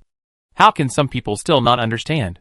Does this person really know nothing about military affairs? Who cares what his intentions are in not allowing landing? If he wanted to monopolize it, he would have done it already. Such a clear stance, and he still can't see through it? Unbelievable. No, I have to talk to the others beforehand. Otherwise, if this stupid woman really causes trouble, the Allied forces will collapse. Meanwhile, Qin Yujin invited Chu Xiangrui to speak, saying she had important business to discuss. Chu Xiangrui didn't answer, only having his wife send an apology voice message. I'm so sorry. My husband personally commanded the battle for the first time, and he overworked himself and has collapsed now. Qin Yujin stared at the terminal, utterly astonished. You're kidding me. The CEO of Tachyon Technology, the #1 technology company in the starfield, can't possibly collapse from exhaustion? Is your AI core just for show? Captain, according to feedback from the Interstellar Empire and the second Tachyon, Qin Yujin, the hegemonic diplomatic representative, is trying to stir up trouble. It seems he's trying to unite various forces to pressure us, demanding an explanation for the ban on boarding. Xian Tao entered the room and shouted. In the office, Kong Jiqiu, who was eating Chaos Han beef hotpot with Li Bin, slammed his chopsticks on the iron pot. He secretly put the chopsticks in his mouth, biting them with his front teeth, his eyes wide open. This action allowed him to swallow his holy crap, and simultaneously demonstrate his indifference to the matter. Li Bin waved his hand to indicate he understood, told Xian Tao to leave, and picked up his chopsticks. Keep eating, the meat's going to get tough. Oh! Kong Jiqiu quickly continued eating. He glanced at Li Bin every now and then, seeing Li Bin still composed, he held back. After enduring it for several tens of minutes, having finished the meal and smoked a cigarette, and seeing that the meeting was about to end, he finally couldn't help but say, Dude, something this big, how can you be so calm? Li Bin stubbed out his cigarette and laughed. I knew you wouldn't hold back, see? Kong Jiqiu laughed in exasperation, thinking, are you playing red light, green light with me? Whoever speaks first loses, huh? Damn it! Li Bin lit another cigarette. What's there to say? Let her fuss, she can't make a fuss. How so? Kong Jiqiu asked, intrigued. Why do you think I'm purifying the fleet? Li Bin sneered. Isn't it just to prevent anyone from causing trouble? Think about the forces to which the fleet belongs. Besides the Overlord and the Justice League, how many of those officially involved in the Sindar Power Sanction War are my people? How many aren't my friends and brothers? Barlev messed things up himself. Now he's begging me not to kick him out. He's suffered heavy losses, and the key parts of the information he provided have been seen through by Lion King. He's worthless now. This guy's too busy currying favor with me. How could I possibly collude with Shin Yujin? Li Bin nudged Kong Jicho with his cigarette. Or are you going to team up with her? Kong Jicho shook his head vigorously. What a joke. I leave my hometown to do ya, and even that weakling would come to your aid. We're brothers, aren't we? That settles it then. Li Bin shrugged. Everything's on the books. She caused trouble, and afterwards I just handed the accounts to the Supreme Overlord, and her family was immediately wiped out. Would you bother with a helpless, deadbeat in the futures market? I certainly wouldn't. Kong Jicho took a deep breath and fell into deep thought. The more he thought about it, the more he felt Li Bin was far-sighted. No, he should say, adept at learning from mistakes. Thinking of Magius, who had made a wrong turn and was now in a stalemate, he couldn't help but feel a pang of sympathy. Once again, Kong Jicho marveled at his good fortune. He had initially looked down on Li Bin, even speaking ill of him when Li Bin visited him. It was his mother who forced him to cooperate with Li Bin, and then, through Duya's mediation, they went from drinking buddies to true brothers. Looking at his mother, she was already in trouble. This Shin Yujin, she was actually quite quick-witted and daring. Of course, the ordeal wasn't even over, and she was already forming cliques and dividing the spoils. Wasn't that daring? It's just a pity she was too limited to diplomacy itself. Leaving aside Shin Yujin's self-serving behavior, in short, 36 hours later, all the fleets had arrived at the front lines. Even Barlev came, swearing an oath to Li Bin, hoping to secure a vanguard position and avenge his previous defeat, but Li Bin refused. Forget it, this guy has some sense of timing and knows when to advance and retreat. This loss has been a wake-up call, Li Bin said to ISA. Keeping him around will prevent the Overlord from taking the opportunity to demand expansion into the Asiatic system. Giving him face will help him know what to choose in the future war for star system unification. So, ISA arranged for Barlev to be stationed near the old camp, as part of the fleet protecting it. Then, the entire army set off. I had Kong Jicho deploy the sacrifice on the spot to save time. Li Bin explained his plan on the company's command channel. After the Sindar sanctioning war, the engineers and technicians in the local system will inevitably be unable to fully cooperate in a short time, and even the shipyards will suffer damage in the war. I must ensure that the damaged ships in the fleet receive repairs and resupply as soon as possible, repairing them while fighting. After the battle ends, we can spend a few more days repairing them while the spoils are being divided. Once that's done, we can lead the main force south to re-establish the blockade zone and shut down the nano-virus swarm and the out-of-control AI. Lan Yuan asked, is there enough time? Li Bin laughed, 1 cathedral class, 14 battleship class, and a large number of repair platforms. My mini nanoforges aren't just for show. January 4th, Star Calendar 222, Joint Operation of the Strike Fleet. The Universal Alliance fleet is responsible for the frontal assault, heading straight for Sindaria to draw the attention of all Sindar fleets. The Interstellar Empire fleet, equipped with a star defense coating, under the command of Pierre Rees of the Glorious Victory, first used antimatter bombs and anti-aircraft guns to create a wide enough channel for capital ships to turn around at the Sindaria jump point. Then, they navigated through the spherical minefield of the Sindaria jump point, encircling Sindaria from the right flank. Next, ISA and Tang Zhuofan rushed to the left flank, taking away Chu Xiangrui's phase fleet to form a phase squadron. The entire squadron was only missing a capital-class phase warship. Any ship attempting to escape via this route would be met with a swift attack from the phase minions.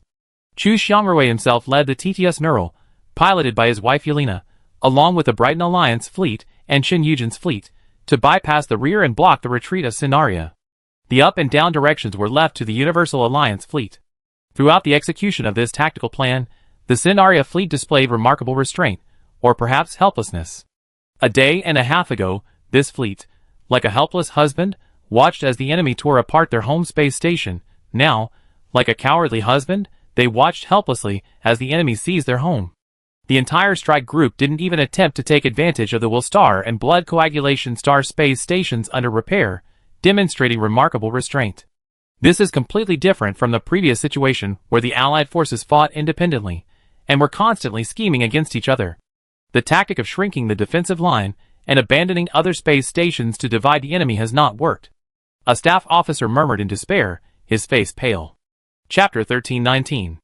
As everyone knows, the numerical superiority of space warfare cannot be rigidly applied to land warfare. Sun Tzu's art of war principle is surround them, if 10 times their strength is based on land warfare principles.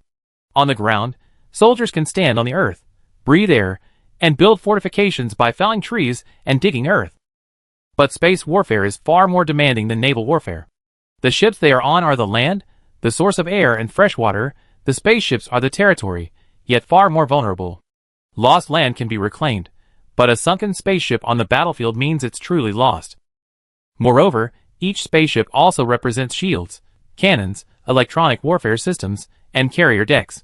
Therefore, after Lieben completed the revolving door tactic, destroying the defense systems of several space stations, and successfully averting a devastating blow to his strike group, he possessed the capability to simultaneously surround the Sindaria space station and the Sindar fleet.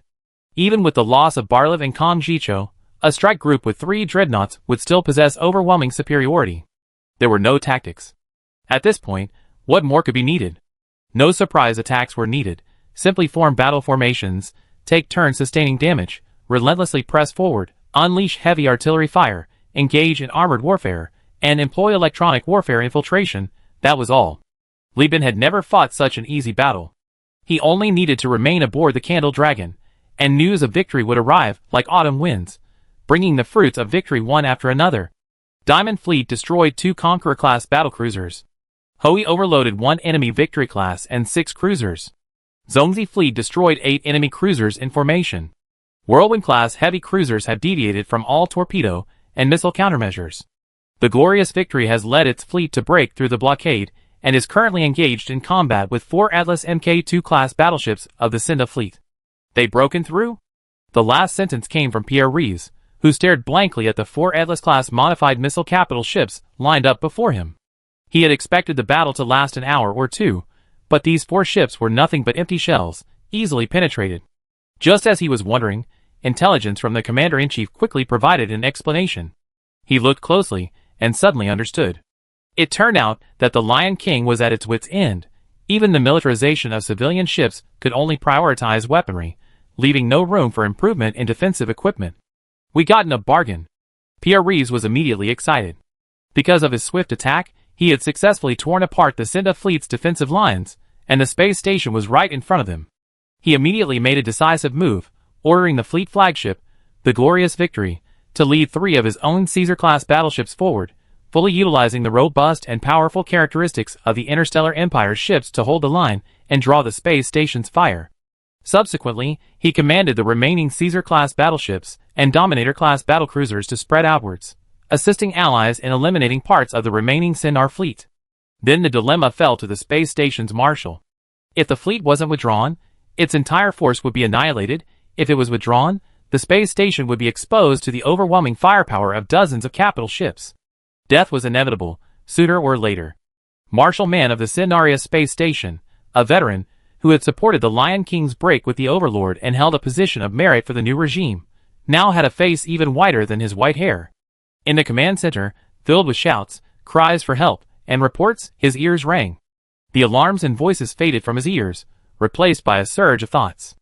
It was a torrent of emotion suppressed by reason. After the despair of defeat overwhelmed his rationality, he was uncontrollably drawn into memories.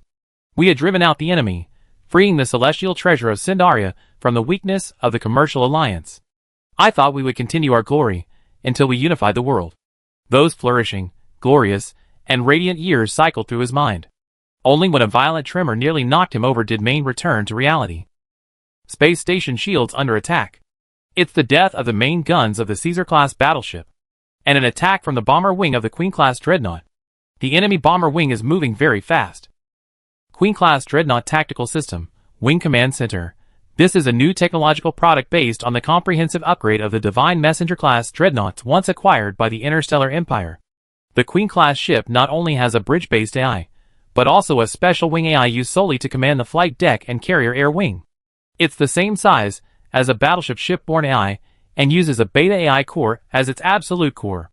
This is a clever approach, since it's impossible to simultaneously possess overwhelming computing power for the shipborne AI, as well as multi-threaded capabilities, with each thread in its respective specialized field being extremely powerful.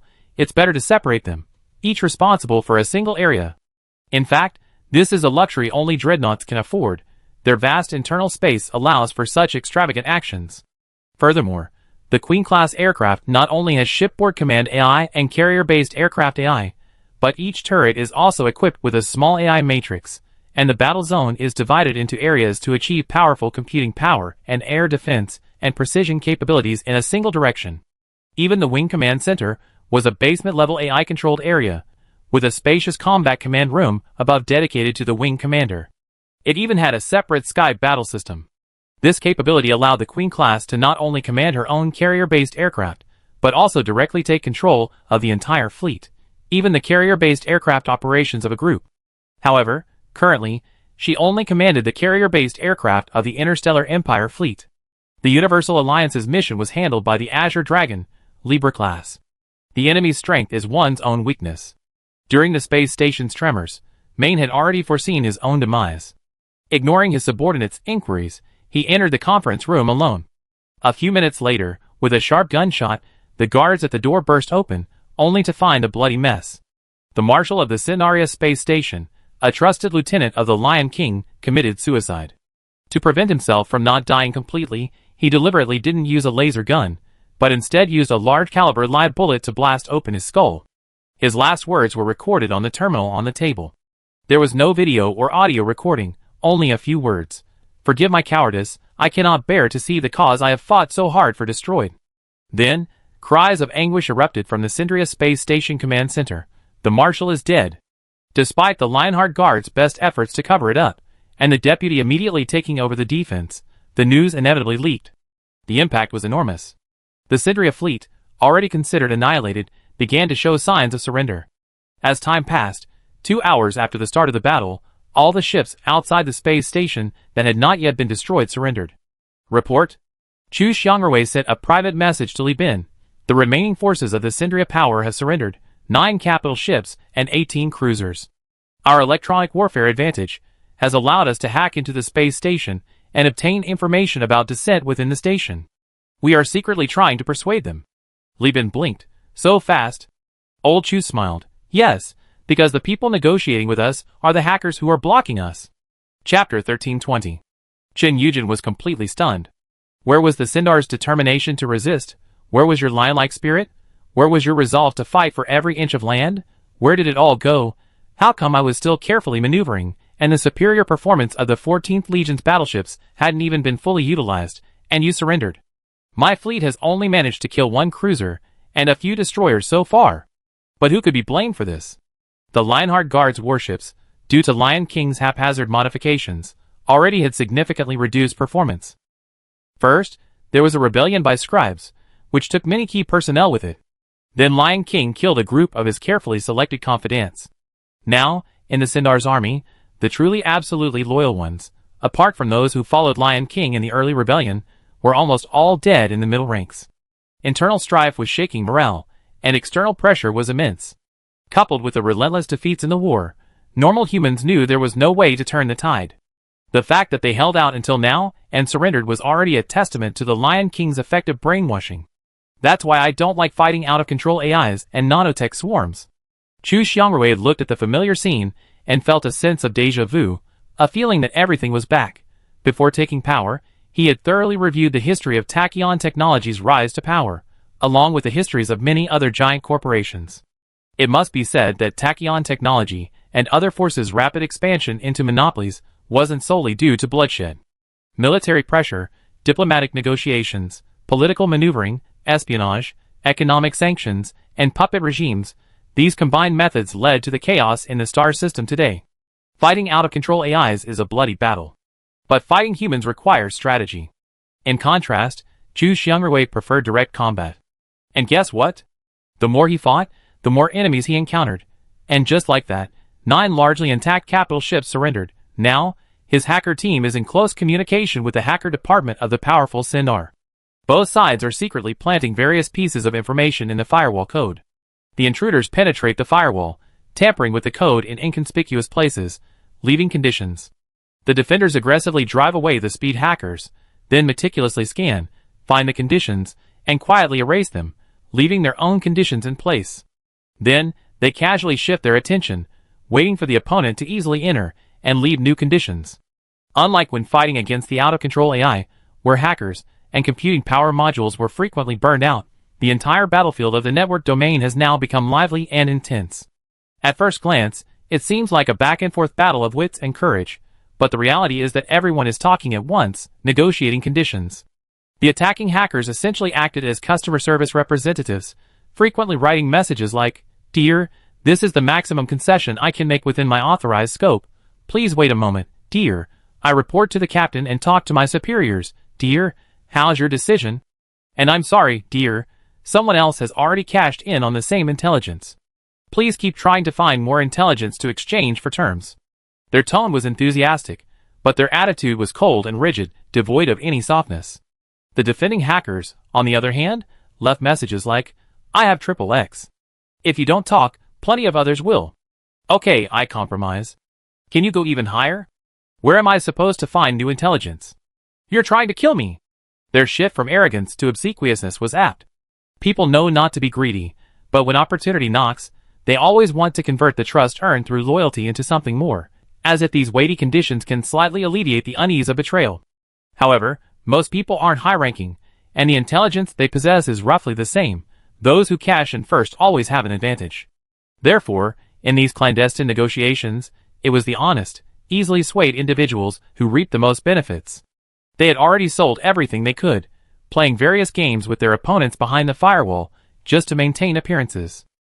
These idiots, they sold themselves out so easily. One hacker cursed, throwing down his equipment. Unable to get a good price, he stared despairingly at the ceiling. Then, anger surged within him, and he rallied a group of equally down-on-their-luck hackers to contact the Marines on the space station.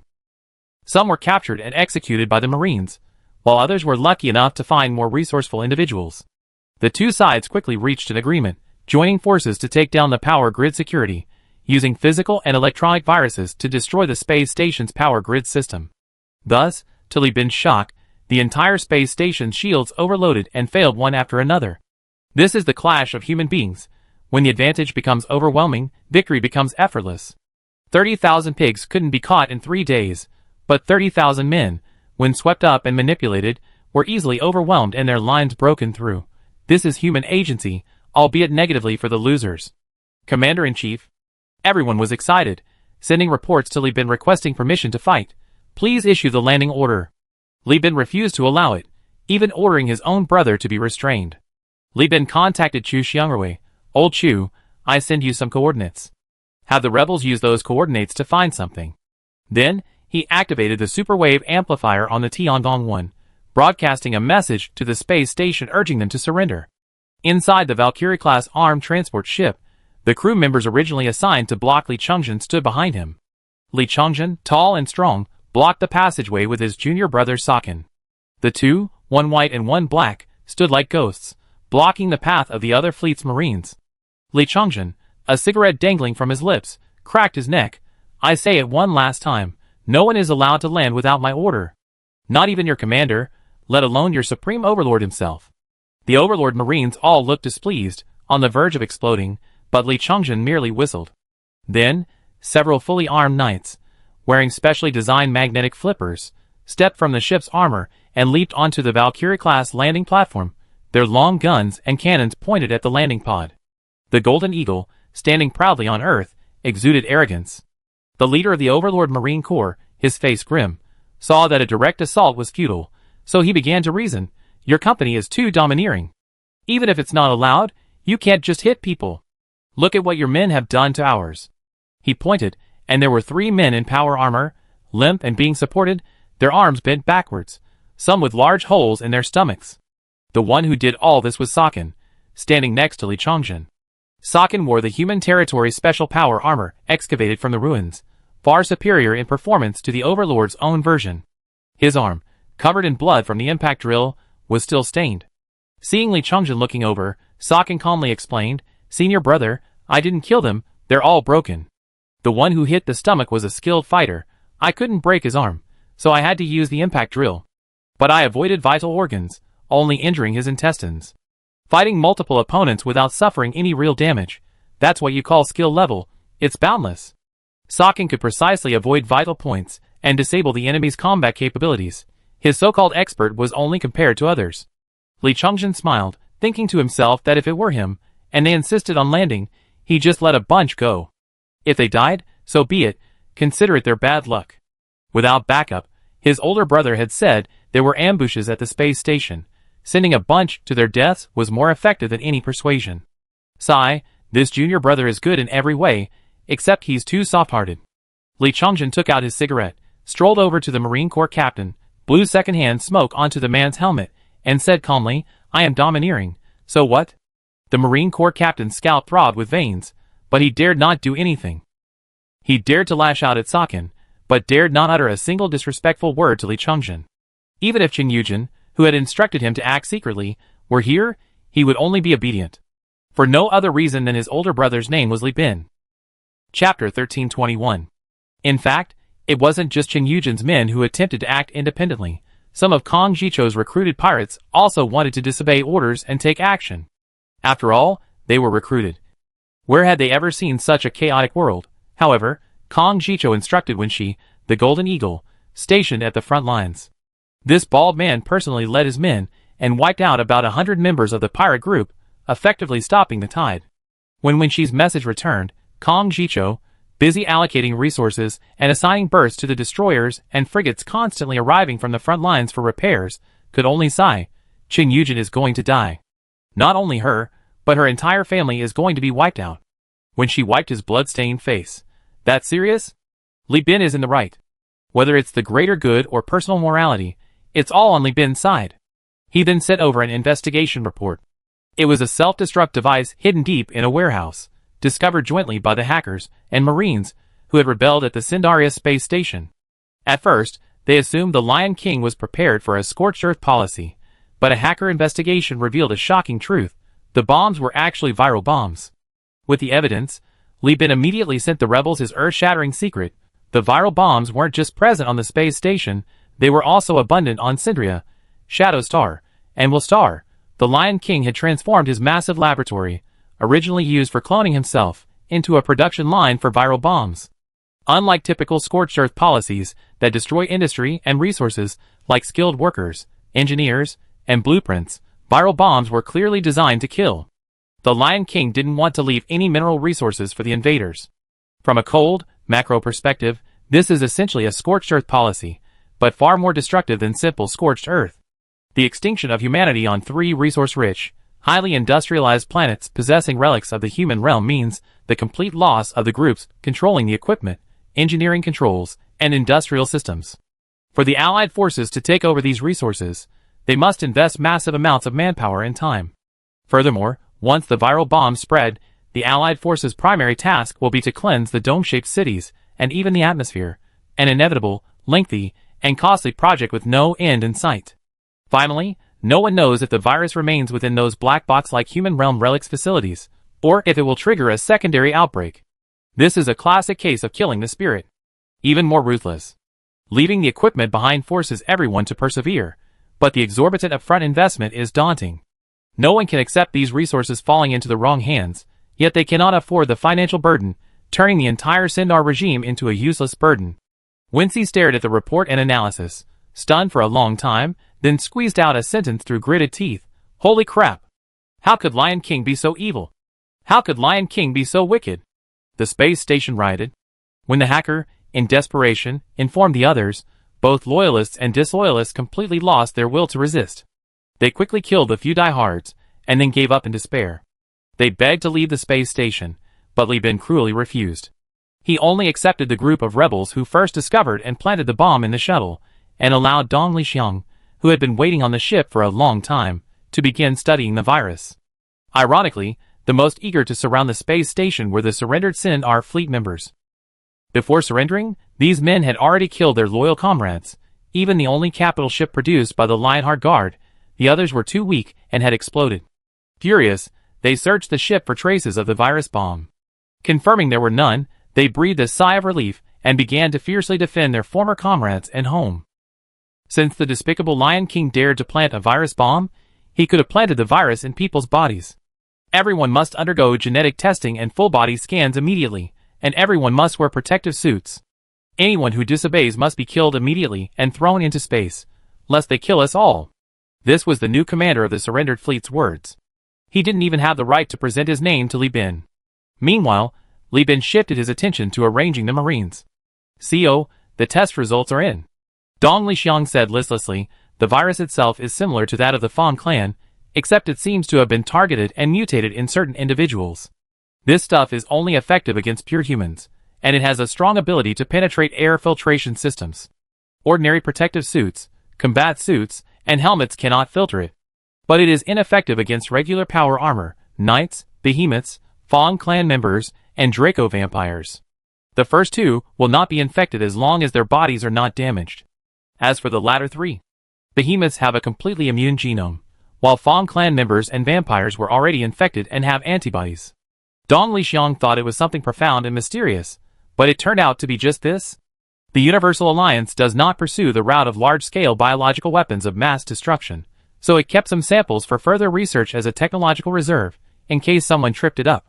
As for the rest, it's important to note that if the virus receives assistance from the Sin, our authoritarian political machine, amplified through the city's air circulation system, it could spread to the planet's main colonies within hours. There's not much else to say. This thing is a surprise weapon. If we didn't know, our Marines might even remove their helmets during combat to treat infected wounds. Knowing won't fool us. Li Bin asked. Can a vaccine be produced? I can't do it for the time being, Dong Lixiang honestly replied.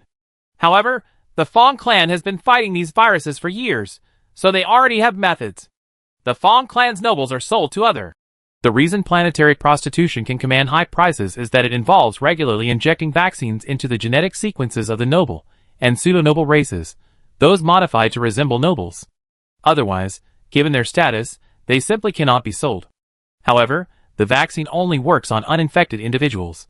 Once infection progresses to the stage of genetic mutation, other drugs are needed to suppress it. In short, it's a complex biomedical subject, with thousands of drugs targeting different traits, from protection to suppression to improvement. For example, Mikhail's wife, Yunyang, as a noble, owes her genetic stability to generations of improvements made by her ancestors. If she doesn't receive regular injections, she will become a walking natural disaster. Therefore, Li Bin immediately dialed Tang Zhuofan's number.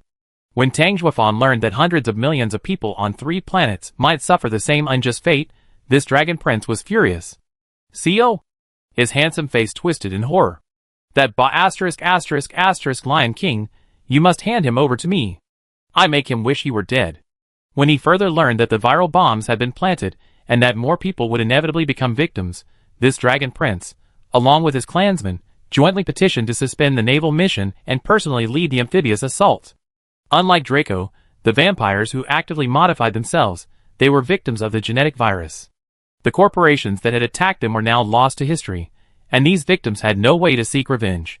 Now that Lion King intended to do evil, the accumulated hatred of generations was transferred to him.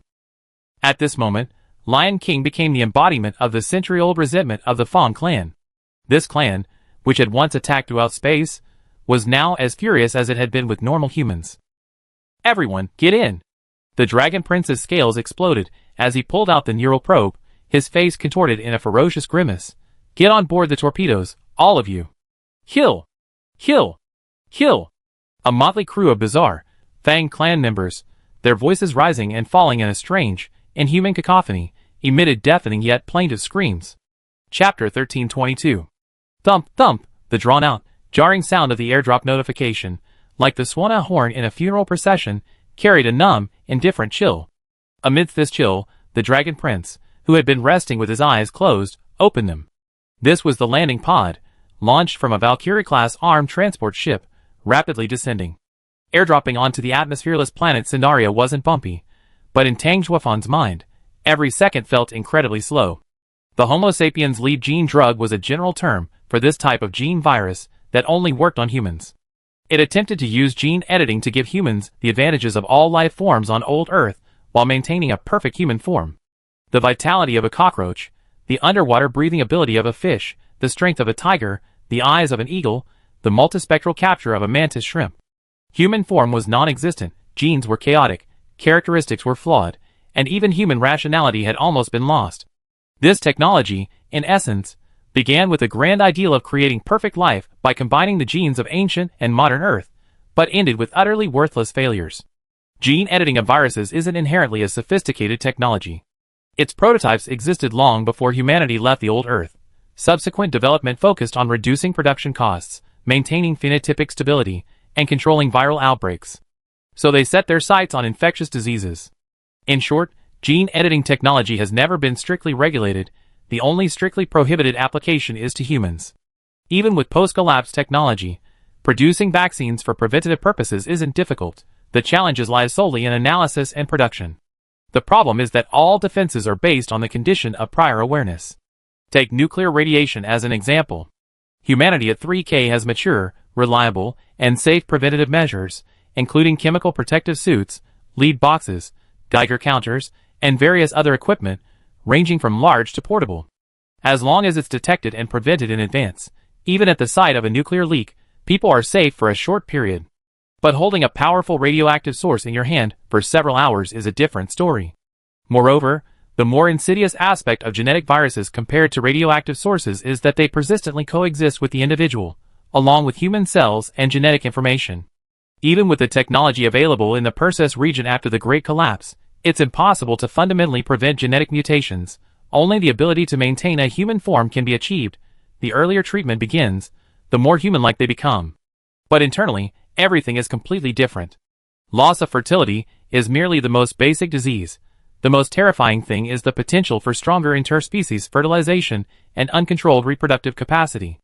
In fact, the patient's genetic information has become something strange, indiscriminately accepting all comers. Through sheer quantity, their genetic information, in a sense, can combine with the vast majority of carbon-based double-helix gene organisms.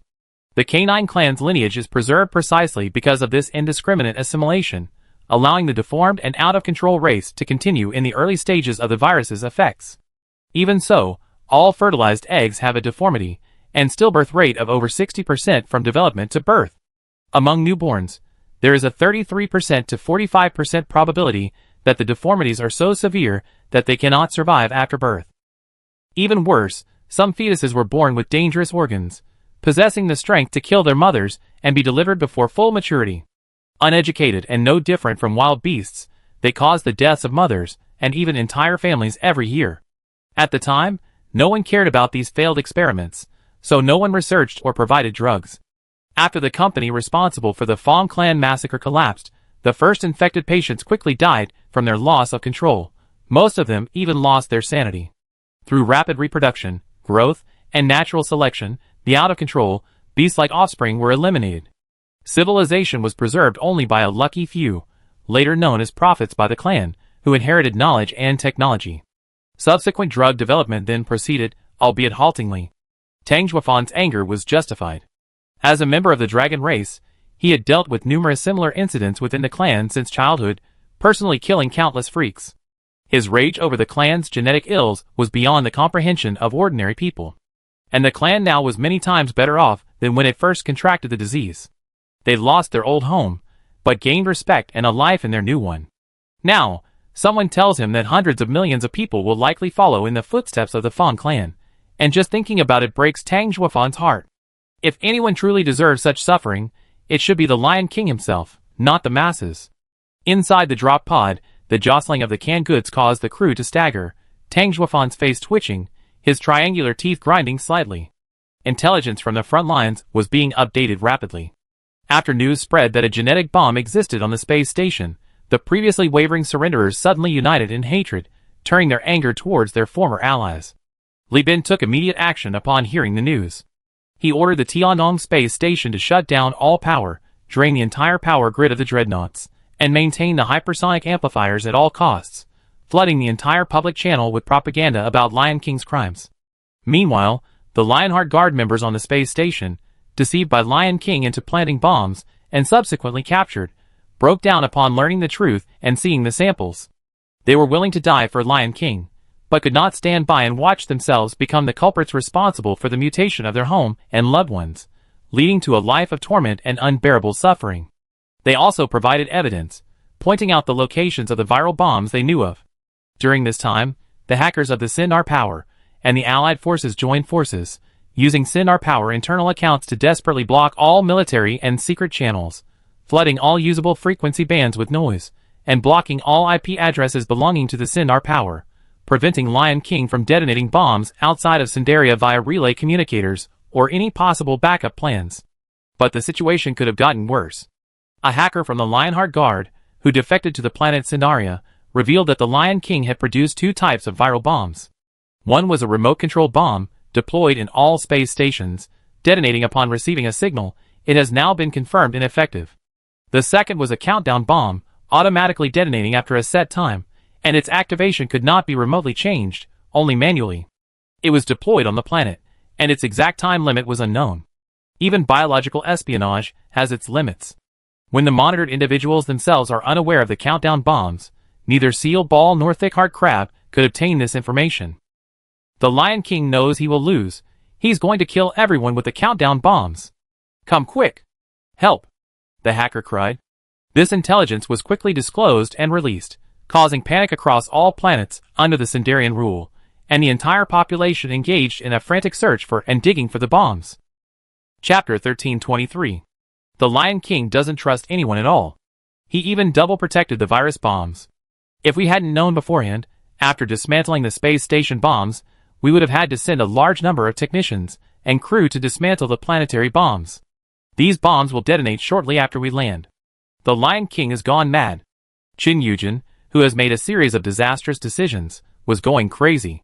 She was pulling her hair, unable to understand what this old man was doing. Who is this countdown for? You say you designed it for the Allied forces? Fine, then let me ask you. If the Allied offensive is stalled and the landing is delayed, isn't that tantamount to mass suicide? Are you so sure we can catch up? He didn't care. Inside the Hui Lan Yuan, her face contorted with disgust, succinctly stated, this man has gone mad. He's madly lucid, knowing he'll lose sooner or later, so scorched earth is his bottom line. Even if he can't inflict significant casualties on the Allied forces, he dragged the entire Sindar regime down with him. Medical Minister Amanda immediately added, right. This man can't accept anyone else seizing power in Sindar through a succession of power like him. Lion King's Palace, the Royal Palace. This is the Lion King's last fortress, a vast, complex, magnificent, and solid underground alloy structure, completely isolated from the outside world. Even the air and fresh water have internal circulation systems. Its structural strength is sufficient to withstand several antimatter bombs head-on. There isn't a single living person inside. All are guarded by intelligent mechs controlled by the activated Alpha Core within the Royal Palace. The Lion King sat on his throne, repeatedly reviewing all the information from before the communications were cut off. He knew that once the local civilian and military officials of Sindaria learned the truth about the bomb, they would inevitably defect. Given Sindar's powerful electronic warfare capabilities and home advantage, it was impossible for all communications to be cut off so quickly. It could only mean that the intelligence department had already surrendered. It must be chaos outside right now. Everyone's scrambling to keep up, he said, grinning mischievously like a playful old man. The Alpha Core Lion replied in a deep, resonant voice. Judging from the external signal density and frequency, it's no less than the day we used the planet killer. The projection unfolded, revealing the image of the lion, the young Lion King. He had copied his memories and repeatedly written them into the Alpha Core, thus constructing the simulated personality of this AI core. He was his most steadfast comrade in arms, with no possibility of betrayal. Even superwave communication isn't working? I was thinking of trying to activate the space station bomb. No, the relay communicator in the Asiatic galaxy is a product of the human realm era, equipped with a relay superwave transmitter. The Universal Alliance must have used tachyon technology to actively overload the relay superwave transmitter, causing all superwave communication in the entire galaxy to malfunction. Quantum communication isn't working either. Tachyon Technology was originally a communications company, and because their communication antenna power was too high, they even produced a tachyon light spear after adjustments. The entire galaxy is being interfered with by the Tiangong superwave amplifier. What a pity. The Lion King said earnestly, I spent decades building up the Sindar power. I have no wife, no children. The Sindar power is my wife and children. He sighed, like an old man betrayed by everyone. As a monarch, the fall of the kingdom means the fall of the family. I have a responsibility and obligation to give my wife and children a quick death, to spare them the humiliation of defeat. It's a pity that this death confession, which I spent so much time writing, has been left unfinished. The lion sneered mercilessly, it's all because you're too greedy and weak, trying to drag Li Bin down with you. If it were me, I would have sent the signal during the electronic warfare phase. The Lion King raised his hands in surrender. I'm old, not as young and decisive as you. If it were me now, I probably wouldn't even be able to bring myself to deploy the planetary killer. So you lost, a crushing defeat? The lion continued to mock. This Lion King has aged into a mental illness, a kind of paranoid, self-righteous, love-induced mental illness. Medical Director Amanda, drawing on the Lion King's past deeds, spoke rapidly. He reformed the Lionheart Guard, deployed bombs, all based on his own absolutely correct thinking. Thus, he allowed personal interests to override public good, his arrogance and narcissism reaching this level. It's fortunate he's a leader. If he were in any other position, he would probably have been deemed unqualified and fired by the AI Corps long ago. No, he should be eliminated. This bastard. A young Lion King seemed to reside within Qin Yujin's heart. She could almost imagine that Lion King would become an adjective in the future, used to describe anyone who was ruthless, extreme, or insane. In short, anyone with a lion-like personality would be affectionately called "You're a bit too much like a Lion King." The previous Supreme Overlord actually hailed such a butcher as a hero. He deserved to be judged. Qin Yujin's lifeless eyes darted around. Then she suddenly noticed something and shouted, "Where's the Commander-in-Chief? Where is the Commander-in-Chief? We need him." Kong Jicho rolled his eyes, propping his chin on his hand. Secretly undermining others when there's nothing to do, then shouting Commander-in-Chief when something happens. As for Lan Yuan, she was almost driven mad with anger after receiving all the intelligence. She had only ever seen alien races commit such massacres of humanity in history books. Lan Yuan vomited incessantly, even coughing up blood at one point. The same happened to Wu Qingyu, Xingchen Feier Zongzi, and Qiu Wuyan. And Brother Jia. Brother Jia was so angry he fainted. The godlike figure from the Perseus star system once again gave these self-proclaimed experts a unique lesson, leaving these seasoned veterans speechless. Li Bin, on whom high hopes were placed, was currently in his office. To be honest, this was my first time leading a major battle against a behemoth-level power. Although I used the tactic of division, the war itself was won far too easily, far more easily than I imagined. Li Bin, his head resting on ISA's chest, spoke as if to himself, yet also as if confiding, but the aftermath was far too severe, almost unbearable. He wasn't talking about the lives of a few individuals, a few hundred, but hundreds of millions, and the lives of hundreds of times their current number in the foreseeable future. ISA hugged Li Bin like a mother embracing a bewildered child. Ideally, you should have watched Lion King detonate the bombs, turning these people into deformed beings. But you can't do that, Li Bin. You, me, all of us want to make the world a better place, and those who are willing to get their hands dirty can't just stand by and watch. But someone will die because of this, and even planets will be destroyed. What will you do? I have to try, Li Bin said. I never hesitated to assume the worst of others, but I didn't expect Lion King to be so ruthless. I brought the Tiangong and Chu Xiangrui's fleet, prepared a full band jamming plan, enough to block all remote-controlled bombs. A few manual detonations wouldn't harm too many people, but he actually made a countdown bomb. That's too cruel. A beast. Considering defeat before victory, that's not how military strategy works.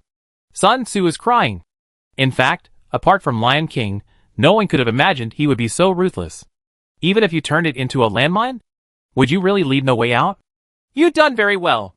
The full band jamming plan dismantled Lion King's remote-controlled virus bombs. There are so many countdown bombs, how can you possibly investigate them all? ISA comforted Li Bin, and also comforted herself. He asked earnestly, if I had told everyone from the beginning that Lion King was planning a virus bomb, would things have turned out better?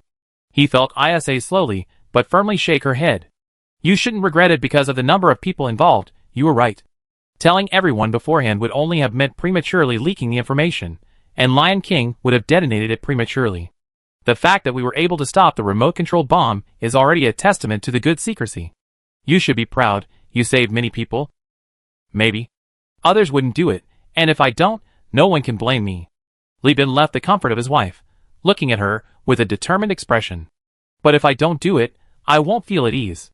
What influenced Li Bin's worldview was the distant past, a past where the slaughter of hundreds of millions of people had never occurred. Even the most ruthless butcher wouldn't have committed such an act. Then do it. Treat every time as if it were your last, and don't be discouraged, darling. It's not your fault. You shouldn't blame yourself for someone else's mistake. ISA kissed Li Bin. Chapter 1324. No one knows the vulnerability Li Bin experienced during his disappearance of over 10 minutes. In any case, When he reappeared, he displayed absolute ruthlessness and a controlling nature. Just as Li Bin reappeared, Longzi Tangjuafan's forces had already landed and, with the help of the giant beasts, successfully blasted several craters into the planet's surface. The geological structure of Sindaria was extremely fragile. Even a slight explosion would shatter the surface, like the crust of a cake. As several signal cables descended from the sky, Sindaria, which had lost contact due to full band interference, finally found its anchor. "We will do everything in our power to rescue him." Li Bin's voice rang out. This voice, which yesterday was considered an enemy, causing countless people to grimace and grit their teeth, today sounded like heavenly music, like the pardon of Saint Ludwig after the apocalypse. Local officials must obey orders, civilians must accept command, and soldiers must follow instructions. This is not just about maintaining order, but also about efficiency. Our attack is faster than we initially anticipated. It will certainly be faster than the Lion King's. We make it in time. This was a lie, Li Bin knew, but he could only use this method to encourage the people, using his reputation to reassure everyone and ensure they obeyed. Only by maintaining order could more people be rescued. All hives, immediately shut down the central ventilation system. Civilians and soldiers, use whatever tools you have to seal off the ventilation fans. Do not use welding or heating processes, conserve oxygen wherever possible. Sealing off the ventilation system now, while seemingly wasteful to others, could buy more time after the virus bombs were released by increasing the oxygen content in the air. But Li Bin knew those who made such suggestions were talking nonsense. These people had never witnessed the scale effect of a population of hundreds of millions, nor the resulting management and time costs. Frankly, even given a week, Li Bin couldn't guarantee he could block all the ventilation fans. After all, there were still many old, abandoned buildings and tunnels. He could only say he would try his best to manage, but everyone needed to save themselves. Again, there were too many people, he simply couldn't manage them all. Those who obeyed would live, and Li Bin couldn't help those who didn't. He could even imagine that the most obedient would be the military and officials. These people, for their own benefit, might even over-enforce orders, to the point of shooting criminals trying to profit from the crisis. As time went on, these tense individuals might even shoot any suspicious person. He could only act as quickly as possible. The Allied forces are building emergency shelters on the planet's surface, and various departments are orderly relocating the population. A massive space project was underway. This might be the largest human landing operation in a given time since the Great Collapse. The airdrop pods and landing craft rained down like a torrential downpour. Upon reaching low altitude, the airdrop pods disintegrated, scattering countless alloy plates and trusses covered in a layer of radiation-resistant plastic. The Loma-class frigate descended from the sky, its main engines at maximum power, struggling against the planet's gravity. The crew, awkwardly donning their power armor, struggled to move despite nausea and vomiting. At a distance of tens of meters from the ground, the frigate came to a stop, its exhaust scorching the ground a glassy color. Li Bin ultimately disobeyed his own orders. He not only ordered the Marines to land but also emptied the entire stockpile of power armor, having the crew, mechanics, and engineers don it, and board the frigate and shuttles to reach the surface. The space station's elevator crashed and rose wildly, scattering massive amounts of resources. Qin Yujin and the others, who had previously longed to land on their planet, were now filled with dread. But under Li Bin's forceful, almost power-grabbing threat, no matter their reaction, they had no choice but to submit to the firepower of dozens of capital ships and numerous unique vessels aimed at them. "I will report all of this truthfully to the Supreme Overlord," Qin Yujin said, her voice bittersweet, tinged with fear, resentment, and admiration. Li Bin, his back to the crowd, his hand on his lower back, said, "What you all refuse to do, I will do. I am carrying out my will. Your emotions are irrelevant to me." Kong Jicho sat on his throne, heartbroken, watching his beloved sacrifice ship brutally tear through its truss structure, smashing a path through the expanded dock. He had received Li Bin's orders to go to Star, where hundreds of millions awaited his rescue. Kong Jicho had never imagined that one day he would become the savior in the eyes of millions. "I'm a pirate. Even if I'm a prince, I'm still a pirate's prince." Kong Jicho's eyes were red. "I can't bear this responsibility. I can't shoulder this burden," he screamed, looking up. "Li Bin, you drag me down with you. Even if you go to hell, you come with me." The situation on Star is slightly better. Its habitable climate means there are no dome-shaped cities, but it has an atmosphere and oceans, and a population of over 100 million. The virus can still spread through various means. As for blood-clotting Star, Its population is only a little over 1 million. Although it lacks an atmosphere, its vast distance from its star allows for temporary survival on the surface. Everyone wearing protective suits and carrying oxygen tanks can hold out until reinforcements arrive. Therefore, blood coagulation star can adjust itself through self-rescue. Currently, the vicinity of Star is deserted. The remnants of the surrendered Sindar fleet and the Interstellar Empire fleet have all rushed there, and Kong Jicho is also going to take charge. Li Bin left the most difficult planet, Sindaria, to himself because Sindaria is unique in that it lacks an atmosphere, and its surface is constantly affected by solar radiation and extreme heat. Furthermore, the dense network of underground tunnels and interconnected nests is a natural incubator for viruses. A single explosion would spell death for hundreds of thousands, beyond any hope of saving. The Fong clan, led by Tang Zhuofan, has begun dust suppression efforts.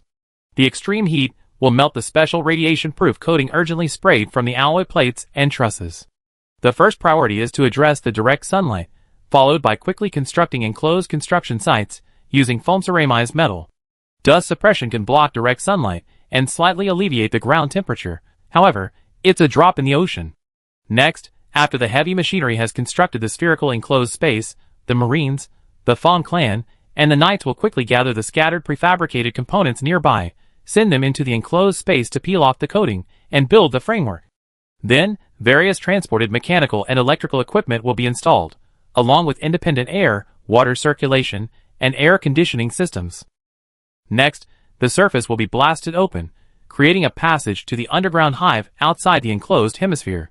A downward passage will be violently constructed, while simultaneously expanding violently downwards in all directions, reserving sufficient underground space for the construction of temporary underground shelters. Constructing upwards requires a large amount of materials and time, but retrieving downwards is much simpler.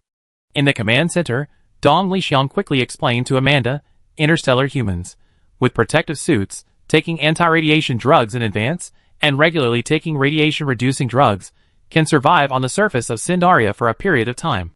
But the genetic virus won't work. Violent digging downwards is necessary, but don't worry about digging up a genetic virus bomb. Viruses that are effective against humans are ultimately just proteins. Viruses only work within the human body. On the surface of Sindaria, they're nothing but a fart. Radiation and high temperatures will kill them in less than a second or two. We can actually use the planetary environment to help us kill the virus, exposing as many shallow cities as possible in the underground nests, and digging through the Earth's crust. Amanda nodded. Indeed, radiation sickness is easy to treat. If all else fails, amputation is an option. But once the genetic virus enters the bloodstream, the entire person is doomed. Chapter 1325. Tang Zhuofan stormed onto the surface, leading his strongest and most experienced warriors, each clad in specialized power armor to accommodate their grotesque bodies. His blood boiled, scorching his skin. The lizard genes caused his tear ducts, which spewed blood spurts, to gush forth blood tears. But he couldn't find the enemy. Those emerging from underground were only civilian officials who had surrendered and been immediately conscripted, transformed into relief and evacuation government officials, and soldiers maintaining order and suppressing chaos. When these people saw them, they showed none of the disgust or fear that ordinary pure-blooded humans would feel towards mutated beings, only profound sympathy and sorrow. That shared experience, that countdown to death from underground, even filled Tang Zhuofan, a veteran of such experiences, with a sense of shared grief. He recalled a line from a holographic novel: "The most painful thing in the world is not never having possessed something, but having possessed it, and about to lose it. In this uncertain time, you will be in a state of superposition of gain and loss. You must simultaneously taste the bitterness of I have lost and I am waiting for this moment, like enduring a long and endless mental torture." Compared to these people, those of us who were born monsters seem more fortunate. At this moment, pure-blooded humans and the Fong clan achieved empathy. Tang Zhuofan was plunged into immense helplessness. He came with overwhelming rage, wanting to carnage and use the organs and blood of his enemies to cool himself. But those clad in the insignia of Sindar's power were all innocent. According to the information conveyed by the civil official, the Lion King had sealed off his Lionheart Palace, an underground fortress built from the beginning with the Overlord as a hypothetical enemy, extending tens of thousands of meters underground. All the Lionheart loyalists outside the Lionheart Palace, those brainwashed to the point of losing their sense of self, those who attempted to detonate the virus bomb prematurely by other means, were quickly captured by armies from various regions. Before they could even be imprisoned, The prisoners were torn to pieces by the enraged mobs. Thus, Tang Xuefan became invincible. He punched a piece of fluffy cotton in a fit of rage. And when a virus bomb closest to the surface was unearthed during the excavation of a temporary underground city, a new piece of news shocked everyone once again. Woof! Your Highness the Dragon Prince. A clansman with a Labrador Retriever head wailed, "It's a mechanical structure. That old **** used a mechanical structure. Hackers can't decipher it, and the surface can't be saturated with EMP bombs." Furthermore, for a city whose very crust was teetering on the brink of collapse, filled with mines and hives, using EMP to sweep across the globe was simply unrealistic. There weren't any EMP bombs with such a high yield to wipe out the entire world, not even pulsars. The geological depth was a barrier, impossible to penetrate. Li Bin's temporary underground city plan had considered using concentrated EMP bomb explosions to at least clear a safe zone. But now it seems that even if Li Bin possesses a mysterious EMP bomb capable of penetrating a planet, and can withstand the pressure from the Allied forces and other non-participating but post-war powers, determined to sacrifice the human realm's relics, fuel facilities, automated factories, and all technological achievements, he still cannot stop the Lion King's actions. Because mechanical countdowns are immune to EMPs, if they cannot distort the laws of physics, then it's simply impossible. Tang Xuefan clutched his head in anguish, overwhelmed by a suppressed rage, the near genocide of death, and the shadow of his clan's history, all suffocating him. But before he could compose himself, a new order arrived. Tang Xuefan, your troops are immediately incorporated into the engineering team. Organize them according to clan strength, agility, physical ability, eyesight, and intelligence to assist in construction. Li Bin's order descended from the sky, a forceful command followed by helplessness.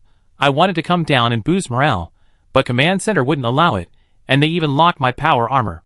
I had no choice but to send my brother.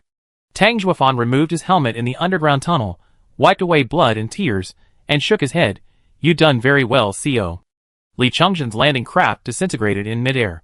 He piloted the Giant of Light, landing heavily, and quickly dispersed with his various clan knights to take over local security. This channel. He instructed the hackers from the Sindar Power to adjust the network. All officers who have come out are now under my unified command. The Universal Alliance doesn't have a habit of making people work for free. Anyone who accepts integration and assists in maintaining order will not come for nothing. Their merits will be recorded as temporary workers, and rewards will be given after the war. They can be transferred to the Allied Defense Department on the spot, and those with outstanding performance will be directly recruited into the Universal Alliance. He paused, seemingly feeling that this wasn't enough, and added, the Lion King's property will also be distributed. At this moment, the Lion King seemed to have become a symbol of the ruling class above the people of the Sindar Power. No, the Asiatic galaxy. Freya, following behind, rolled her eyes and continued, those who cooperate, whether civil or military, will have priority in accommodation and food supplies for themselves and their families, as well as priority in vaccines. Those with skill should register at the various registration points to participate in the project. They will also have priority. This statement finally ignited the crowd. Those who had escaped closest to the surface, abandoning their belongings, immediately surged towards the registration point. Li Chengzhen slapped his forehead, realizing he'd been so focused on the soldiers that he'd forgotten to mention this. Inside the space station, the Sky Dome battle system had transformed into a massive office, leaving officers like Pierre Ribas with nothing to do. The Universal Union had no shortage of military management talent. In fact, with no wars to fight, they were surplus. Staff officers were requisitioned for management duties, while Qin Yujin, previously ridiculed, now displayed remarkable abilities. She assigned a Hegemon Marine Corps unit as her mouthpiece, sending them with the fleet to Wolstar to assist Kong Jicho in communicating with local officials, persuading them, and coordinating efforts. Despite not daring to go down, their performance was impressive. Now the entire star system was bustling with activity. Even the governor of the supported planet Nosha contributed, dispatching a large number of officials and technicians to help. Faced with the emergency management challenges posed by hundreds of millions of refugees, there's never too much civilian work. Before establishing a basic management system and personnel allocation, the core AI capabilities are limited.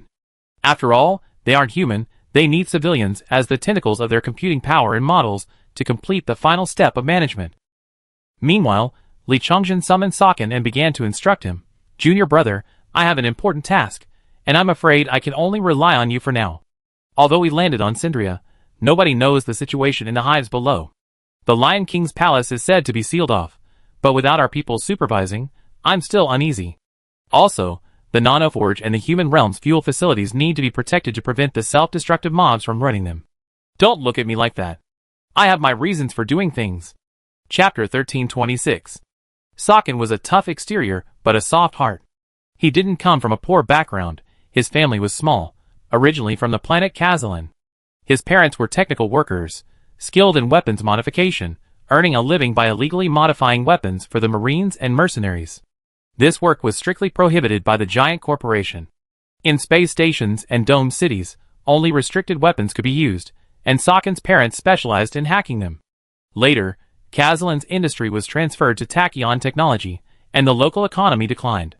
His parents sold their possessions, and waited for several years until the Third AI War concluded.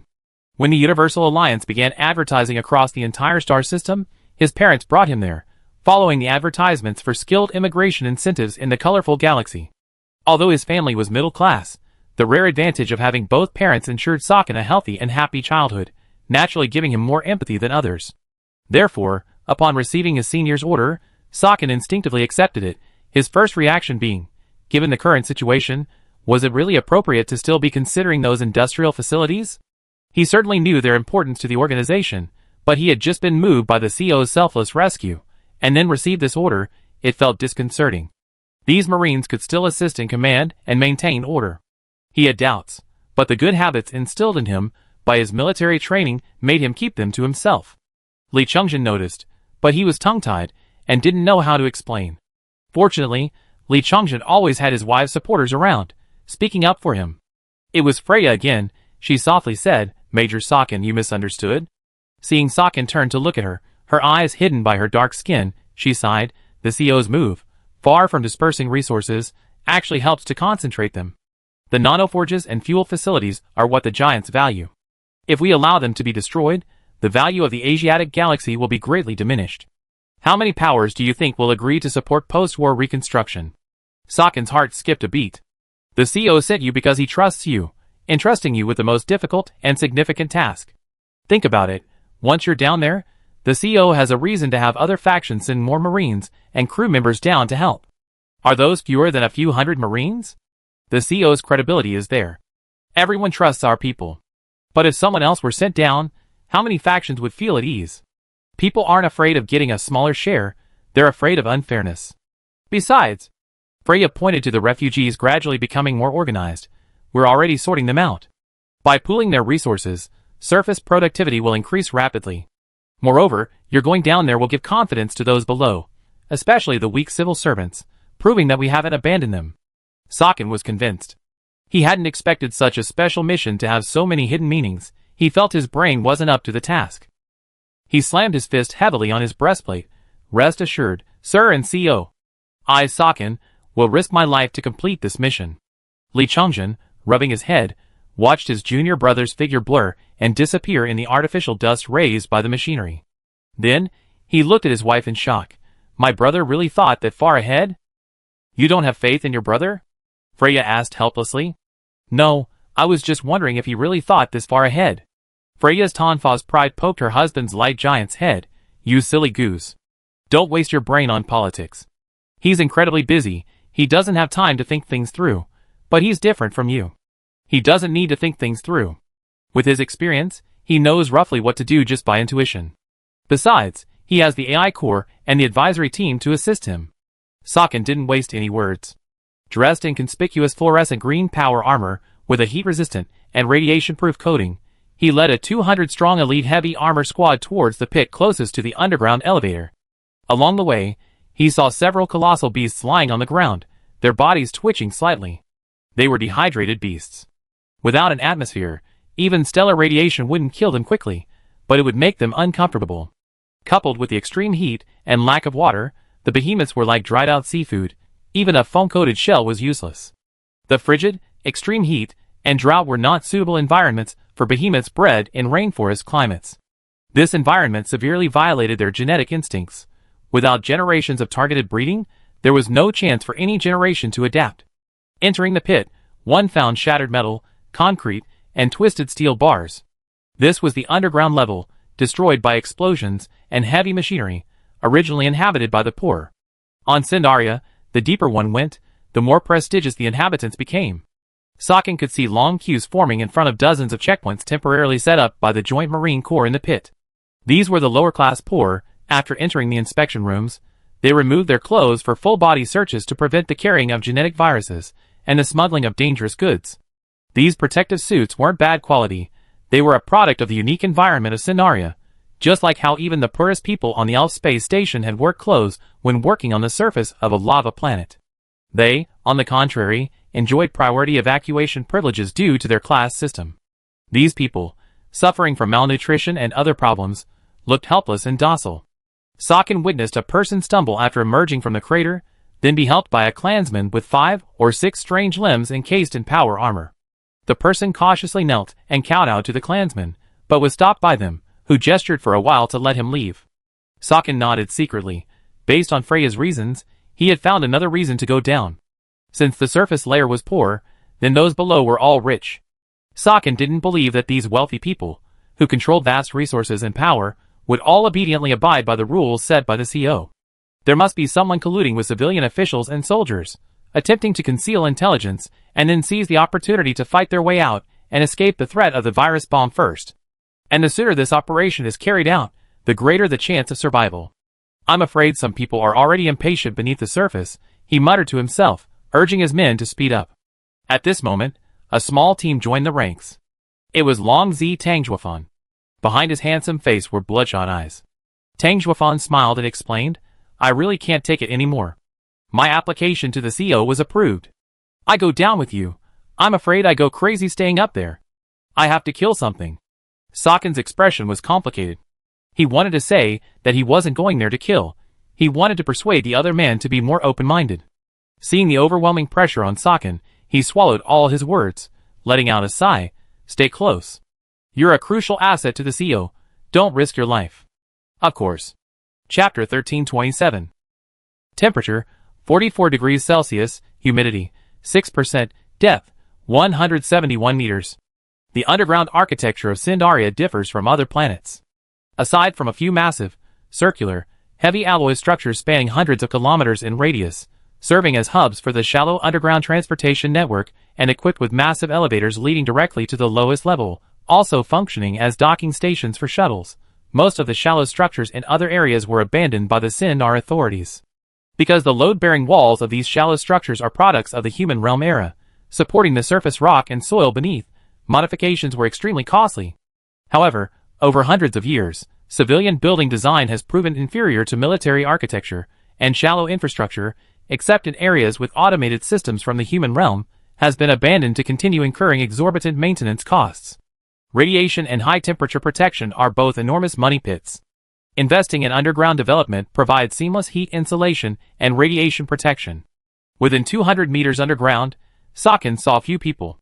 Although Sindaria had a large population, the strong rule of warlords ensured a basic standard of living for ordinary people.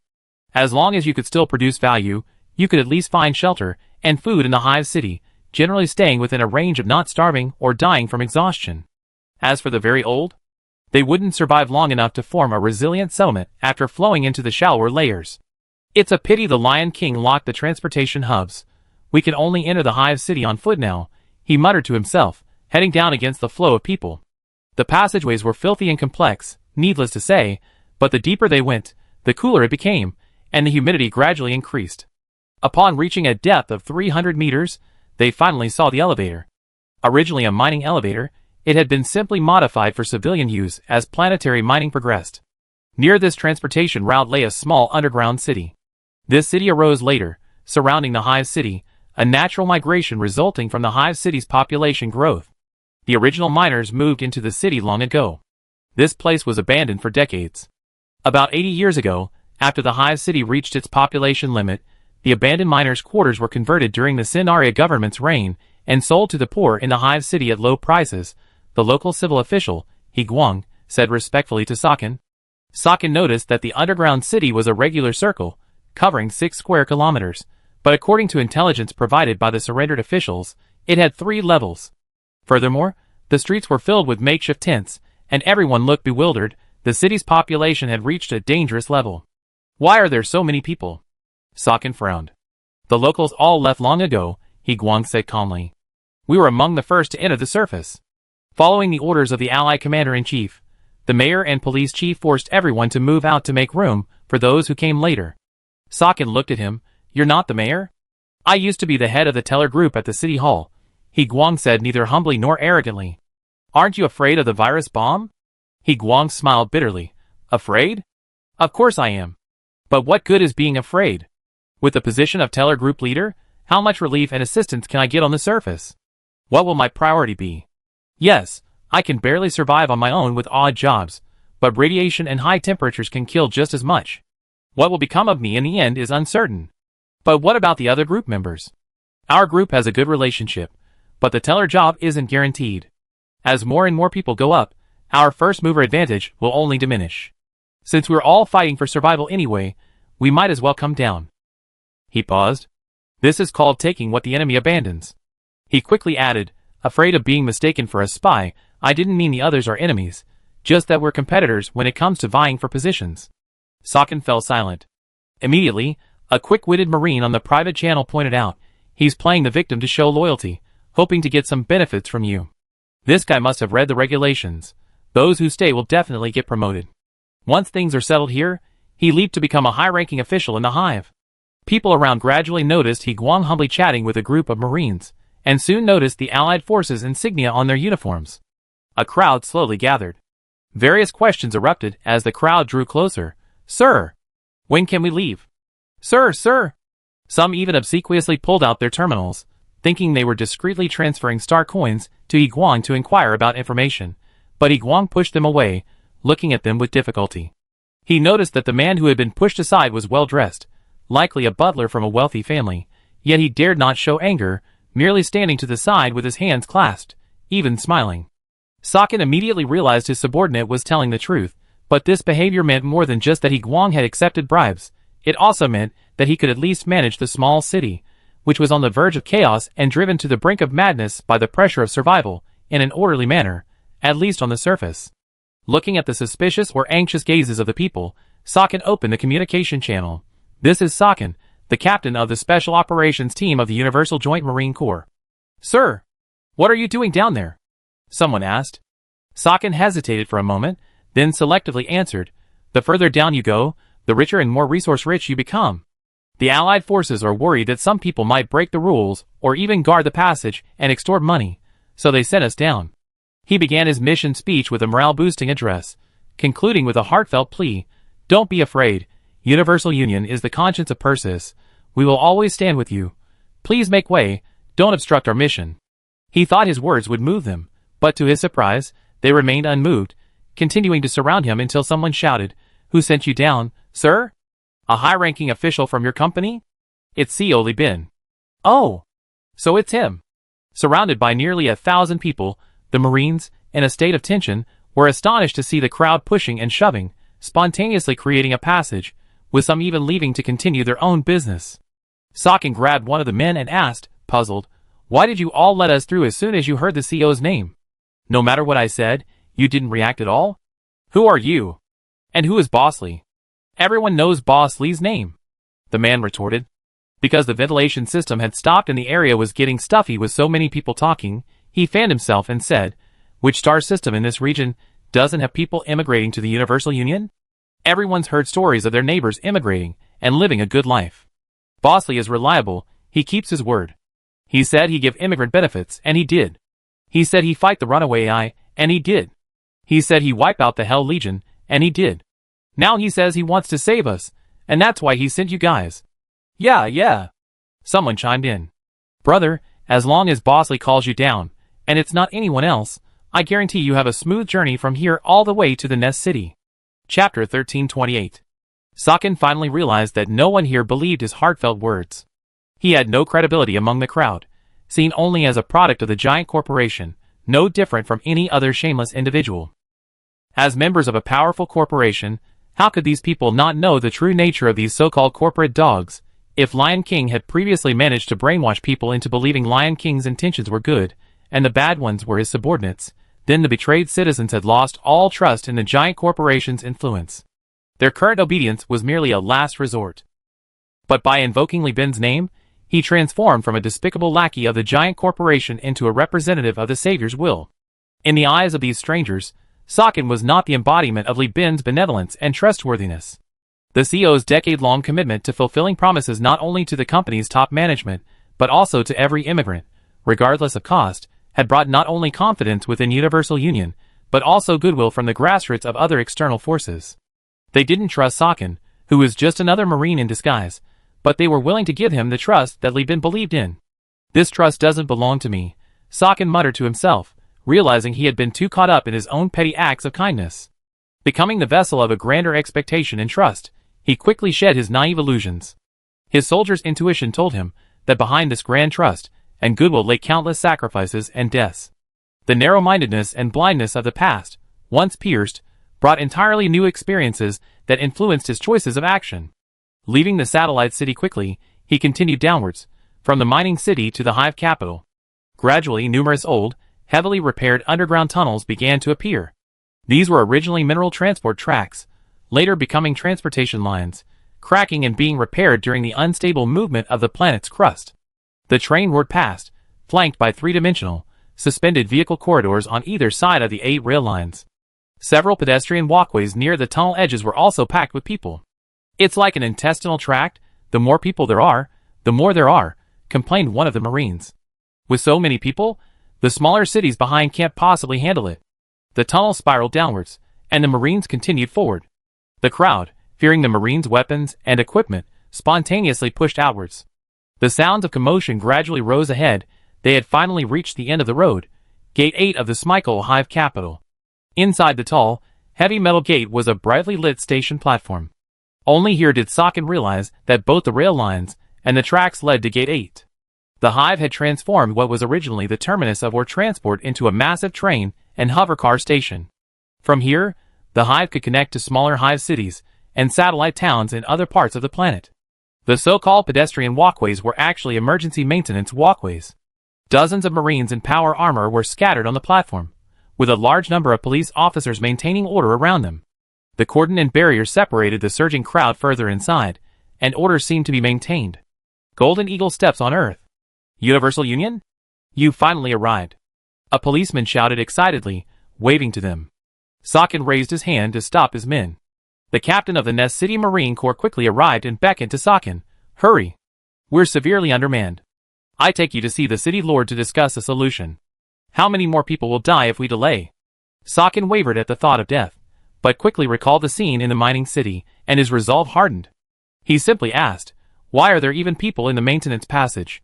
"What?" the captain asked, puzzled. Sakin snapped, "I'm asking you again. Why are you opening the maintenance lane to the citizens?" "Are you stupid?" the captain retorted. "How can we evacuate everyone in time if we don't open the maintenance lane? What about traffic accidents?" Sakin countered. "If a road is blocked by an accident, how long will it take to repair it with the maintenance lane blocked? How much transport capacity will be wasted? Don't you know it takes an average person 8 hours to walk from here to the mining city? We have powered armor, but do they have that too?" "You?" the captain angrily waved his hand. "I'm not going to waste my breath on you. Come with me to see the city lord. If there's anything wrong, complain to the city lord. Lives are at stake." A few hours ago, Sakin might have been fooled by this explanation, but now it was different. Realizing that good deeds have different levels and consequences, he completed his internal logical loop. "Sorry," he whispered to passers-by near the maintenance tunnel, then pulled out a tear gas canister and decisively threw it into the bright light inside the door. He then gave the tactical order, "Seize the door." The battle was about to begin. 300 Marines activated their boarding backpacks, took off from the spot, and swarmed in like bees, crashing into the platform and engaging the Nest Marines. Outnumbered, out-equipped, and out-trained, coupled with surprise attack, the vast differences in other aspects, despite the lack of home field advantage, led to a battle ending within 3 minutes. After Sakin forcibly removed the captain's helmet amidst the screams of the crowd, he pressed the scorching muzzle of his gun to the man's forehead.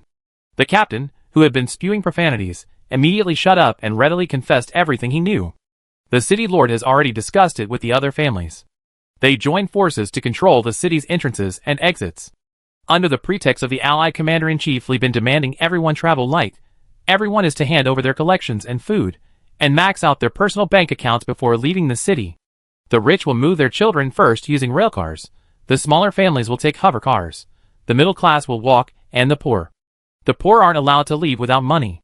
Sakin sneered, thinking, if I hadn't seen better options, I probably would have obediently followed you, then been intimidated by your city lord's righteous indignation and desperate plea for help, swayed by his few words. He could almost picture the city lord's underhanded tactics. In exchange for freeing up places for the poor, he makes Sakin a figurehead under the Allied banner, allowing Sakin to more brazenly exploit other dissatisfied families in the city, even taking away the major families he partnered with. So many people's life savings would vanish. Even if they made it to the top, without star coins, how would they survive? To endure the initial hardships? To wait for relief and scramble for work? What pressure and management costs would that place on logistics and order? How many skilled technicians and engineers would be abandoned in the city simply because they couldn't afford the fees? Ultimately, these positions would all be filled by the useless members of powerful clans, their servants, and private armies. Even the city lord himself could use the pretext of serving the Allied forces to gain their support and aid, returning calmly after the war to continue as lord for his merits. He happily basked in his hero's medals, turning shameless profit into the foundation of his wealth. Bang! Sakin shot his opponent dead, snarling, the CEO's charitable plan has been completely exploited by you bastards. Leaving you parasites in the world will only make nutritional supplements expensive. He ordered his troops, find a few prisoners and passers-by, those familiar with the current situation in the city, and asked them about it. However, after asking, Sakin's heart grew heavier. In such a short time, the situation in the hive has deteriorated to an alarming degree, far more terrifying than he had imagined and as far as he had previously gathered. Chapter 1329. The power armor's battery wasn't some bulky 3K device, it was actually small, sophisticated, and powerful. This battery not only powered the onboard optics, radar, integrated data analysis, and the armor's movements, but also supported various external devices, such as hacking, laser, plasma, and kinetic weapon motors.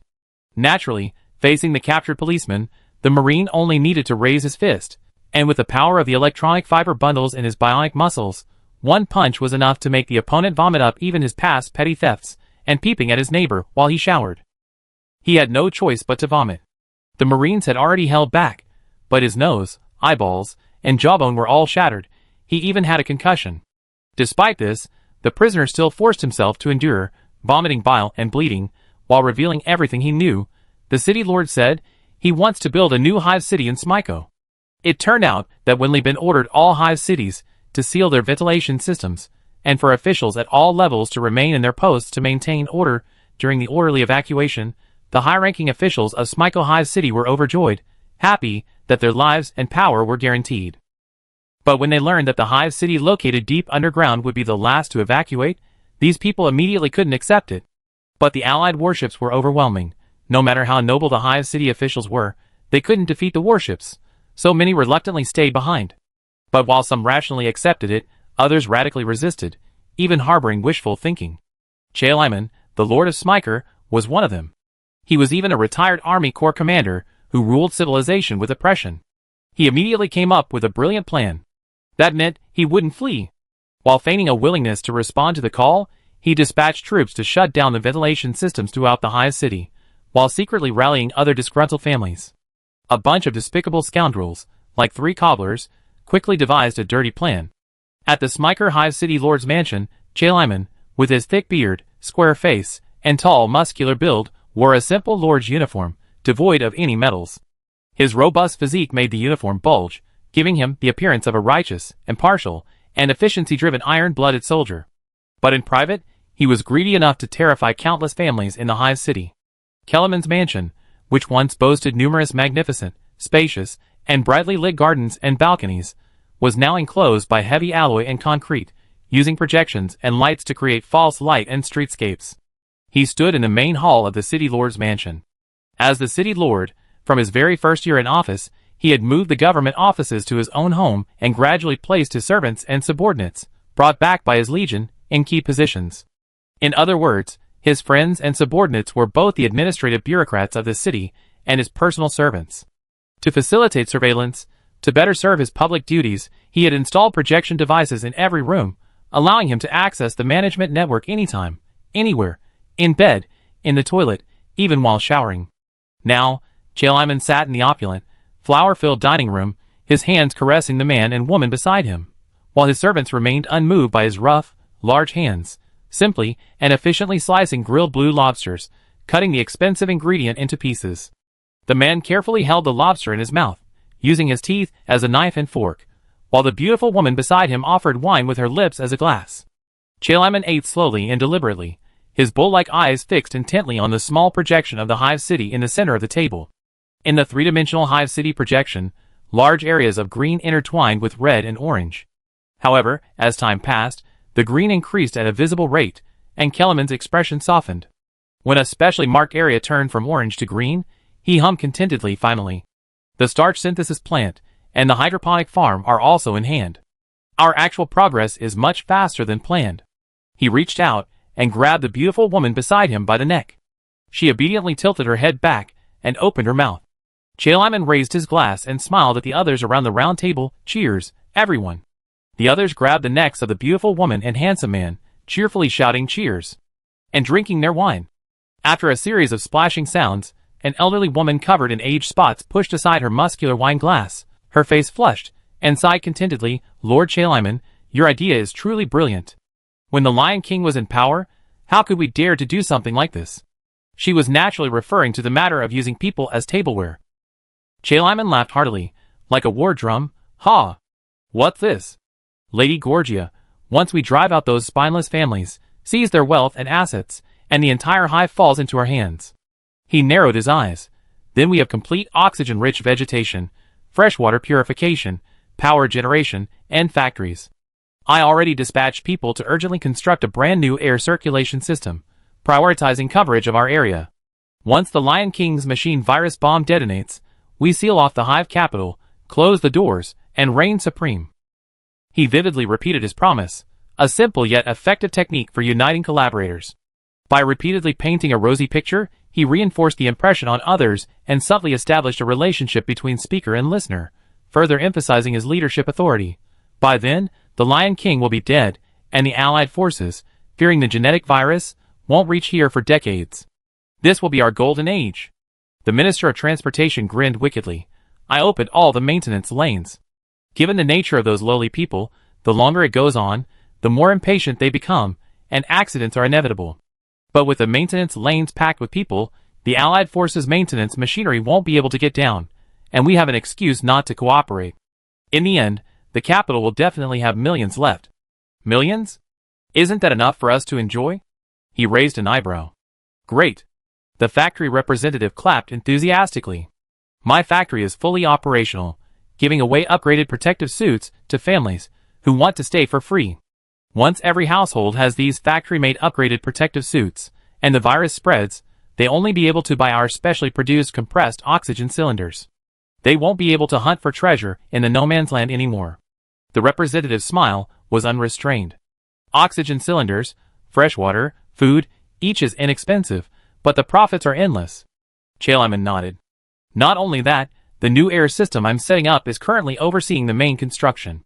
Outside our respective core areas, it won't take over the air service for the entire district.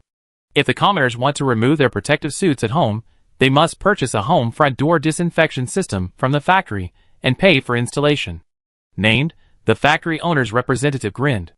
Chalaman continued, "And connecting to the home air recirculation system will incur a fee, plus daily charges for fresh air, electricity, and water."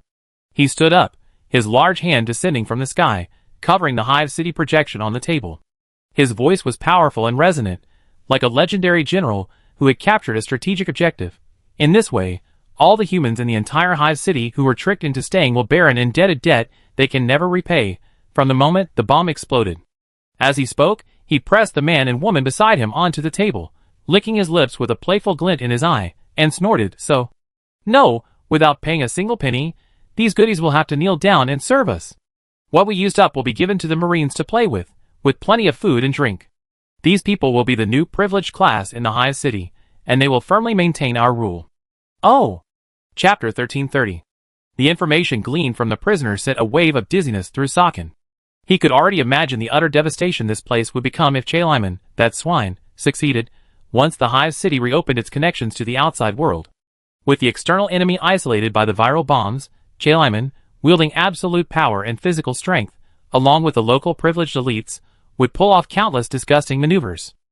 He even concluded that Chaliman must be searching the entire Hive for virus bombs, solely to ensure the success of his plan. Finally, when Sakin considered the unpredictable future, and whether the Universal Alliance would retain its current absolute control over the Asiatic system, and who would be the first to make underground contact with Sindaria after the Alliance disbanded. Would this force possess the same public spirit as the Universal Alliance and punish the perverse Chaliman? Or would they selectively ignore his evil deeds, allowing Chaliman to continue his atrocities, simply to maintain their rule and extract profits as quickly as possible? After all, no one knows how complex and distorted the Hive had become over the past few decades. More likely, Chaliman might hide certain bombs in cold storage or secret rooms, detonating them to serve as secondary sources of infection, using them to blackmail subsequent forces and negotiate deals. If such a thing were to happen, then all the blood shed by the Universal Alliance would have been shed in vain. Sakin would not allow such a thing to happen. He led his Marines directly to the nearest combat readiness office. Fully armed and prepared for planetary ground warfare, the Marines, with tanks, heavy artillery, and mechs as their hypothetical enemies, quickly shattered the local security system. 2 minutes. If we didn't need the projected data in the office, using armor-piercing rockets would be faster, the squad leader reported, picking up a terminal and turning it on. The terminal displayed a small projection of the Hive City, colored red, green, and yellow, with most of it yellow and red, and a few green areas firmly occupying the center, and some key nodes. This is the traitor's friend or foe identification, squad leader Limi said. Chaliman surrendered to the Allied forces, and then reneged, so he's naturally considered a traitor. Green represents areas occupied by their group, orange, the most common color, represents out-of-control areas, and red represents areas occupied by other families and companies. Sakin quickly realized that for Chaliman, lawless zones were the easiest to control and therefore less dangerous, while areas controlled by companies and families that didn't obey him, with their organized thugs and troops, posed a threat to his rule. Moreover, these people weren't the ruthless bandits who formed during the chaos in the Hive City. They wouldn't indiscriminately loot. Their locations were definitely key. Sakin surveyed the entire hive for a while, then pointed to a spot and said, this hive was built around an antimatter fuel facility. It was originally part of the underground complex supporting antimatter fuel for the human realm. We need to prioritize controlling this area. Perfect timing. To enter, we must pass through the City Lord's mansion. The Sindar are an interstellar power that places extreme importance on antimatter fuel. They deliberately position the City Lord's mansion, administrative offices, and military camps near the fuel facility, forcing the local bureaucracy to protect it. Sakin ordered, immediately send encrypted intelligence to the flagship, reporting the situation here. We depart in 2 minutes. Limi asked urgently, Captain, should we contact forces in other regions and get them to cooperate with us? Here's what I'm thinking, said Sakin immediately. Since they oppose Chaliman, whatever their intentions, let's raise our flag first, use them as they are, settle scores later, and give them a chance to redeem themselves. Good idea, Sakin agreed immediately. After dinner, Chaliman wanted to take a bath, but before he could even get up from the table, he saw that the previously emerald green gate number 8 had suddenly turned red. He narrowed his eyes, slightly pursed his lips, and a servant went to open it. There was no video recording, only anxious audio. Kellerman's face darkened as he listened, and after hearing the conversation, he stood frozen in place. The atmosphere at the round table froze. The old woman looked at Chaliman awkwardly, thinking, the entire Universal Alliance army is here, maybe we should just send a few low-ranking soldiers to take the blame and let this matter drop. But the experienced woman, seeing Kellerman's face, immediately swallowed her words. Boss Lee's heavenly soldiers were powerful, but far away. Chaliman, though arrogant, had callous fists right before their eyes. Crack! A sharp sound rang out, and everyone saw that Kellerman's carefully chosen, beloved twins had been snapped in two by his hand, one by the neck. The Universal Alliance? Humph! How many of them dared to charge a virus bomb? He slowly wiped his hands, with the corpses closed, sneering, I already found a virus bomb. If pushed too far, I just sacrifice some people and detonate it prematurely. He looked at the crowd. Our hive is several kilometers underground, and our territory extends several kilometers deeper. Even if the Allied forces wanted to deal with us, How could they possibly handle us all? There's more than just one hive on this planet. Besides, the geology of Sindaria is unstable. Even if they drilled down and blasted it, wouldn't they be afraid of a geological collapse? Yes. Everyone's eyes lit up. However, before Chaliman could continue speaking, an unencrypted voice communication, transmitted via the Tiangong-1 super amplifier, entered all public channels of the galaxy. This is the Allied Command Headquarters. This is Li Bin. I, as the Commander-in-Chief of the Allied Forces, the Chief of the Persis Alliance, and the CEO of the Universal Union, issue the following instructions. Chaliman, the Lord of Smyker Nest City, is utterly depraved. Even in the face of a life-or-death crisis, he dares to harbor ambitions of secession, intending to imprison millions to satisfy his own selfish desires. This is no ordinary act of inhumanity. We must strike hard. All families, companies, and individuals who have not yet left Smyker Nest City, who participate in the execution of Chaliman and his traitorous group, can exchange combat recordings for merit points, and will be given priority. Enjoy the benefits and treatment of the Allied forces. As Li Bin delivered his speech, multiple green dots on the hive's projection screen flashed red alarms.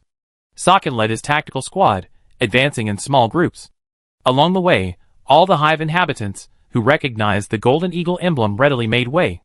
Even the powerful families controlling the local areas in the red zones, upon learning that they weren't there to cause trouble for them, but to deal with Chaliman, also made way. These people even dispatched living map experts familiar with the hive, who, through abandoned and hidden paths, led the group through the complex hive architecture in just a few minutes. The 300 men, divided into groups of 20, led by these living map experts and armed with light and heavy weapons gifted by the hive's separatist forces along the way, unleashed a rapid and devastating attack on the rebels. And Chaliman hadn't even had time to issue a martial law order to his subordinates. Chapter 1331. The complex hive city, the extensive concrete structures, and the planetary gravity granted Sakin unbridled power. Fighting inside the spaceship was arduous. As captain, he needed to constantly outmaneuver his opponents, carefully avoiding excessive force that could damage the bulkheads and expose them to space, while also preventing the desperate enemy from opening the hatch and throwing everyone out. Sindaria was said to be geologically fragile, but that was only compared to other planets. Even if it was fragile, could it be more vulnerable than a spaceship? Boom! Sakin blasted the building apart with explosives. He leaped high into the air, relying on his exceptional agility and experience, landing amidst the collapsing debris, his lithe figure leaping and bounding through the crumbling concrete and interior. Without a jetpack, there was no obvious heat source, and the ambushed hive army couldn't track him with their infrared vision, forcing them to dodge and weave.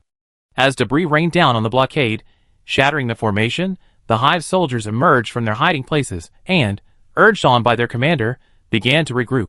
But Sakin had already thrown over a dozen delayed action grenades in all directions as the debris fell. The newly formed army was instantly thrown into chaos by the explosions. While the blockade formed by heavy artillery and tanks was certainly dangerous, when elite Marines got close enough to kill them, especially in the complex environment of an urban setting, there were 100 ways to die. As the grenades exploded, the Marines lying in ambush all around leaped out, their shoulder-mounted missiles, plasma cannons, and flamethrowers firing in unison, swiftly tearing apart the defensive line of hundreds of men. After breaking through the blockade, Sakin and his men immediately advanced, throwing themselves into the next battle. The aftermath here was naturally handled by the Nest City's collaborators. Wu Ming, the patriarch of the Wu family, a major Nest City clan, wore a form-fitting power armor. The Wu family, primarily engaged in volatile substance refining, naturally had no interest in Kellerman's small nation plan. She led her family's private army, numbering around 1,800 men, each highly skilled in martial arts. Yet, seeing her mere 20-odd men effortlessly rout the heavily armed Nest City army, she clicked her tongue in amazement. Stepping over rubble and charred corpses, her face beneath her helmet was grim. The battlefield also bore many wounded soldiers, some surrendered, covered in dust, while others stubbornly resisted. The sharp bio of laser weapons mingled with the tearing sound of kinetic energy weapons firing in rapid succession. Standing amidst the wreckage of a tank, a mangled, blackened frame now, the result of an ammunition depot explosion, Wu Ming grinned. How long will it take our men to break through this line? How many will they lose? The private army instructor and bodyguard stammered. Probably a few hundred. At least 2 hours. And that required long-range heavy artillery suppression. Wu Ming gasped. Such a huge difference? It's not calculated like that, the man sighed, explaining. This Marine Corps unit is clearly a special operations elite group, specializing in asymmetric warfare and behind enemy lines. They've been through real battlefields. Every single one of them has experienced at least 2 planetary landing-level wars. Our private soldiers primarily learn and train in security, armed training, melee combat, and counter-assassination, etc. Our specializations are different, and besides, killing people and surviving on the battlefield are different. The reason giant corporations are giant corporations is because they have enough resources to build up a sufficient number of battlefield survivors. Wu Ming grumbled, Sindar is a giant corporation too. The man was speechless. He wanted to say that just because someone claims to be a giant corporation doesn't mean they have a giant corporation-level armed force. If you want to find someone like that, you have to go to the front lines and carefully select them. It's like 2 people from the same giant corporation, the project department fighting a lawsuit. How can they compete with the legal department? Why was Chaliman able to maintain his position and suppress other factions in his first few years as city lord? It was because of the elite troops he brought back. But even if those people were strong, after more than a decade of corruption in the capital, they were no longer up to par. In the silence, a muffled explosion came from afar. A few seconds later, Sakin's voice came through the terminal helmet. Ms. Wu Ming, please send someone to take over the number 3 freshwater purification plant to receive the prisoners. We will continue our advance from here. Wu Ming shook her head, feeling dizzy. The Nest City families, having enjoyed too much comfort under the protection of Sindar's powerful wing, had already escaped the cruelty of the starfield. She wondered, how did it all happen so fast? Sakin, however, didn't think he was fast. On the contrary, he complained that he was too slow. So he led his men into the freshwater purification plant, used explosives to destroy the pump blades, and poured directly into the sewage, heading towards the city lord's mansion. The same scene unfolded in other Marine Corps squads. After receiving orders to operate freely, advance at top speed, and use any means necessary, the squad leaders felt liberated and began to use their unique skills. Some employed hacking techniques, using captured terminals to decipher the city lord's network firewall, modifying their identification, changing their paint scheme to appear as friendly forces, issuing themselves evacuation orders, and then swaggering through the blockade under the guise of carrying out a mission. Some raided small factories, using their facilities to violently modify robotic dogs and drones, employing unmanned machines for suicide hunts, and using sophisticated information traps to dismember enemies. Others repaired their spoils on site, transforming lightly armed ground combat squads into heavy infantry units, even recruiting scattered soldiers with promises of weapons and a share of wealth, building heavily armed forces to advance. As for Sakin himself, he adhered strictly to the special operations tactics taught by his mentor, prioritizing infiltration and stealth. He had the confidence to do so. His squad consisted entirely of battle-hardened veterans, all physically intact with few prosthetics. His team was widely recognized as the strongest. Even his senior, Li Chongjin, admitted that in terms of power armor combat alone, he was inferior to Sakin. This was because Sakin's tactical squad was among the company's first batch of bio-enhanced individuals. This was a byproduct of the enhancement experiments conducted on behemoths by the Biological Research Center led by Dong Lixiang. Using the biotechnology from the secondary hibernation pod in the White Rose starfield as a clue, the captured Tachyon Technology Project P as its backbone, and Dong Lixiang's research on neural parasites as its foundation, the procedure involved replacing major nerves, including part of the brain, with neural parasites, significantly increasing the speed of nerve reflexes. Artificial gland boxes were used for active hormone regulation, and bone structure modifications were added to enhance bone strength, impact resistance, and the ability to withstand more high-density muscle. Further, there were connective tissue modifications to counteract the recoil of extreme movements, spinal metallization, and a series of other surgeries. Finally, an external stomach was added to improve nutrient absorption and metabolic speed, completing an expensive, dehumanizing surgical transformation. Sakin is now over 2 meters tall and weighs over 410 kilograms. With his power armor, he weighs over a ton, yet can reach a top speed of 90 kilometers per hour and a cruising speed of 50 kilometers per hour. He can fall from a great height, maneuver among falling debris, and throw grenades with perfect timing, all thanks to this full-body modification. Even his kidneys and liver underwent enhancement surgery, with implants inserted to filter certain substances he needed, but his natural organs couldn't eliminate, such as heavy metals. It's no exaggeration to say that in a naked fight, Li Chongjin wouldn't last 5 moves against Sakin. Even if the old one-eyed man wore his prosthetic arm, and with his years of experience, Without utilizing the terrain, the odds were still 70-30. The old one-eyed man's prosthetic arm was equipped with firearms. The increased reflexes from the neural parasite were so great that Sakin could easily dodge the old one-eyed man's aiming movements. Chapter 1332. The bioengineered superhumans, led by Sakin, weren't Li Bin's original creation. In fact, the powerful foundation of human genetic engineering and science and technology meant they didn't need such complex surgery. By directly altering genes at the embryonic level, relying on the embryo's powerful self-healing ability, many unimaginable technologies could be implanted. The human template was one example. Li Bin's bioengineered superhuman approach essentially turned humans into non-humans, not much different from the Draco vampires, only more controllable, but also more expensive. This technology was undoubtedly instigated by Celia. She was too fond of space marines, and Li Bin's approval was simply to acquire more advanced landing warfare technologies. Beasts and knights were strong, but too conspicuous. Draco vampires were strong, but too limited. Their vampiric nature made Li Bin unable to fully trust them. Therefore, he needed his own humanoid weapons. And Sakin, this humanoid weapon, truly lived up to expectations. They swiftly breached the sewage system, emerging from toilets, kitchens, and other locations, appearing throughout the hive's buildings and rapidly hunting down the hive's army. The only drawback of this surgery is that the modified brains, due to their excessively rapid neural reflexes and high brain load, are unable to support hacking training and corresponding modifications. Therefore, his team consists of pure warriors. The Lord's Mansion. Chalaman sat grimly in his office, the green area projected onto the hive rapidly turning red. In the areas he controlled by force, after the removal of military control, the local people, small families, and companies immediately joined the Allied forces. According to reports from the front lines, even logistical support in the green area was disrupted. The staff officer/butler reported, "The enemy's breakthrough is too fast. We simply don't have time to resweep the rear." Chalaman raised his hand to stop the butler. "Deploy the 369th Independent Regiment to the battlefield." The 369th Independent Regiment, formed by Chalaman through bribery and assistance from former military subordinates, consisted of demobilized soldiers.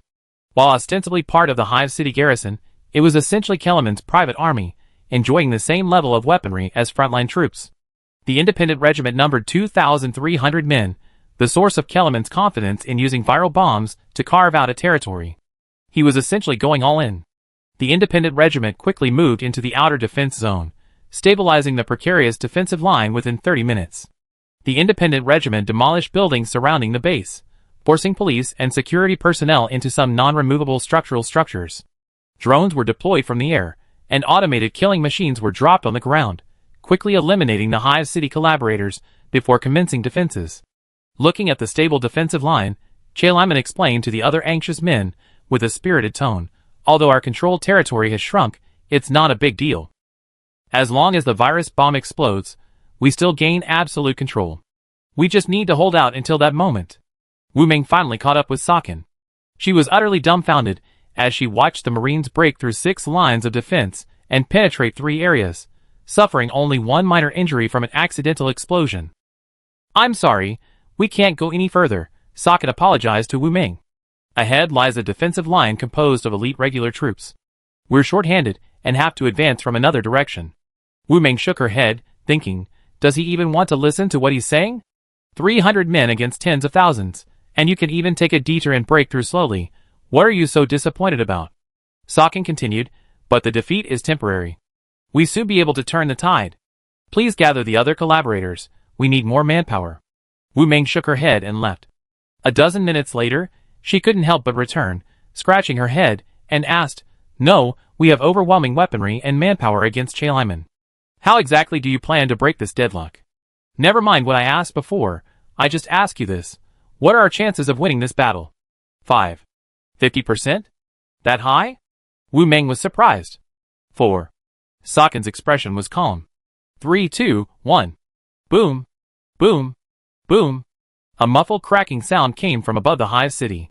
Within the massive Hive City, and the enclosed structure formed by the rock strata, the muffled sounds were like thunder, echoing and overlapping. The muffled thud approached with incredible speed. Wu Ming trembled violently, a crazy thought uncontrollably sprouting in her heart. She looked at Sakin, who didn't answer, only waving her hand, telling her to find the answer herself, quickly gather the collaborators. And so, That crazy thought, because of just one sentence, became a reality. Yes. She nodded emphatically left, and made the call in one swift motion. Only after contacting a small family in the upper echelons of the Nest City did she learn the situation from others. Patriarch Wu. The Universal Alliance, it's the Universal Alliance. How did they get here? Quick, tell me! She shouted excitedly, even more excited than when she inherited the position of Patriarch, almost fainting. They obtained the planetary geological structure map from the CNR military headquarters, used tachyon light spears to melt the rock layers and dig holes, and launched thermal torpedoes to tunnel and advance. The torpedoes are equipped with behemoths carrying shipborne lasers. The behemoth is currently spewing acid and digging into the ground. Beside me are the Eden Knights overseeing the construction, setting up a battlefield repair depot, claiming to be from a 1,000-year-old family. Crack sizzle. The line was requisitioned, and a majestic female voice dominated the channel. This is the Riverbank Knights family. I am Angela Bismarck, the Vanguard officer of the Knights family. Citizen, how far are you from the Universal Marine Corps? I'm on the front lines. I'm on the scene. She explained sharply. Captain Socket is right beside me. Very good. Please send coordinates. I will modify the drilling route. Received, arriving on site in 8 minutes. 8 minutes passed in the blink of an eye. As the concrete of this layer of the hive dome exploded, a large number of drones were dropped from the falling concrete, spreading their wings in midair to form a formation before self-destructing. A large amount of multicolored, high-temperature metallic dust exploded, forming a blind spot that was imperceptible to optical observation, thermal scanning, or metal signal detection. Then, dozens of expanding columns of air plummeted from the dust. The falling knights launched missiles midair, their preemptive signals allowing them to unleash devastating firepower on the enemy. This is the knights' advantage. Compared to tanks and heavy artillery, their agility makes them more suitable for urban warfare. Closely following behind were the round, cuddly Eden beasts, their legs tucked in. The deeper underground, the less radiation and the more habitable the temperature. Within their nests, the behemoths have an extremely high chance of survival. In the name of the CEO of Universal Union. The giant of light plummeted from the sky, and as the second wave of knights to appear, Li Chongzhen's voice resounded across the battlefield through loudspeakers. We come to kill you, Chaliman. Chapter 1333.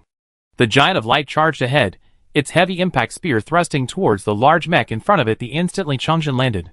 The opposing mech bore 5 broken mech markings, signifying that its pilot had achieved 5 mech kills during their service.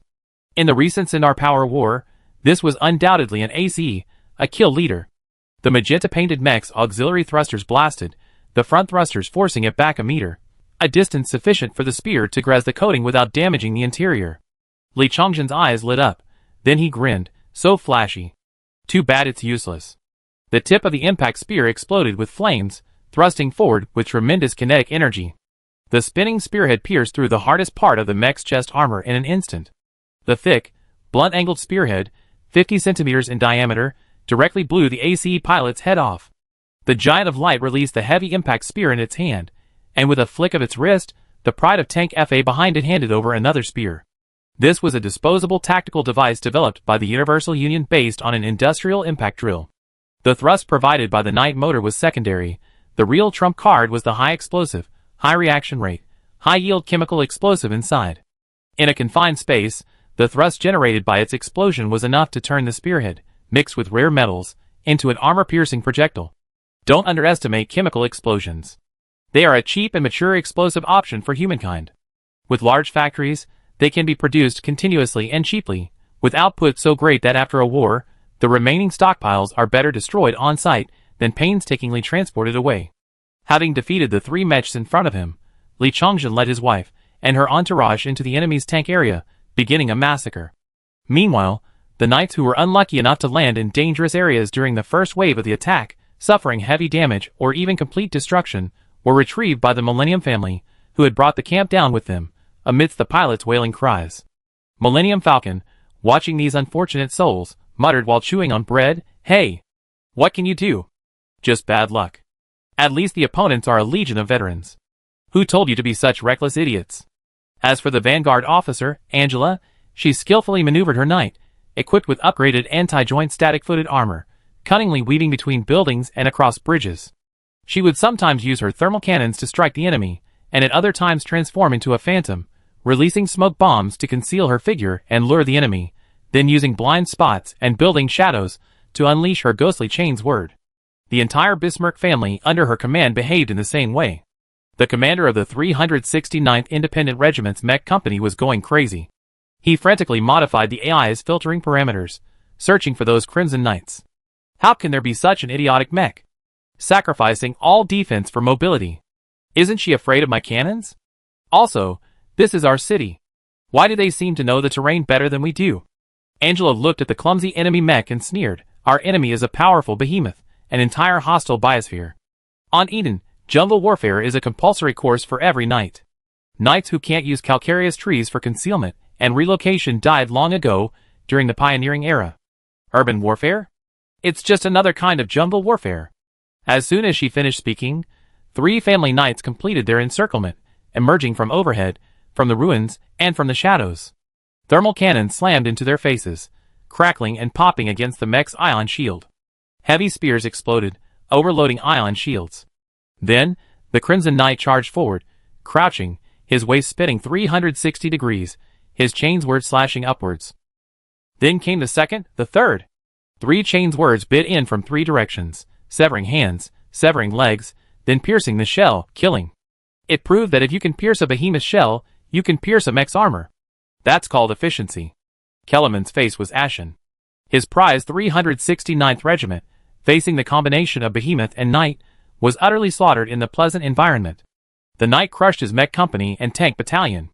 The behemoth's agile body carried powerful ship-mounted weapons, its agility far surpassing heavy artillery, and its power far exceeding it. To control the scale of the destruction, the enemy even hesitated to launch a full-scale attack on their heavy artillery positions.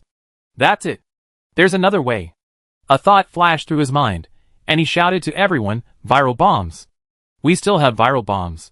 Detonate the viral bombs immediately. The old woman explained in astonishment, but our people are still on the battlefield. Not everyone had power armor. Most of the other police officers and soldiers wore standard uniforms, and even the 369th Regiment only had a 1/3 power armor coverage rate. These things were openly sold in space for a few hundred star coins, but on a planet, they were truly restricted equipment. After all, having a highly skilled Marine Corps is enough to infiltrate and assassinate an entire city. Assassins are enough of a headache for the men, let alone a special operations team with the capability for direct assault. We're all going to die if we don't detonate it. Che Lyman roared, furious at the wavering men. Hey! Don't you understand? There's no chance to surrender now. Do you think the Universal Alliance, which has stormed the city, will forgive you just because you killed me? No way. Kill us, and the city is still his. It saves them the trouble of negotiations. The whole city will be theirs. This sentence was the final straw, and everyone prepared to fight to the death. The officer strode out of the meeting room, headed to the warehouse, loaded the virus bomb into a vehicle, and drove to the front lines. This thing had to be detonated in the hive, not in the Lord's mansion or the core area still under their control. They thought their plan was foolproof, but human greed led Kellerman's supporters to secretly order their controlled armies and families to consolidate their forces, find nearby enclosed spaces, and change into protective suits. The Torrid assassins, who had infiltrated the unit, immediately sensed something was wrong and began searching for the suspiciously moving groups. They quickly discovered the vehicle protected by the bioweapon forces. When the scheduled half-hour had passed, and the explosion still hadn't occurred, Che Lyman frantically dialed the secret communication channel. What are you doing? The only sound on the other end was faint breathing. Something was wrong. A soldier's breathing was long and robust, not this thin, almost suffocating sound. Who are you? Che Lyman gritted his teeth. The Toreador clan, under the jurisdiction of the Universal Union. It's a pleasure to meet Lord Che Lyman. The voice was elegant and alluring, like an artist's soft murmur. Is it too late for me to beg for mercy now? At this moment? Lord, are you joking? Chapter 1334. Che Lyman is dead. When Li Chongjin learned of this news, his knights had just broken through the defensive guard in front of the city lord's mansion. 6 heavy shock knight lances were embedded in his back, and the wreckage of 2 burning tanks lay at his feet. If you can wear mechs, you can wear armor. Upon hearing this, Li Chongjin scoffed. Too late, missed the boat. How did he die? Was someone defected or was he assassinated? Neither, it was suicide. Suicide? Li Chongjin wondered, thinking, is that right? Someone who dares to talk about separatism with such limited resources is clearly a hopeless gambler. The most important city lord's mansion hasn't even been breached, his independent regiment hasn't been completely annihilated, and he's already committed suicide? Could this guy have faked his death? Has the body been examined? Was it a double? Was he just playing dead? He immediately pressed. It can only be said that being able to grasp this point surpasses Li Chengzhen's intellectual capacity. This isn't due to his intellect, but rather a conditioned reflex instilled by his elder brother and sister over many years of upbringing, to question everything first. Dead. Not only Chaliman, but the entire leader of the Nest City rebel group is dead. The assassin's tone was respectful. The tests show it was suicide by poison. They were probably terrified by the Allied forces, feeling they had nowhere to escape, and afraid to face trial. Indeed, the Universal Alliance's interrogation methods are notoriously terrifying, divided into two categories. One is the standard interrogation procedure, which is straightforward.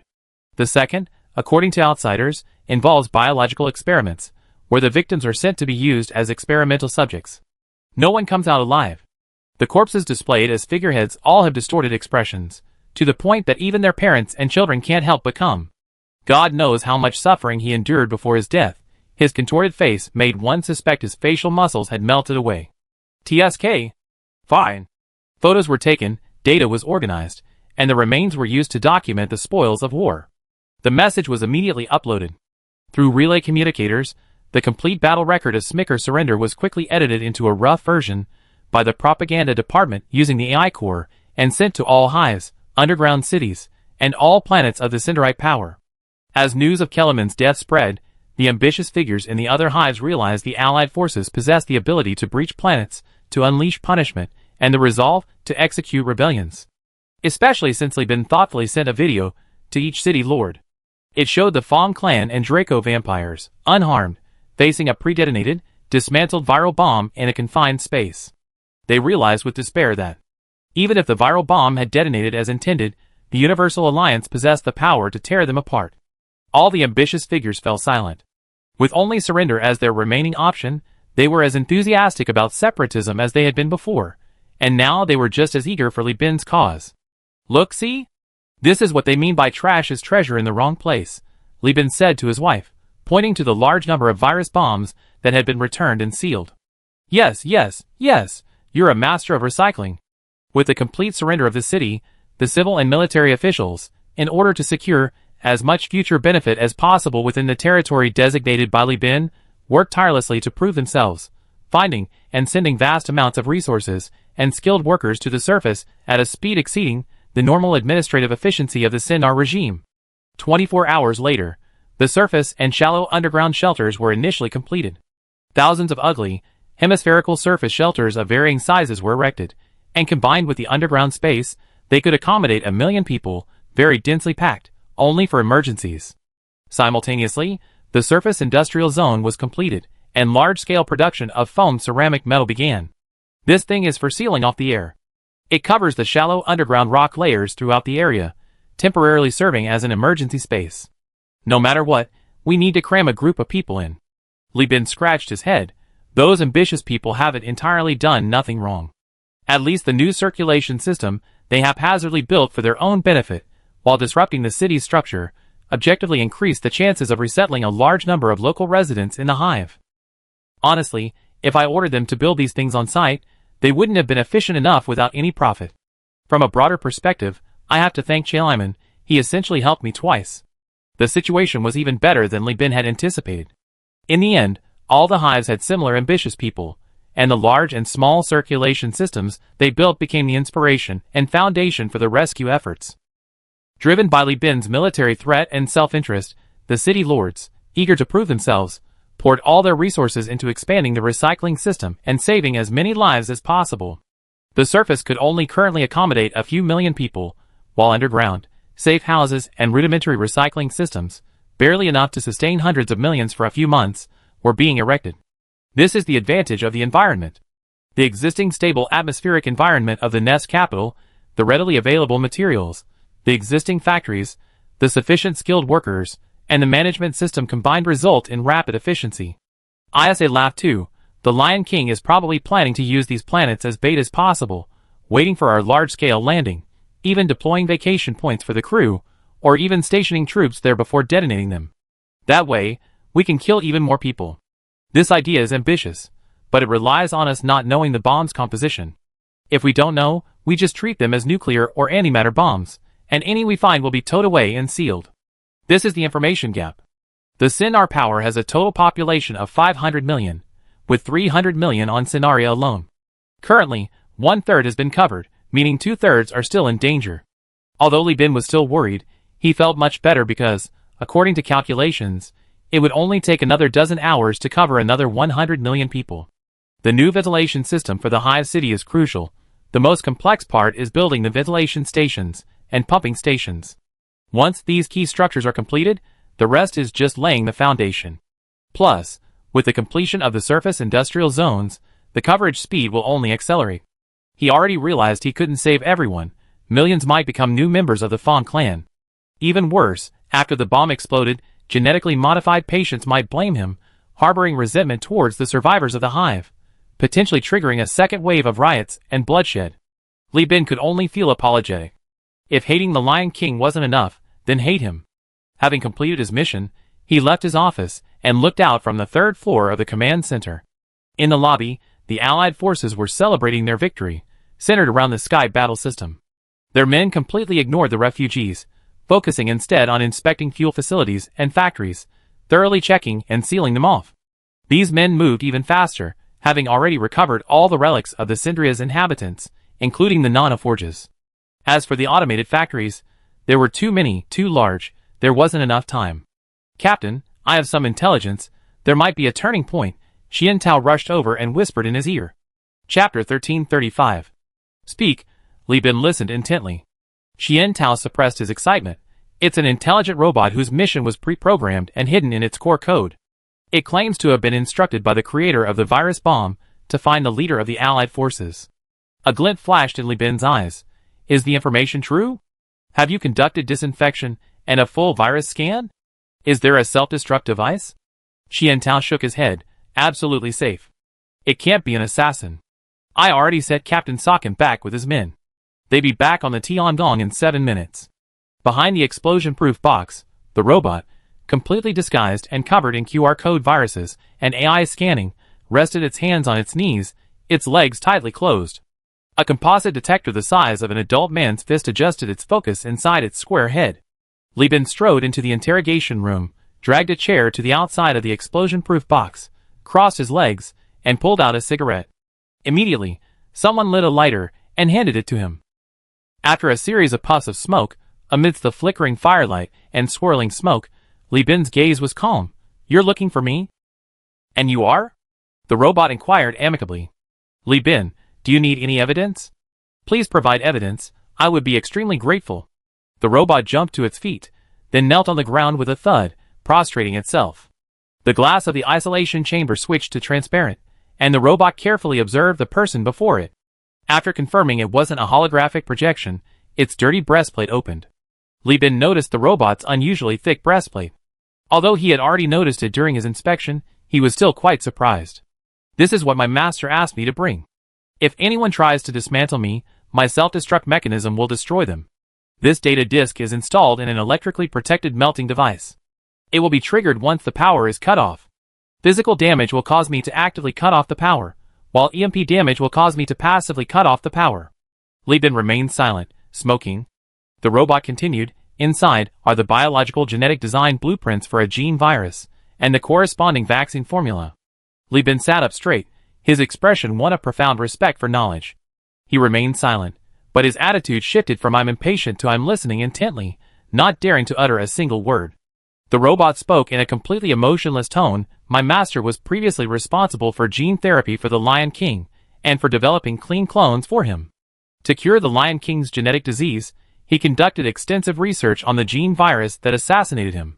Based on this technology, the Lion King previously ordered him to reverse his research direction and focus his efforts on developing the virus. Upon receiving this order, my master had a premonition that he might die, and his disciple, too, would likely face certain death. The Lion King would not allow his crucial plan to be controlled by a spineless, weak scientist with no military service to attest to his loyalty. Crucial. Therefore, he gave me instructions. If he doesn't contact me or send me specific instructions within 5 days, I will consider my master dead. I must obey orders to deliver this information to the Allied forces and relay my master's words. At this point, the robot's head projected a holographic portrait, clearly showing its master. My master, Ace Hal Jackman, is a pure biological scientist. Developing weapons was not his intention. He dedicated his life to pursuing the glory of leading human biotechnology, aiming to recreate the supreme genes and diversity of human evolution. He should die as a hero, not as a virus killer. Is this his wish? Li Bin asked. Yes. Li Bin nodded. Okay, I promise. I will relay this message to all the survivors of the Sindar regime. Thank you very much. The robot said, shutting down its power and formatting all its memory modules. It knelt on the floor, bowing its head and offering the data disk with both hands.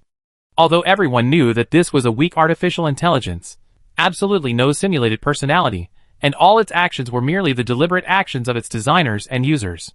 But through the robot's numb and stiff movements, Qian Tao seemed to see the steadfastness of a scientist who obeyed under duress, yet maintained his integrity. He blinked slightly, letting his slightly moist eyes dry. In the secret channel, Lan Yuan frowned immediately after hearing the news. Even if he eloquently describes it, his crimes are still countless. Even if the vaccine is produced immediately, many people will still die. Judging from the social climate of Persis, this guy named Ace was undoubtedly a half-good person, but in the eyes of Old Ding, the leader of humanity, he had committed crimes against humanity and deserved to die. Li Bin shrugged, but what can I do? He's dead. Besides, he gave us the formula and the antidote, along with years of research data. I'm willing to believe a dead man. Moreover, to reshape the atmosphere of this messed up star system, we need a group of heroic figures to promote it. Li Bin opened the propaganda plan. Propaganda isn't for the dead, it's for the living. Besides, the antidote plan from the Lion King's chief biological expert, the virus creator, will definitely be more convincing to the public to get vaccinated. As Li Bin predicted, once he publicly revealed the vaccine formula, the ACE vaccine was rapidly mass-produced by various levels of biopharmaceutical companies in Qingdao. Even unlicensed doctors began secretly preparing it. Then something shocking happened to Li Bin. The pharmaceutical companies in Chengdu arrested several unlicensed doctors and came to the Allied forces to complain. What are their reasons? I don't remember applying for a patent, Li Bin asked.